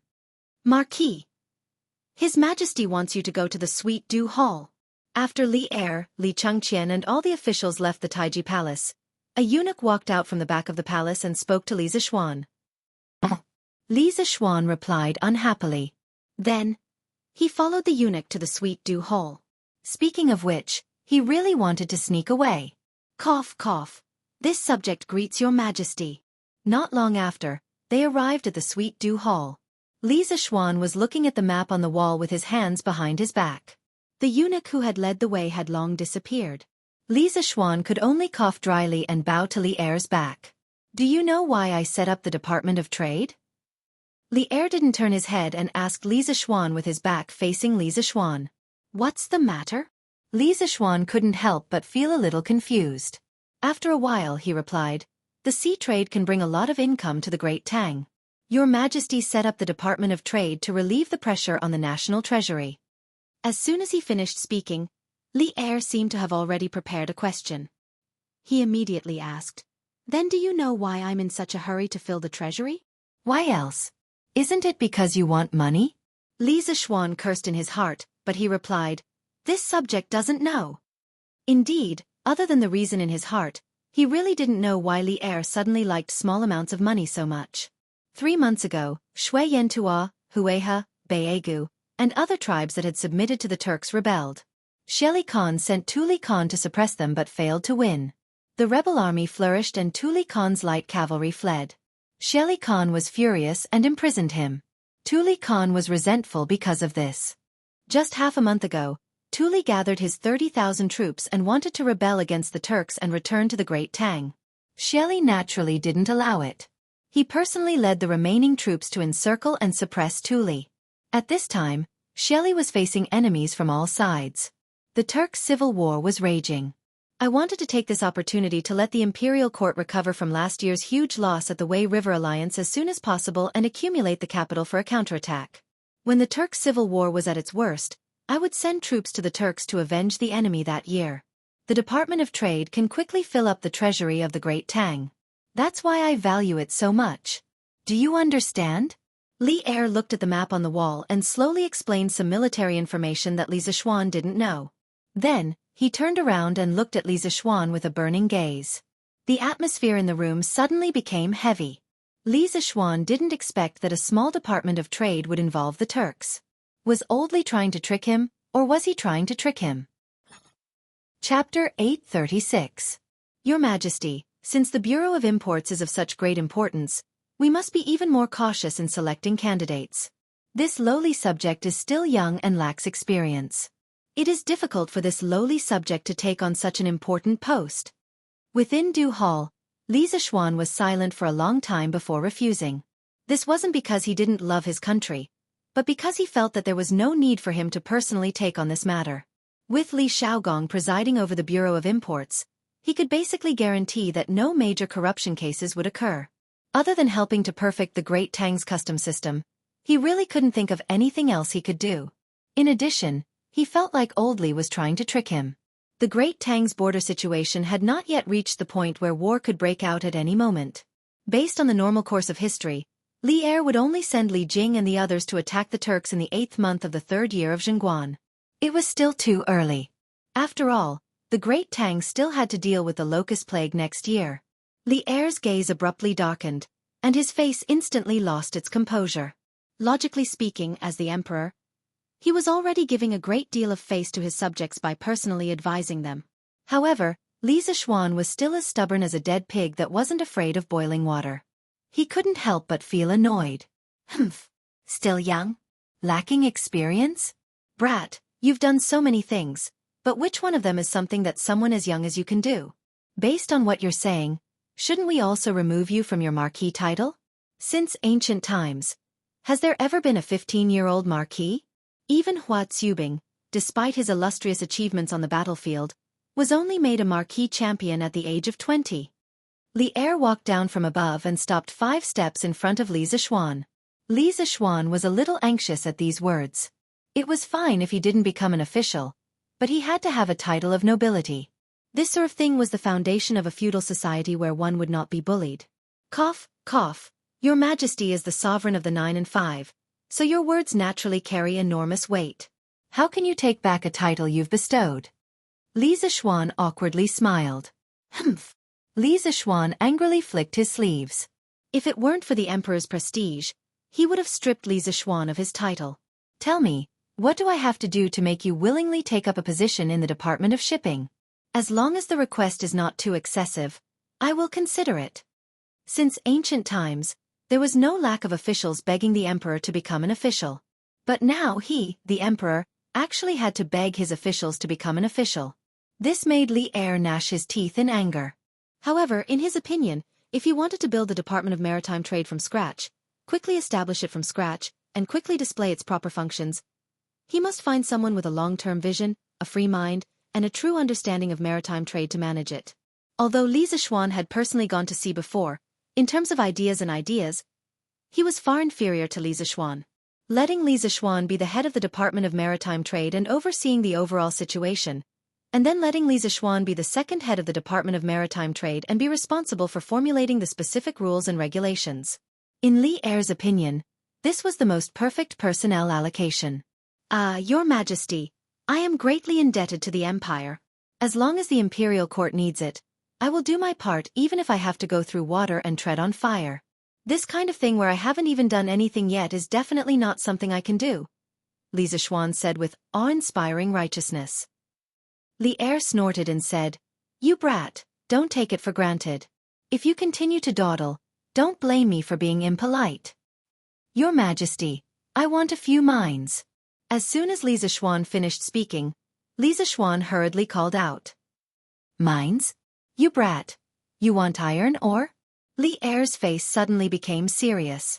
For a feudal emperor, iron ore was a very sensitive thing. During the spring and autumn period, Guanzhong of the state of Qi proposed the salt and iron monopoly policy in his Guanshan Hai theory. It allowed the state of Qi to quickly become rich and become the first hegemon of the spring and autumn period. However, although Guanzhong was highly respected by later generations, in the hundreds of years after his death, other than Xianxia who was determined to reform, there were very few people who followed his policy of strengthening the country. It wasn't until the time of Emperor Wu of the Han Dynasty that the imperial court, due to years of expeditions against the Xiongnu, that the central government's finances were gradually emptied.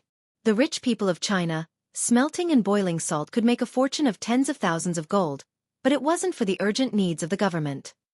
Only then did Emperor Wu of the Han Dynasty realize the importance of smelting and boiling salt to the country's tax collection. Thus, it gave birth to the salt and iron monopoly policy that was implemented intermittently in the history of China for more than 2,000 years. The so-called salt and iron monopoly meant that the right to smelt iron and boil salt was all taken over by the central government. However, it was important to note that the salt and iron monopoly was not the salt and iron official monopoly. In terms of smelting iron, it was implemented between the state and the private. The state generally implemented a monopoly policy on all mining resources. As long as the private found a mine, it would immediately be protected and sealed by the state. The ruler controlled the pricing power of the ironware and bought and sold all the ironware that was produced. Under these conditions, the imperial court opened up the smelting workshop industry and allowed the private merchants to operate it. The added value would be 70% for the merchants and 30% for the ruler, which was equivalent to a 30% income tax. However, due to the unavoidable problems of the bureaucratic system, the salt and iron official monopoly also had some serious problems. In order to complete their tasks, the official ironware only focused on production. Most of the ironware produced were large farming tools that were not suitable for farmers to use. Not only that, the official ironware also had problems such as high cost, low quality, not being able to choose, not being able to buy, and forcing farmers to work. More importantly, the price of the official salt and iron was expensive, and many poor people could not afford it. During the Eastern Han Dynasty, the ruler removed the salt and iron monopoly policy and implemented a tax system. The three kingdoms and two Jin focused on purchasing, and the tax system was implemented during the northern and southern dynasties. From the Sui to the early Tang Dynasty, the salt and iron taxes were removed, and they were taxed like other goods. After the Tang-Ungshi rebellion, due to financial difficulties, the salt and iron monopoly was implemented once more. Since then, the successive dynasties strengthened the salt monopoly and implemented a tax system on iron, no longer treating it the same as salt.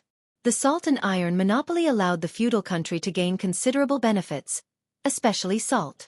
It had always been the most important monopoly product that the feudal government firmly controlled, and the income from it was an important source of income for the successive governments.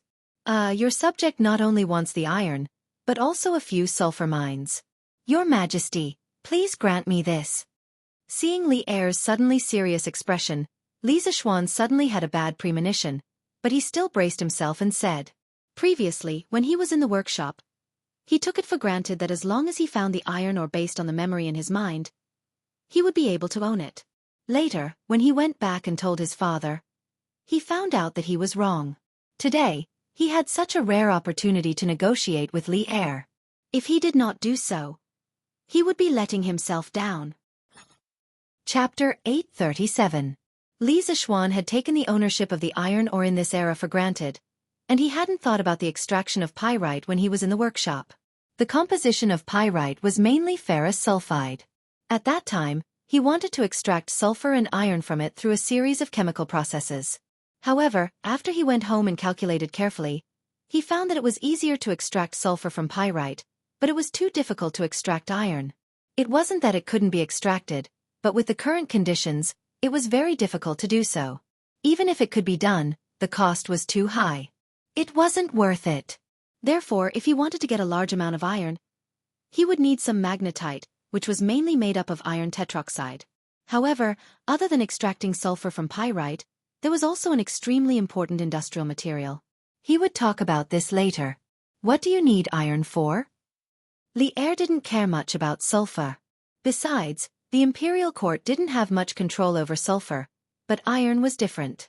During the early Tang dynasty, although the imperial court had abolished the special taxes on salt and iron, basically all iron mines that had been discovered belonged to the imperial court. In principle, private individuals weren't allowed to own iron mines. Your Majesty, my workshop is lacking iron. I've already bought all the iron that can be bought near Chang'an City, but it's still not enough. Addressing and using words was a very deep knowledge. Li Zishuan referred to himself as little brat here and not minister, or little minister, to show that he was speaking to Li Er as a junior and not as a minister. Because the topic he was talking about was, after all, a business matter, it was very inappropriate to use the identity of a minister. Humph. Useless. Do you really think that your workshop is a treasure? I won't give you the iron ore, because not only do you lack iron, but the imperial court also lacks iron. Do you think your workshop is more important, or my imperial treasury and northern capital military weapons supervisor? The Tang dynasty implemented the system of 3 provinces and 6 departments. The military weapons workshops were under the management of the Ministry of Works and the Ministry of War. They were called the Imperial Treasury and Northern Capital Military Weapons Supervisor respectively. After hearing this, Li Er flicked his sleeves and said in a bad mood. During the early Tang dynasty, the Tang dynasty adopted the prefectural military system. There were 574 to 800 prefectures throughout the country, and 627 of them were famous. This number was constantly changing, which meant that the lowest number was 574, and the highest number was 800. The House of Subjugation was split into 3 grades, with 1,200 men, 1,000 men, and 800 men respectively. Therefore, in the early Tang dynasty, there were around 800,000 soldiers, of which 260,000 were from the Guanyi circuit. They were the main force, the 16 guards of the Great Tang.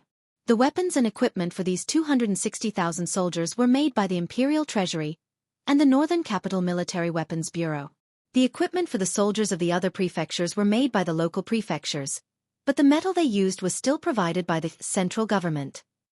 With such a huge consumption of ironware, the imperial court's demand for iron ore was also very high. Your Majesty, you misunderstood. This little one doesn't want the Great Tang's existing iron mines. What this little one means is that this little one will find an iron mine myself. After I find one, can this little one send someone to mine the iron mine? Li Zishuan explained carefully. Li Er raised his eyebrows in surprise and said with some surprise, "Oh? You also know geomancy and gold mining?" In ancient times, it was known as one of the 8 outer gates of Jianghu. It could be considered as the application of feng shui in the exploration of gold mines and other mineral deposits. The art of prospecting was known as the 9th gate, gold mining. Because the people of Jin men served the government for a long time, they had very few descendants. But if they found a good gold mine, they would make a lot of money every day. In any case, Li Zishuan was also a member of the Dao sect. Of course, he had heard of mining, but how would he know how to do such a thing? He didn't seem to have any knowledge of geomancy in this life. His confidence in finding ores came from the memories of his previous life. But he definitely couldn't say that to Li Er. Under the influence of my master, this little one knows a thing or two about this. A thing or two. Li Zishuan's mind turned quickly, and then he seriously spouted nonsense. Li Er glanced at him and after a while he said, "If that's the case, I will grant you an iron mine. But at the same time, you have to help the court find a similar iron mine. When the time comes, you won't have to pay taxes to the court and can mine as much as you want. How about it?" At this time, although the iron mines were owned by the country, a large part of it was mined by the people. Old Tang Book, official records recorded, any mine that comes out of the copper and iron state prefecture will be taxed by the officials. As the emperor, Li Er still had a lot of room for manipulation. When the time comes, he could ensure that the other officials couldn't find fault with him. Old Fox, old Li's advantage wasn't something that ordinary people could take advantage of. Li Zishuan silently cursed in his heart. After a moment of consideration, he nodded and cupped his hands. "Thank you, Your Majesty." The sulfur mine. Li Er smiled proudly and then said, "You can have the sulfur mine. As long as you can find it, it's yours. I won't ask about it." Although he didn't know what Li Zishuan wanted the sulfur mine for, he was too lazy to ask. This thing wasn't an important strategic resource of the country. He would just treat it as a benefit for Li Zishuan to join the Department of Commerce. "Thank you, Your Majesty. I will do my best to help Commandery Prince Hejian manage the Department of Commerce well and increase the revenue of the Tang Empire's treasury." Although this result wasn't ideal, Li Zishuan could accept it. He would treat it as a contribution to the country. The more iron the court had, the better the military's weapons would be, and the stronger the country would be. As for the right promotion of the Department of Commerce, he didn't have to go to Guangzhou to work. He only needed to use his brain. It wouldn't have much impact on his current life. "Humph! Get out of here!" Li Er snorted in annoyance when he saw Li Zishuan's seeing a rabbit. He immediately let go of the falcon look. Damn, old Li is too disrespectful. Getting rid of the donkey after it has outlived its usefulness. Li Zishuan was a little unhappy, but he did have the upper hand in this matter. Therefore, he didn't argue with old Li. He cupped his hands and left. Humph, I don't want to stay in this lousy palace. After leaving Taiji Palace, Li Zishuan secretly gave Li Er the middle finger. Then, he walked towards the palace gate and prepared to go home. Brother Xiaoxian. At this moment, a pleasant female voice came from beside him. Li Zishuan looked over and saw Chang'e walking over with graceful steps. She was very dignified and elegant. Your Highness. The reason why Chang'e was so dignified was that she was in the palace and had to follow the rules. Similarly, Li Zishuan had to follow the rules. Therefore, he cupped his hands and bowed. Brother Xiaoxian, don't be so polite. Chang'e is here to thank Brother Xiaoxian. Thank you for speaking up for Chang'e in the court just now. Chang'e asked her servants to leave and hurried over. The little girl's eyes seemed to be made of water, which made her look very gentle. Chapter 838. On the stone arch bridge outside the Taiji Palace. Li Zishuan looked at the beautiful girl in front of him and thought that if he hadn't argued for her in the imperial court, Chang'e would have been sent to northern India for a political marriage thousands of miles away. How sad and unfair it was. In his impression, the so-called Jianri dynasty did not last long.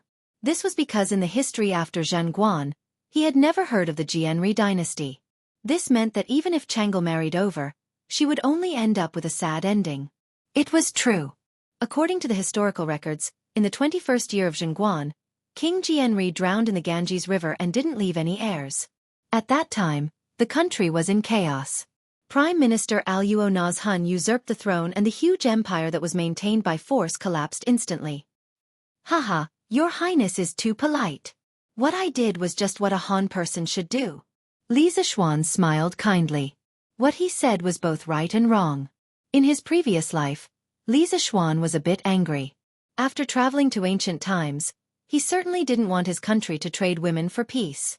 If what happened today happened to any princess, Li Zishuan would speak up for her. However, if it weren't for Chang'e, he might not have been so nervous and worked so hard today. The reason was that he didn't like Chang'e. He did like her, but it was definitely not the kind of love between a man and a woman. After all, Chang'e was only a 7 or 8-year-old girl. If he, a modern man, really had feelings for Chang'e, it would be too abnormal. It was undeniable that Chang'e, like her name, was born beautiful and charming. At such a young age, it could be seen that she would grow up to be a beauty. However, on the one hand, Li Zishuan only treated Chang'e as his younger sister. Lan'er was lively and lovely, while Chang'e was gentle and well-behaved. Li Zishuan felt that it would be perfect if he could have two sisters like her at the same time. On the other hand, Li Zishuan, who had a soft spot for the Tang dynasty in his previous life, felt that the two most respectable and pitiful women in the Zhengguan dynasty were Empress Zhongsun and Chang'e. These two women were extremely virtuous, but unfortunately, their lives were very short. Compared to Empress Zhongsun, Chang'e had completely inherited her virtuousness, but not her scheming and means as an empress. Therefore, Chang'e was a gentle and weak woman who was extremely virtuous but not protected by a hard shell. Li Zishuan had traveled through 1,000 years.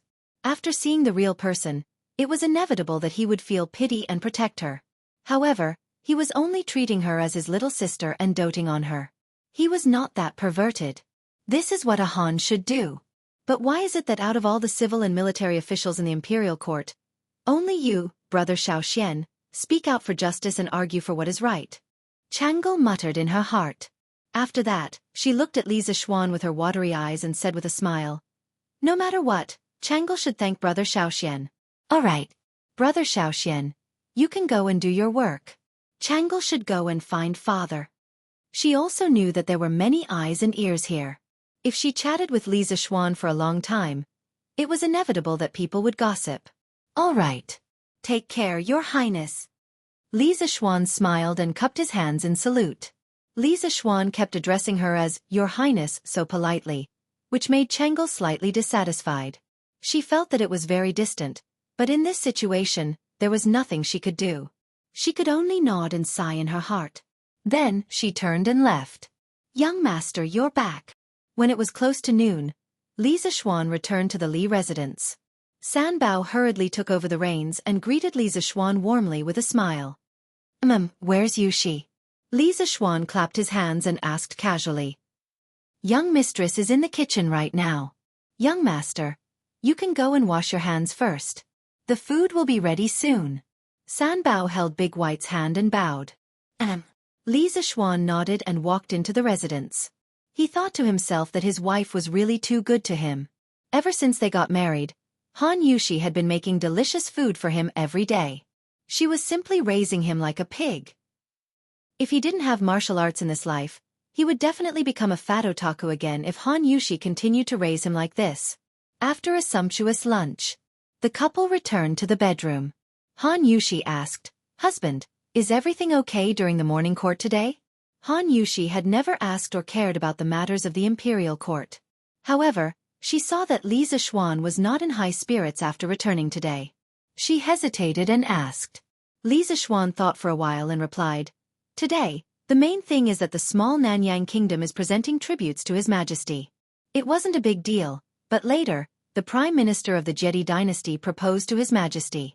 Their king wants to marry Changle." Han Yushi was shocked and covered her mouth. How could this be? Husband, did His Majesty agree?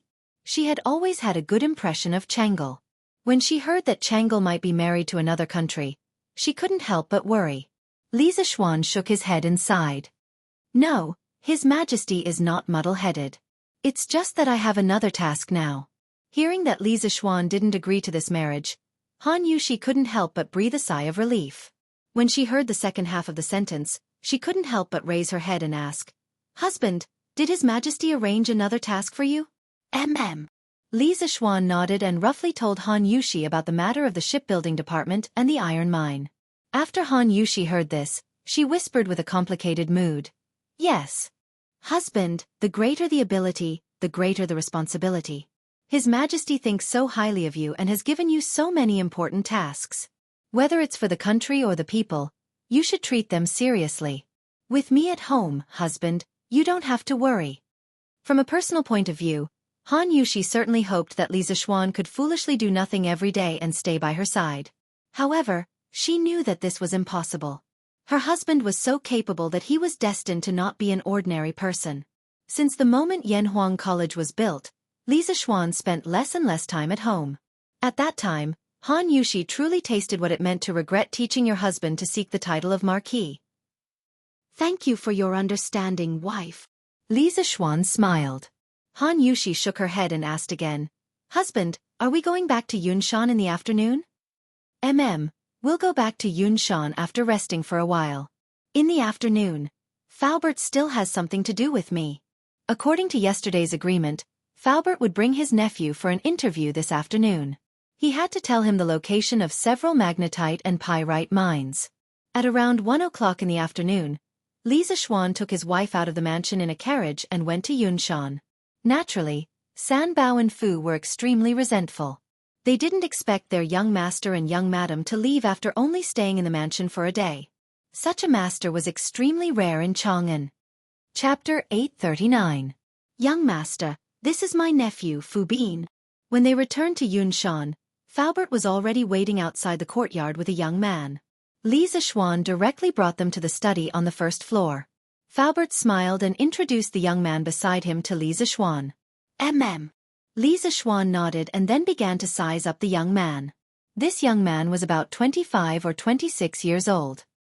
He had a delicate face, a high nose bridge, and a pair of eyes that were 70% clever and 30% timid. It was said that one's appearance was born from one's heart. Just by looking at his face, this young man was somewhat clever and somewhat timid. Fortunately, Li Zishuan didn't need someone who wasn't afraid of anything. He felt that a person should have a heart of reverence, so that they wouldn't overstep the rules when doing things. "Brat, why aren't you greeting young master?" Faubert slapped the back of the young man's head and scolded. The young man staggered 2 steps forward and hurriedly bowed to Li Zishuan and said, "Fu Bin greets young master." Li Zishuan smiled and said, No need to be so polite. I treat Faubert like an elder. Since you're Faubert's nephew, then your family." Fu Bin lowered his head and said, "Young master is too kind. I don't dare." Li Zishuan didn't force him and asked, "You know martial arts?" He saw that Fu Bin's lower body was very stable, so he asked this question. Fu Bin scratched his head and said embarrassedly, I don't know martial arts, but I know some boxing. Faubert couldn't help but interrupt at this moment. This kid didn't like to study since he was young. He didn't learn how to dance, but learned a lot of fancy boxing. If it weren't for young master's favor, he wouldn't have made a name for himself. Li Zishuan waved his hand and said, "Hee hee. Faubert, you can't say that. There are 360 professions, and each profession has its own master. Studying is not the only way out of a person's life. As long as Fu Bin is down to earth, he will definitely have his own future." Hearing this, Fu Bin's eyes flashed. He couldn't help but have a good impression of Li Zishuan. Speaking up to this point, Li Zishuan took out a map from the bookshelf and beckoned to Fu Bin. When the latter came over, he said, "Let's go." "Fu Bin, as long as you can accomplish this task, I will arrange you to work in the workshop. If you do well, you might even take over the position of Faubert in the workshop. By then, you will have a bright future." Fu Bin's expression lit up and he hurriedly said, "Many thanks for young master's promotion." "Young master, if you need anything, just tell me. Even if I have to go through water and tread on fire, I will definitely complete the task given by young master."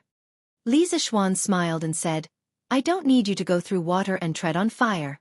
I have marked 4 locations on this map, corresponding to the 4 mines. They are not far from here, and they are all in Hudong Road. You can take some people there and look for the mines near the locations I marked. If the local government obstructs you, you can just show them my warrant." In the 2nd month of the 1st year of Zhengguan, Li Er divided the country into 10 roads, namely Guanyi Road, Hunan Road, Hudong Road, Hebei Road, Shannon Road, Longyu Road, Huainan Road, Jiangnan Road, Jiannan Road, and Lingnan Road. The counties were abolished and replaced with provinces.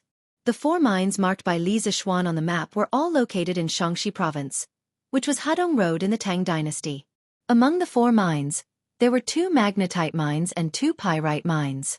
The magnetite reserve should be at least 30 million tons, which was enough for Li Zishuan's workshop to squander for decades. At the same time, it could also alleviate the extreme shortage of iron in the Tang dynasty. Fu Bin took the map and suddenly had a bitter expression. "Young master, this map." Li Zishuan raised his eyebrows and said, "What's wrong? You don't know how to read a map?" Fu Bin had a long face and nodded. Faubert was furious and slapped the back of Fu Bin's head again. "Ignorant and incompetent. I usually told you to read more books, but you didn't listen. Now you have lost your face here. What a bastard." Li Zishuan smiled. As the saying goes, when one is concerned, one must be responsible. From this, it could be seen that Faubert was very concerned about his nephew. "Haha. Faubert, this map of mine is marked with a new method. It is normal that Xiao Bing does not understand it. You just need to teach him these 2 days. Don't worry, the mining is not urgent." Faubert knew that Li Zishuan was purposely giving him face. He said gratefully, "Thank you, young master." "Young master, don't worry. Even if this kid does not eat or sleep these 2 days, he will learn to read the map.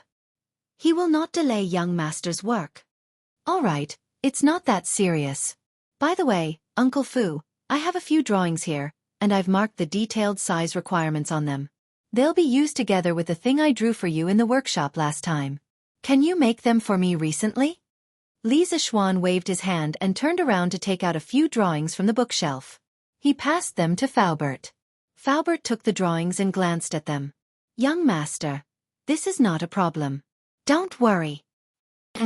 "Then Faubert, you guys can go back to your work." Seeing that there was nothing else to say, Li Zishuan sent him off with a cup of tea. It was not that he did not want to give face, but that he and Faubert had been very busy recently. "Then this old man will take his leave." Faubert cupped his hands and left with Fu Bin. Li Zishuan meditated for a while in the study before leaving for the academy. He had to check on the students' recent military training before teaching them Taiji Fist. After all, he had promised Cheng Chumo a few days ago. "It's you? Senior, what brings you to my humble abode again?"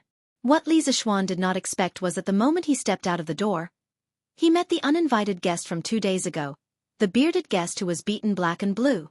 Perhaps it was because Li Jing's medicine was too effective or because the half-step great-grandmaster's recovery ability was too strong. In just 2 days, the bearded guest's injuries were almost healed. "Why, Marquis Yong, and isn't inviting me in? Could it be that you're still angry with me? The bearded man's aura was restrained and he looked just like an ordinary farmer. He didn't bring a saber today and just walked towards Li Zixuan empty-handed and said with a smile, I wouldn't dare. Senior, please come in. Li Zixuan still had to give face to Li Jing during the Battle of Yunshan. Moreover, he had a breakthrough during the battle and it could be said that he benefited greatly. If he followed the normal progress, he did not know how long it would take for him to break through. Therefore, although he had some complaints in his heart, he did not hate the bearded guest as much as he did in the beginning. Haha. Marquis Yong-en, if this is your humble abode, then there are no luxurious mansions in this world. Seeing that Li Zixuan's attitude towards him had improved slightly, the bearded guest laughed loudly. Chapter 840. Last time, he was still shouting about killing, but this time, he came to visit as if nothing had happened. It had to be said that the bearded guest's skin was really thick. However, no one in the Li family gave him a good face. Li Jingma only nodded at the bearded man in greeting before leaving. Han Yushi and Madame Li didn't even go downstairs or greet him. When Xiao He came over to pour tea for the bearded guest, she heavily knocked the teacup on the table to express her dissatisfaction. Lonner held a small wooden sword and quietly hid at the staircase. Her two bright eyes stared at the bearded man without blinking, as if she was ready to deal a fatal blow to the bearded man in the main hall at any time. This little cutie didn't know that her every move had been noticed by the two people in the main hall. Haha. Marquis Yong, and even if I did something wrong last time, you don't have to be so stingy, right? This old man heard that you have good wine at home. Why bring out this tea to embarrass this old man? The bearded guest didn't care much about the Li family's reaction. In his opinion, Li Zixuan's family was already very polite for not cutting him with a knife. Now, they were just a little cold to him. So what? He looked at the teacup on the table and said to Li Zixuan without any trace of politeness. He came to Chang'an with the imperial court's fleet. Counting the days, he had stayed in Chang'an for quite some time. Naturally, he knew of the Li family's reputation of drunken immortal and gentle village. Moreover, he had tasted it many times at the Drunken Immortal restaurant. Although it was a little expensive, the bearded guest still felt that it was worth it. Besides, how could a pirate like him lack money? Spending money to buy enjoyment was what people like him like to do the most. It's not that I don't want to, but my family's wine is extremely strong. If Senior has something to say, please talk about business first and then talk about other things. Li Zixuan replied indifferently. He didn't fall out with the bearded guest because he was giving face to Li Jing. As for the good wine and good dishes, it could only be said that the bearded guest was overthinking. Hearing the coldness in Li Zixuan's words, a hint of embarrassment appeared on the bearded man's face, but it disappeared in a flash. Ahem, I don't like to beat around the bush with people, so I'll be frank with you. I want your complete sea chart. If you have any conditions, feel free to state them. If I can do it, I won't say a word. Li Zixuan was shocked. Only now did he understand that the dragon-bearded guest deliberately came to Cloud Mountain to cause trouble 2 days ago. He went through so much trouble just for his sea map. However, how did this old man know that he had the sea map in his hands? That's impossible. Senior, please don't mention it again. Li Zixuan didn't think too much about it and directly refused. The curly-bearded guest immediately asked anxiously, "Why is that?" There should always be room for negotiation.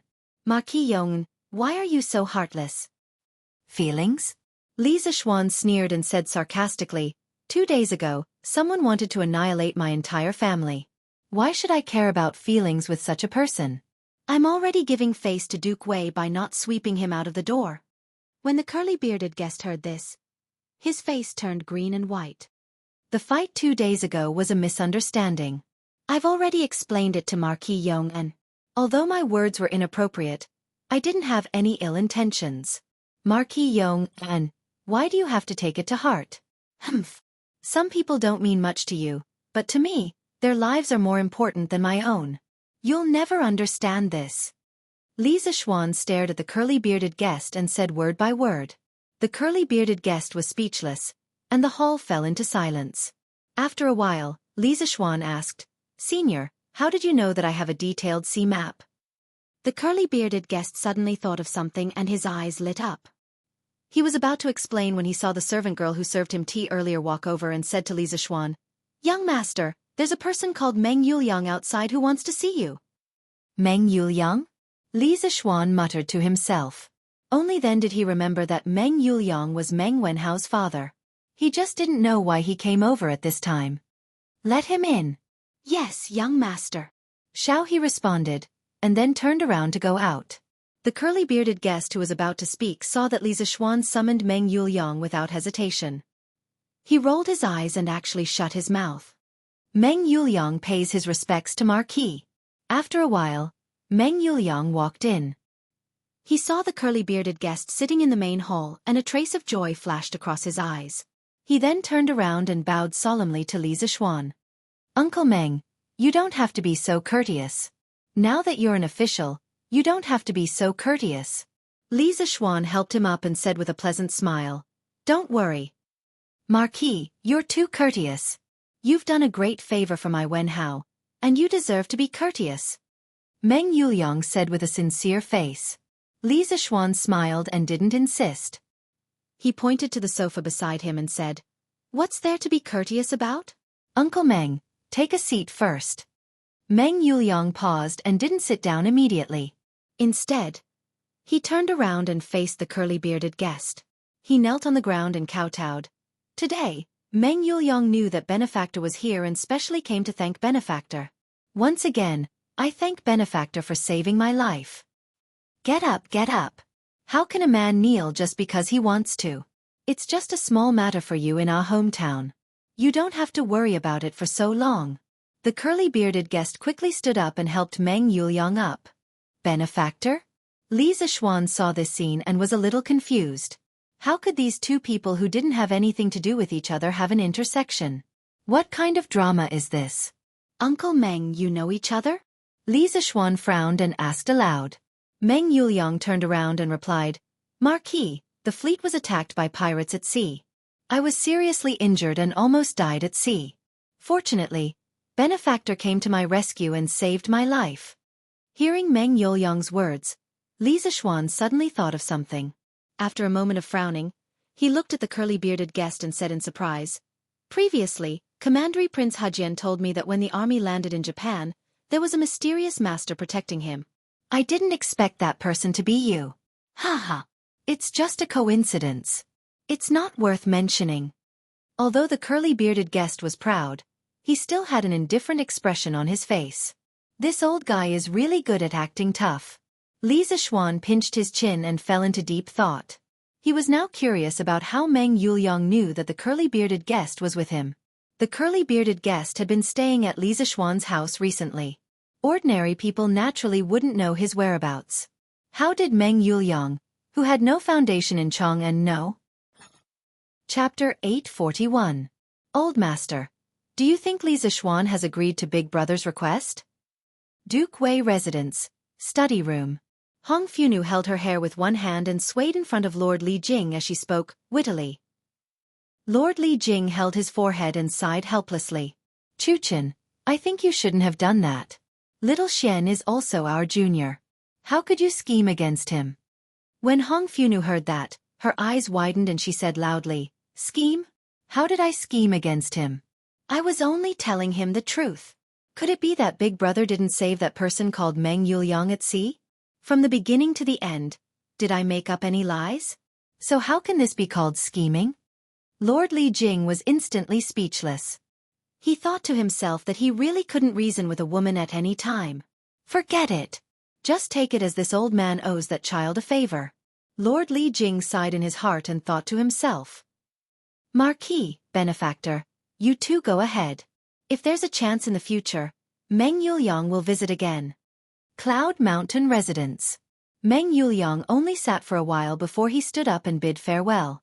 He also understood that Li Zixuan and the dragon-bearded guest must have something important to discuss.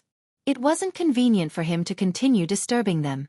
Speaking of which, if it wasn't for the fact that the dragon-bearded guest was constantly drifting about and came and went without a trace, he wouldn't have rushed over immediately upon hearing news of the dragon-bearded guest. All right, Uncle Meng, take care. Li Zixuan stood up and smiled. Although he had many questions about how Meng Yuliang knew that the dragon-bearded guest was here, the dragon-bearded guest had saved Meng Wenhao's father. This was an irrefutable fact that couldn't be changed no matter what. Everything else didn't seem too important. After sending Meng Yuliang off, there were only two people left in the main hall. An old man and a young man. The two of them stared at each other for a while before Li Zixuan spoke. I can give you the map, but you have to promise me one thing. The bearded man was overjoyed. Previously, there was no room for negotiation. Now, although there were conditions, there was finally room for negotiation. The difference between the two was not small. Ultimately, it was because he had inadvertently saved the father of Li Zixuan's favorite disciple. Even though Li Zixuan did not say it explicitly, it was obvious that he had accepted this favor. Otherwise, his attitude would not have changed like this. What conditions? The bearded guest hurriedly asked. Li Zixuan stood up, clasped his hands behind his back, and lightly said, in the previous martial arts competition, it should be considered as your loss, right? The bearded man thought about it seriously and then nodded. That's right, this old man lost. Although Li Zixuan and Mo Huai had teamed up to fight him in the end, he had already lost when Li Zixuan forced his acupoints open due to the threat of death coming from Li Zixuan. A loss was a loss. He, the bearded guest, had traversed the 4 seas. He would never do something so shameless as to refuse to admit his loss. Good. Before the martial arts competition, you said that if I lost, you would exterminate my entire family. But in the end, you clearly lost, so it's a different story. Li Zixuan said with a smile. The bearded guest's face darkened. He said impatiently, Marquis Yong'an, just tell me what you want. If I can do it, I will definitely do my best. When Li Zixuan heard this, he revealed a devilish smile, causing the curly-bearded guest, a great demon who had killed countless people, to tremble in fear. This marquis has always been kind-hearted. I won't do something like exterminating someone's entire family. But since you lost the martial arts competition, you should pay a corresponding price. Moreover, you want this marquis's sea map, so the price you should pay naturally cannot be low.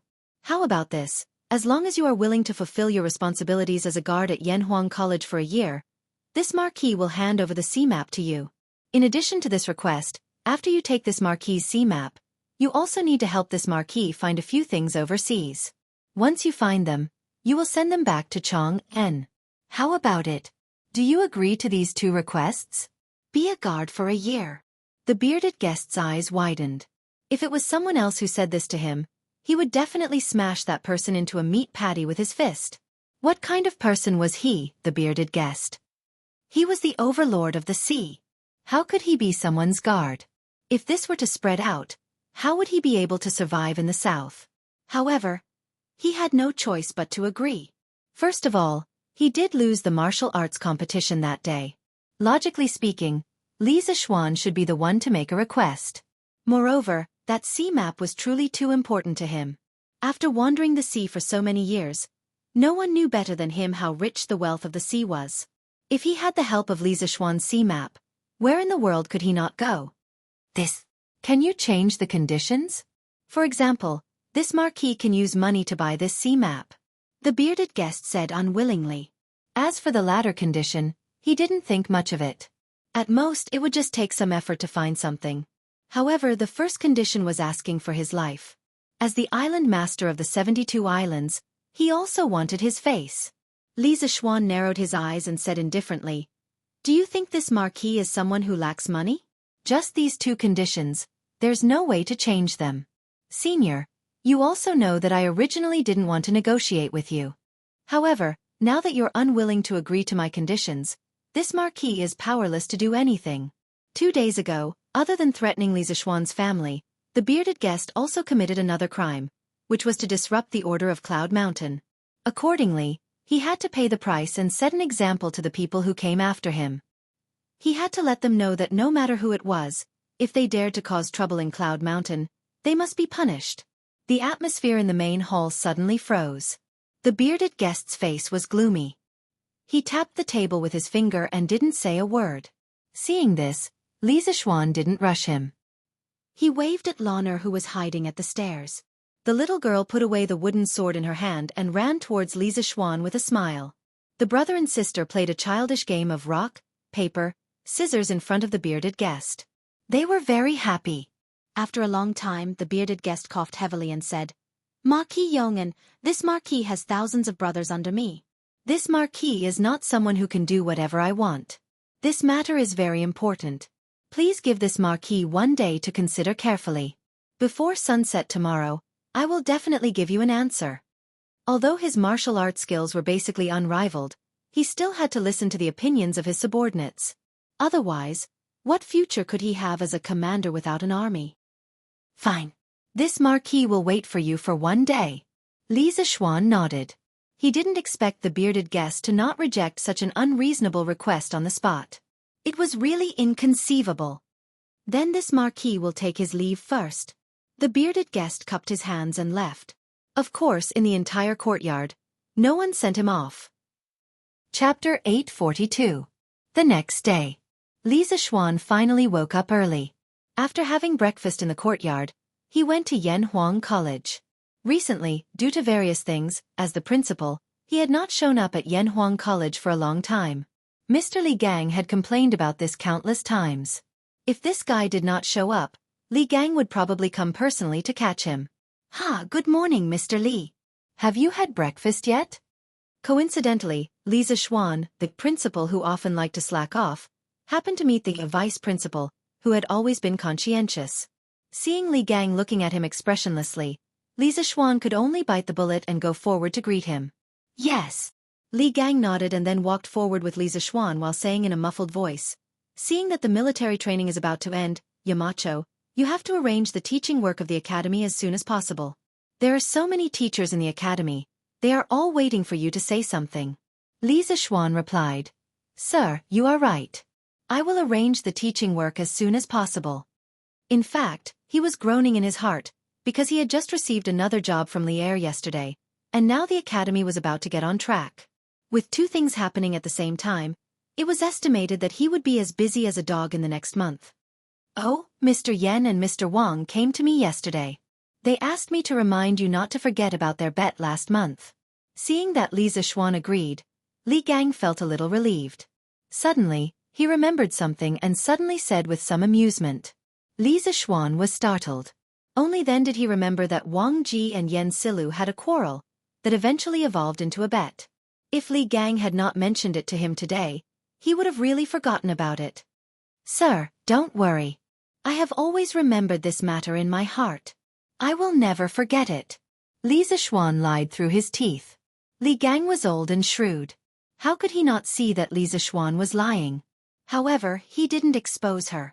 He just smiled and left alone. Beep, beep, beep. Attention. Look to the right. Look forward. At ease. At 7 in the morning, the students of Yanhuang College, who had just finished their breakfast, began to gather on the sports field. Unlike in the past, they didn't start training immediately after they gathered today. The instructors of each class didn't give any more orders after they were in formation. The students were all secretly puzzled. After a while, they saw Li Zishuan on the rostrum of the sports field. Today, Li Zishuan didn't wear a scholarly robe like before. Instead, he wore a loose white silk undershirt, which was a bit similar to the modern training clothes. He looked very elegant and unrestrained. Li Zishuan stood on the rostrum and looked at the neat rows of students below. Each of them had their heads held high and their chests puffed out. They were like sharp swords that pierced the sky. He couldn't help but sigh in his heart. In less than a month, this group of motley crew had been trained by him to look like a decent person. You've become darker and thinner. He was looking at the students, and the students were also looking at him. Just like this, you look at me, I look at you. After about the time it takes to brew a cup of tea, Li Zishuan suddenly opened his mouth and said these 4 words. The students were instantly amused. However, what he said was also true. In this era where there were no skincare products or sunscreen, anyone who was exposed to the sun for a month would become darker. Li Tai's change could be said to be the biggest among them. The white and fat little fatty in the past had now become a young man with dark skin and a medium build. Those who hadn't seen him in the past month would probably not be able to recognize him when they suddenly saw him like this. After a while, the laughter gradually died down. Li Zishuan continued. I know that you've all worked hard in the past month, but the improvement that all of you have received from this military training is obvious. A month of military training has taught you to be strong, And it has also taught you to be united and patient. Haha, alright, let's stop with the small talk. Today is not the day to summarize your military training. Your military training is not over yet. The first half of his words made the students sigh with emotion, but the last half of his half-joking words made many of them smile. Most of them had never seen Li Zixuan speak in such a chatty tone. Now that they heard it, they felt that it was particularly amiable. It was much better than the old-fashioned old men they had met before. Well, since you all welcome me so much, I'll tell you all a piece of good news. Li Zixuan smiled mysteriously. He looked at the students below and said, "In the next few days, you won't have to stand in line every day to train. You'll be much more relaxed because I'm going to teach you a set of fist techniques.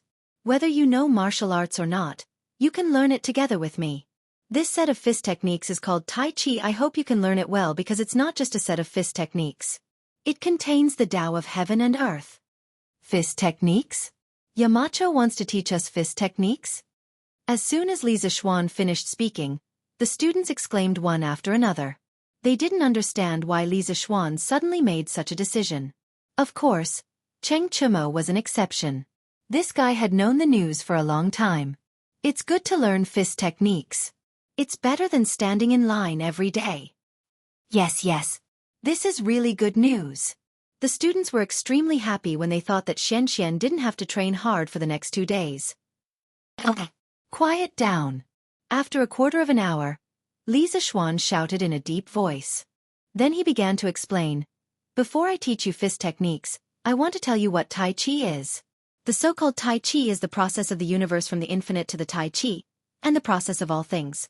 The Tai Chi is the state before heaven and earth were created and before yin and yang were separated.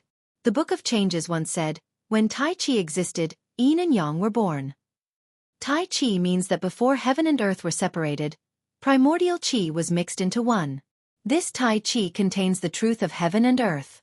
You must understand it well. Next, I'll show you once. You can remember as much as you can. Don't force it."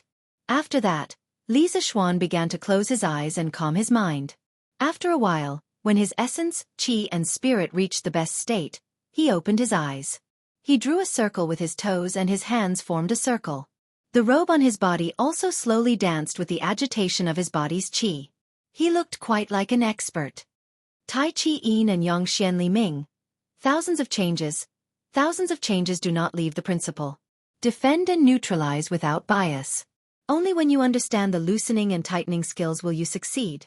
Li Zixuan recited the incantation to the students while he formed a circle with his hands.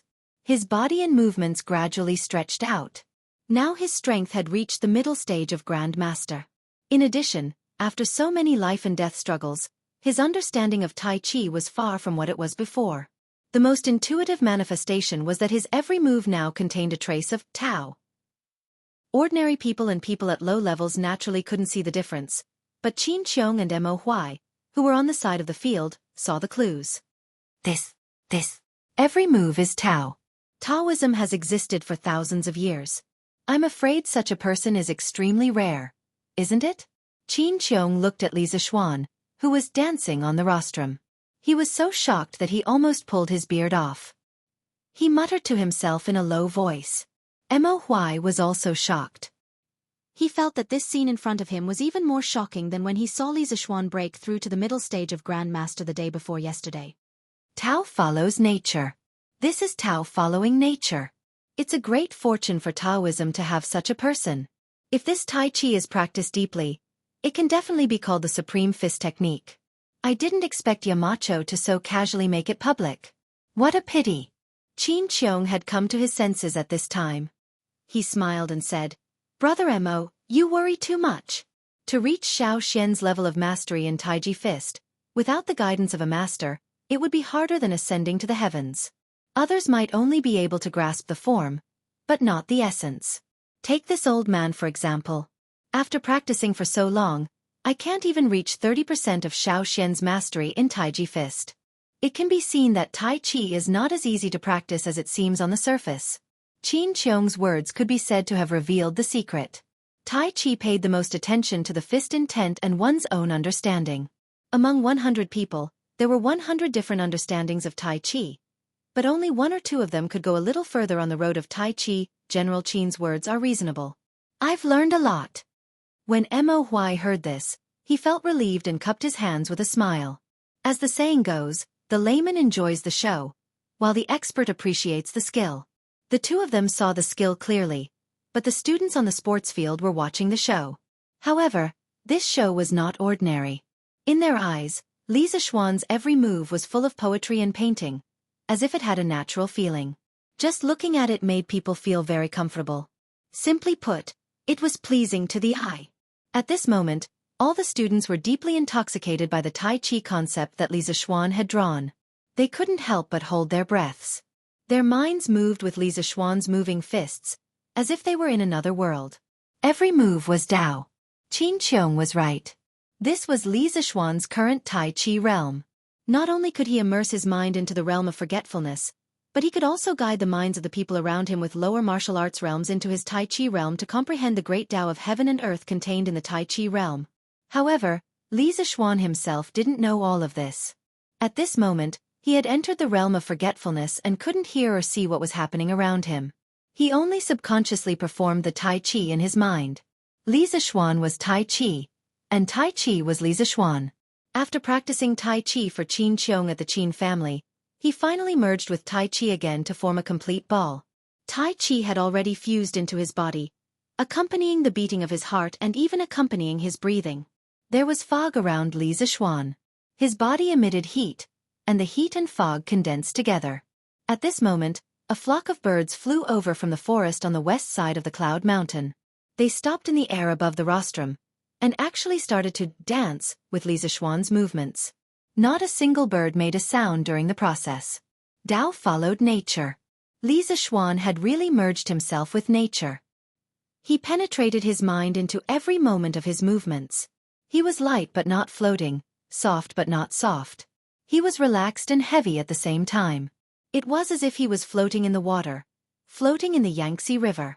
His waist was like a wheel, and his mind surged as he swam continuously. After a short 15 minutes, his entire body was drenched in sweat. His clothes were already soaked. However, his face was even redder, and his skin was even fairer. He appeared to be in a sparkling and translucent state. Arm support, knee support, mind support. If you don't support yourself, support yourself, support yourself, support yourself, support yourself. As the last fist technique was performed, Li Zixuan drew a circle in front of him with the tip of his foot. His body slowly retracted.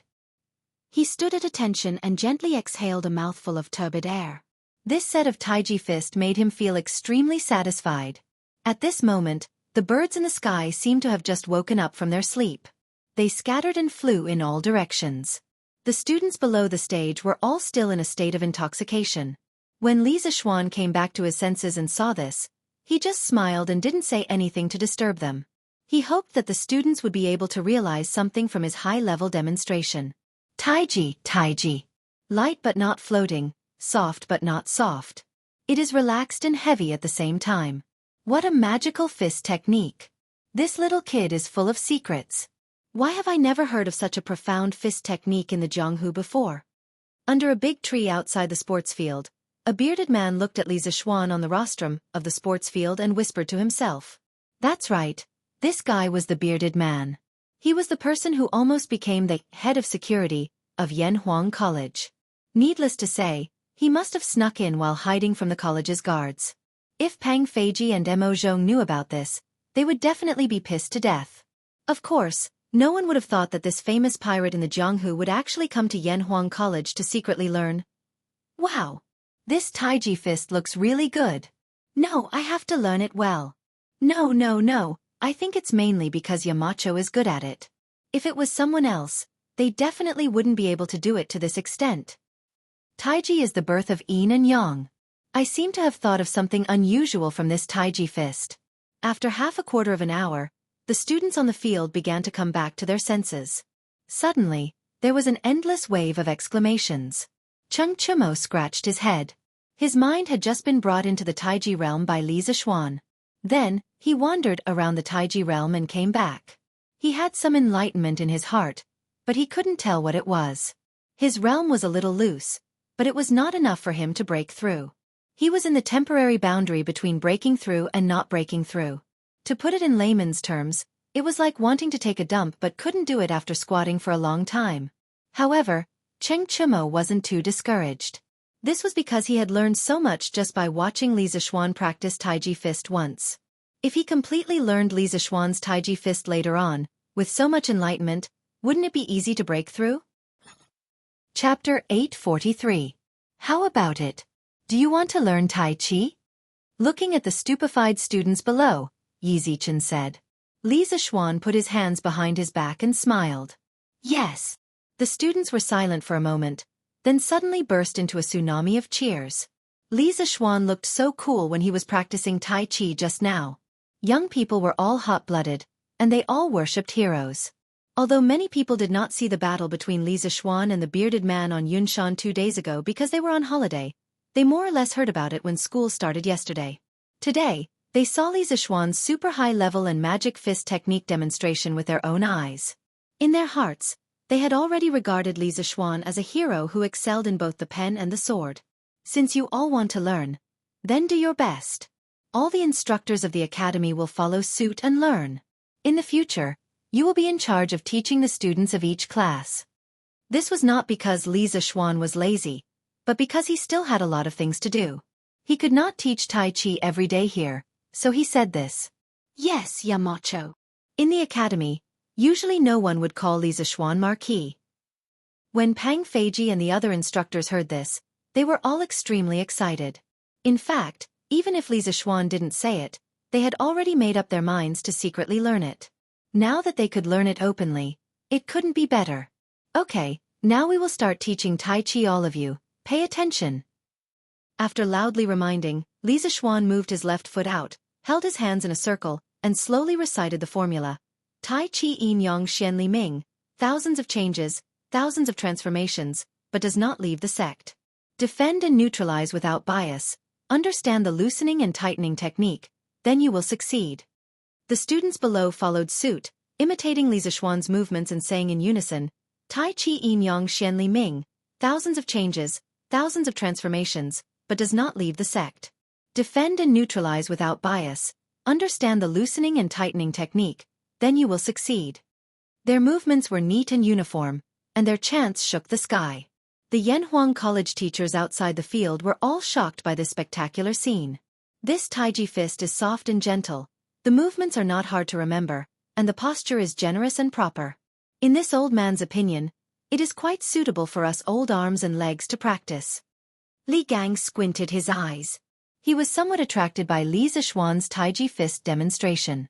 As soon as he said he would do it, he began to imitate it. Yen Silu, Wang Ji, and other older teachers of the academy also began to practice Tai Chi with Li Gang. However, when the two old men were sparring, they did not forget to bicker with each other. Humph. It's almost a month's time. Why aren't you preparing for the examination? Why are you still putting on an act here? I think you don't want to be a teacher of this academy anymore, do you? Yen Silu seriously imitated Li Zixuan's movements and snorted lightly. Wang Ji's face froze, and he immediately retorted, Oh, you don't have to worry, Yen Konggue. This old man is already prepared. You just wait to lose the bet, and then you will treat this old man to a month of wine. Haha. Humph. You are really a toad yawning. What a big tone. Wait until you pass the Yamacho's examination. Li Zixuan spent the entire morning teaching the 48 simplified forms of Yang's Tai Chi to the students one by one. Pang Feiji and the others all knew Kung Fu, so they naturally learned it faster than most of the students. Before lunch, they had already memorized the main points of each move. Li Zixuan was naturally happy and at ease. In the afternoon, he let Pang Feiji and the other instructors teach Tai Chi to the students. He himself patrolled around and personally guided the students who did not follow the rules. Of course, when he saw Li Gang, Yen Silu, Wang Ji, and the others practicing Tai Chi, he could not help but feel a little strange. It felt like he had seen those old men and women practicing Tai Chi in the park in his previous life. He thought to himself, will this be the scenery of Yanhuang College in the future? Hey, little Xian. Wait. During the break, Li Zixuan was about to leave the field and go to his office when he heard Cheng Chimo's voice behind him. He turned around and waited for Cheng Chimo to run over. He asked, What's wrong? Ugly bull? Huh.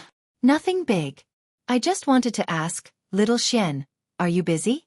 If you are not busy, can you teach me Tai Chi personally?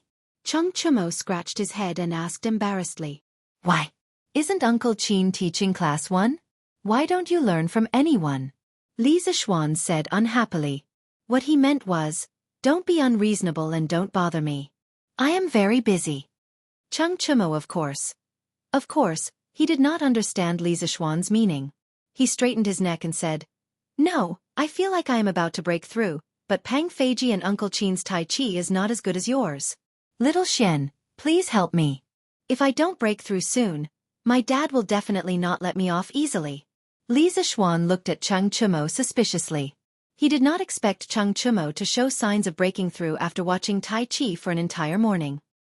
He thought to himself, when did this blockhead become enlightened? Come with me. I will give you a few pointers. Whether you can break through or not will depend on your luck. Martial arts is not something that can be forced. When the time comes, even if you don't break through, Uncle Cheng will definitely not do anything to you. Since Xianxia said so, how could Li Zishuan not help him? After all, this guy was his first brother in Tang Dynasty. Haha. I knew you were a good friend, little Xian. When I break through, I will invite you to Drunken Immortal Restaurant for a drink. Xianxia laughed proudly.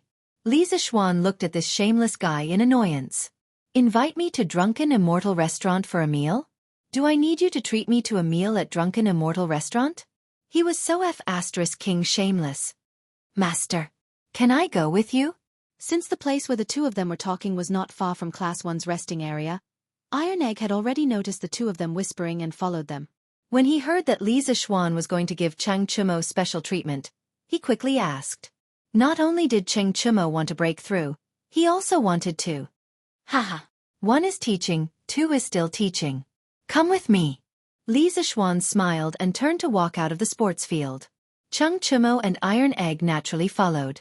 After a while, they followed Li Zishuan to the open space in front of Guanghua Building, the main building of Yanhuang College. Li Zishuan turned around and looked at Xianxia, saying, You attack me. Xianxia was stunned, and then he quickly shook his head and said, Damn it!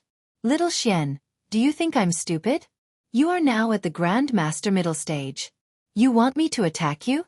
Isn't that asking me to die? No way. He had heard that Li Zishuan had beaten the half-step great Grandmaster bearded man until his face was swollen. He would not be so stupid as to teach Li Zishuan a lesson.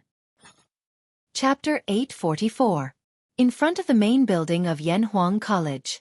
Hearing Xianxia's words, Li Zishuan rolled his eyes helplessly and said, Just attack when I tell you to. Do you still want to break through? Xianxia still straightened his neck and refused.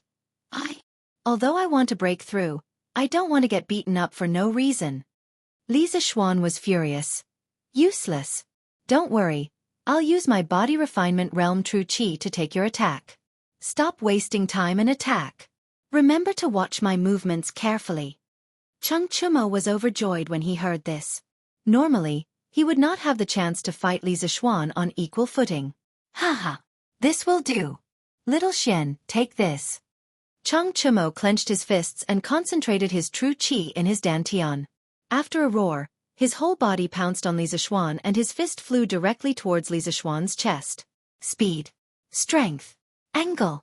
The three were all present and combined into one. Speaking of which, although Xiao's true qi was slightly lower, he was still one of the best in terms of strength among people of the same level. Whoosh! The fist was swift and fierce, with a trace of strong wind, and rushed directly towards Li Zishuan's chest.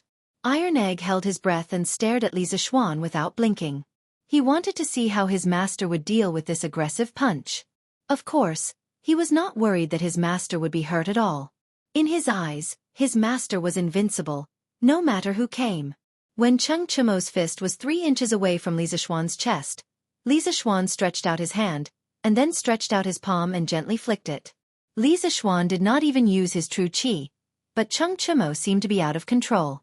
After a circle, his attack missed. What's going on? I didn't feel you use your true qi, little Xian. How could you take my attack? After Xiao stabilized his body, he scratched his head and muttered with a puzzled face. What? Did you forget? Li Zishuan asked. Cheng Chimo frowned and thought for a moment and said gloomily, I forgot. Again. Li Zishuan said. So, Cheng Chimo once again moved his dantian, clenched his hands into fists, and rushed at Li Zishuan with a faster speed, a heavier force, and a more tricky angle. Li Zishuan smiled, and when Cheng Chimo rushed in front of him, he stretched out his right hand. It was the same attack, but Cheng Chimo's punch seemed to have fallen into a swamp, and his body was also sent flying. Bang! The miserable Cheng Chimo fell to the ground on his butt. Did you forget? Li Zishuan asked again. Cheng Chimo frowned and carefully recalled Li Zishuan's movements just now. After a while he still replied, I forgot. Again. Li Zishuan said. They did this 3 or 4 times. Cheng Chimo fell harder each time, and Li Zishuan seemed to be playing house every time. He didn't use much strength at all. Iron Egg next to him was stunned. He used all his mind to carefully watch Li Zishuan's every move, trying to imprint it in his heart.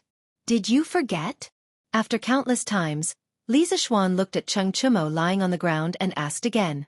Cheng Chimo struggled to get up from the ground, and his face and hair were covered with a lot of dust. He said very awkwardly, I forgot. Li Zishuan didn't tell Cheng Chimo to do it again this time. At this moment, his face was as black as the bottom of a pot. Xiaoxian, do you want to do it again?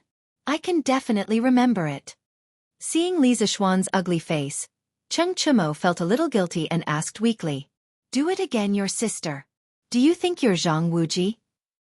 Li Zishuan couldn't hold it in any longer and cursed loudly. In his previous life, he read Heaven Sword and Dragon Saber. When Zhang Sanfeng was teaching Zhang Wuji the Taiji sword art, Zhang Sanfeng finished one sword art and asked, Child, did you see it clearly? Zhang Wuji said, I saw it clearly. Zhang Sanfeng said, Do you remember it all? Zhang Wuji said, I forgot about half of it. Zhang Sanfeng said, Okay, it's hard for you. Think about it yourself. Zhang Yuanji lowered his head and thought. After a while, Zhang Sanfeng asked, How is it now? Zhang Wuji said, I forgot about half of it. Later, Zhang Sanfeng demonstrated it again. Zhang Wuji said, There are still 3 moves that I didn't forget. Zhang Sanfeng didn't get angry. After a while, Zhang Wuji said, Now I've forgotten all of it. I've forgotten everything. When everyone heard this, they were worried sick. They thought to themselves, Is there something wrong with this child's brain? How can you forget all the martial arts that great master taught you? Unexpectedly, Zhang Sanfeng's old face bloomed with a smile, praising his grandson's talent. Li Zishuan still remembered the feeling of blood boiling when he saw this scene. But now that it was his turn, he knew that Zhang Sanfeng was deliberately showing off in the movie. Because he had demonstrated it to Cheng Chimo more than 3 times now, Cheng Chimo naturally forgot all of his answers. But he felt that Cheng Chimo didn't remember at all, not just forget. Zhang Wuji? Who's Zhang Wuji? Hearing Li Zishuan spit out such a ridiculous sentence, Cheng Chimo felt that his brain wasn't working well. It's your sister. I'll demonstrate it one last time. If you can't remember my movements, you won't be able to understand the concept of Taiji fist. If you can't understand the concept, you can forget about breaking through. Li Zishuan said angrily. It's my sister? I don't have a sister? Besides, why isn't my sister's surname Cheng but Zhang? F***CK. So Xiaoxian, you're scolding my mother. This is too much. Cheng Chimo muttered to himself. This guy's brain circuit was really unique. He actually involved his parents in this matter. Iron Egg, who was next to him, was holding back his laughter. It was very difficult for him to hold it in. Li Zishuan really wanted to lift the top of this guy's head to see if there was a dung beetle inside. Why are you talking so much nonsense? Come and attack me. This is your last chance. Li Zishuan resisted the urge to curse and said with a livid face. Hearing this, Cheng Chimo hurriedly focused all of his attention, gathered all of his strength, and charged at Li Zishuan with an indomitable will. Li Zishuan's movements were still the same, but Cheng Chimo seemed to be enlightened this time. After he got up from the ground he shouted, Haha! I'll remember it. I'll remember it. I didn't forget it this time. The way he smiled made him look like a 200-pound child. Oh! You remember it? Then tell me, what movements did I use just now? How did I neutralize your attacks? Li Zishuan glanced at the idiot and asked in annoyance. Chapter 845. The dusty Cheng Chumo seemed to have felt Li Zishuan's anger. He patted the dust off his body, and for a rare moment, his face became serious. Then he seriously thought for a long time and said, I attacked a total of 5 times, but Xiaoxian, you used the same moves and even the same strength to dissolve my attacks. Li Zishuan nodded and said, Yes, that's right. I used the same moves and the same strength. After getting the affirmation, Cheng Chumo gained a little more confidence and continued to say, But, Xiaoxian, you used the same moves, but the results were different every time. The first time, you only dissolved the strength of my fist and made me spin in a circle. The second time, I felt my whole body sink into a pile of mud and I couldn't move even if I wanted to. Then, you gently flicked me and I fell to the ground. The next few times, I fell in a different way and each time I fell harder than the last. Damn, Xiaoxian, don't you know how to be merciful? Li Zishuan rolled his eyes and thought, If I were merciful, you wouldn't have learned anything. However, he was quite satisfied with Cheng Chumo's conclusion. Even a blockhead could be enlightened. Then, did you learn anything from our few exchanges? Li Zishuan pursed his lips and asked faintly. Learn. Cheng Chumo's eyes first showed a trace of confusion, then he fell into deep thought and stood still on the ground. Li Zishuan saw this and didn't disturb him. He and Iron Egg stood quietly by the side and waited. After about 15 minutes, Cheng Chumo finally returned to normal. His eyes were blazing. At least Li Zishuan and Iron Egg had known him for so long, but they had never seen him with such eyes. Cheng Chumo walked quickly to Li Zishuan and asked excitedly, I understood. Xiaoxian, you were teaching me how to use my strength? Am I right? This kid is worth teaching. Li Zishuan heard this and couldn't help but laugh. Haha, you guessed right.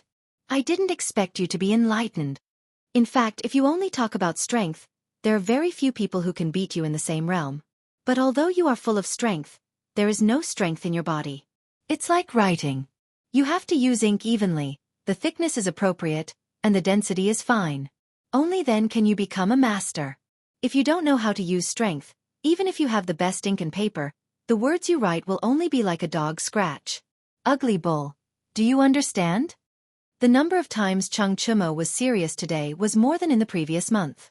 Maybe it was because Cheng Yaojin had pushed him too far.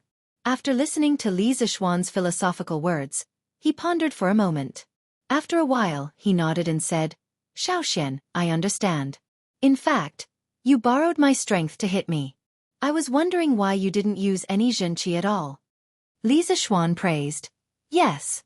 Chumo, your eyesight has improved a lot today.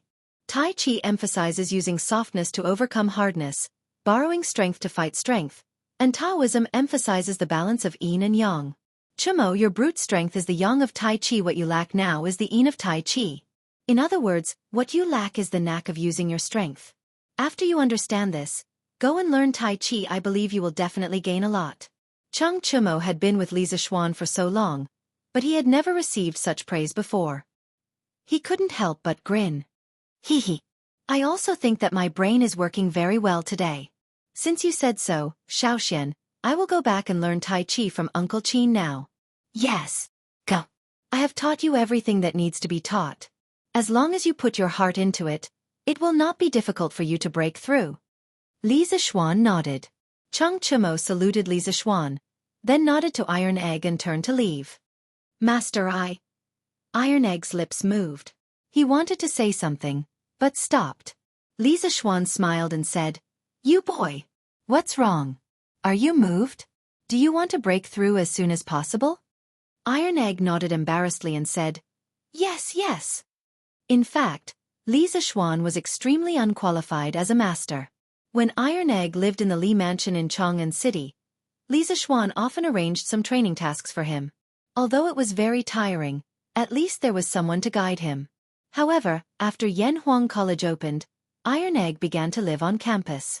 Li Zishuan's guidance for him became less and less. He could only continue to train as before. Therefore, until now, he was still at the peak of the Qi channeling realm and had not entered the body refining realm. As Li Zishuan's disciple, he felt ashamed of himself. Ha. You brat. I did not rush you like Lu Guogong did. Why are you in such a hurry? Li Zishuan laughed and scolded. To be honest, he wasn't worried about Tai Dan Er's cultivation base at all. He felt that it was best to let nature take its course. This was the same for him. He had never deliberately tried to raise his cultivation base from the beginning to the end. Ah, master, Iron Egg did not want to embarrass you. Iron Egg lowered his head and said, Haha.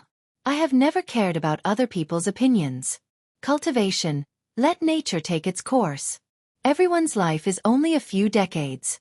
As long as you are happy, everything will be fine. Speaking of this, Li Zishuan suddenly felt a little emotional in his heart. Iron Egg was silent. After a while he said, Master, Iron Egg does not understand what you said. Iron Egg just wants to become stronger. When Master is in danger, Iron Egg can also help. Li Zishuan felt warm in his heart. As a master, he had never intended to let his disciple protect him. However, when he heard Iron Egg's words, his heart was still touched. Haha. Since Iron Egg is so determined, then Master will also give you some advice. Thank you, Master. Iron Egg immediately thanked him happily. Li Zishuan thought for a while and said, Iron Egg, you are different from Cheng Chumo. Chumo has a good family background and has been practicing martial arts since he was a child. Not only did he take medicinal baths, but he was also personally trained and polished by Lu Guogong. His foundation is naturally deeper than yours. Tai Chi is yin and yang. Cheng Chumo only lacks yin and not yang. However, you lack both yin and yang. If you want to break through and practice Tai Chi as soon as possible, in addition to continuing to strengthen your training, you have to follow the methods I just told Cheng Chumo and learn to use strength. Only in this way can you go further on the path of Tai Chi. Iron Egg nodded seriously and said, Thank you, Master, for your teachings. Iron Egg will remember them. Li Zishuan smiled and said, Okay. Go back and continue to learn Tai Chi. Yes, Master. Iron Egg responded and turned to leave.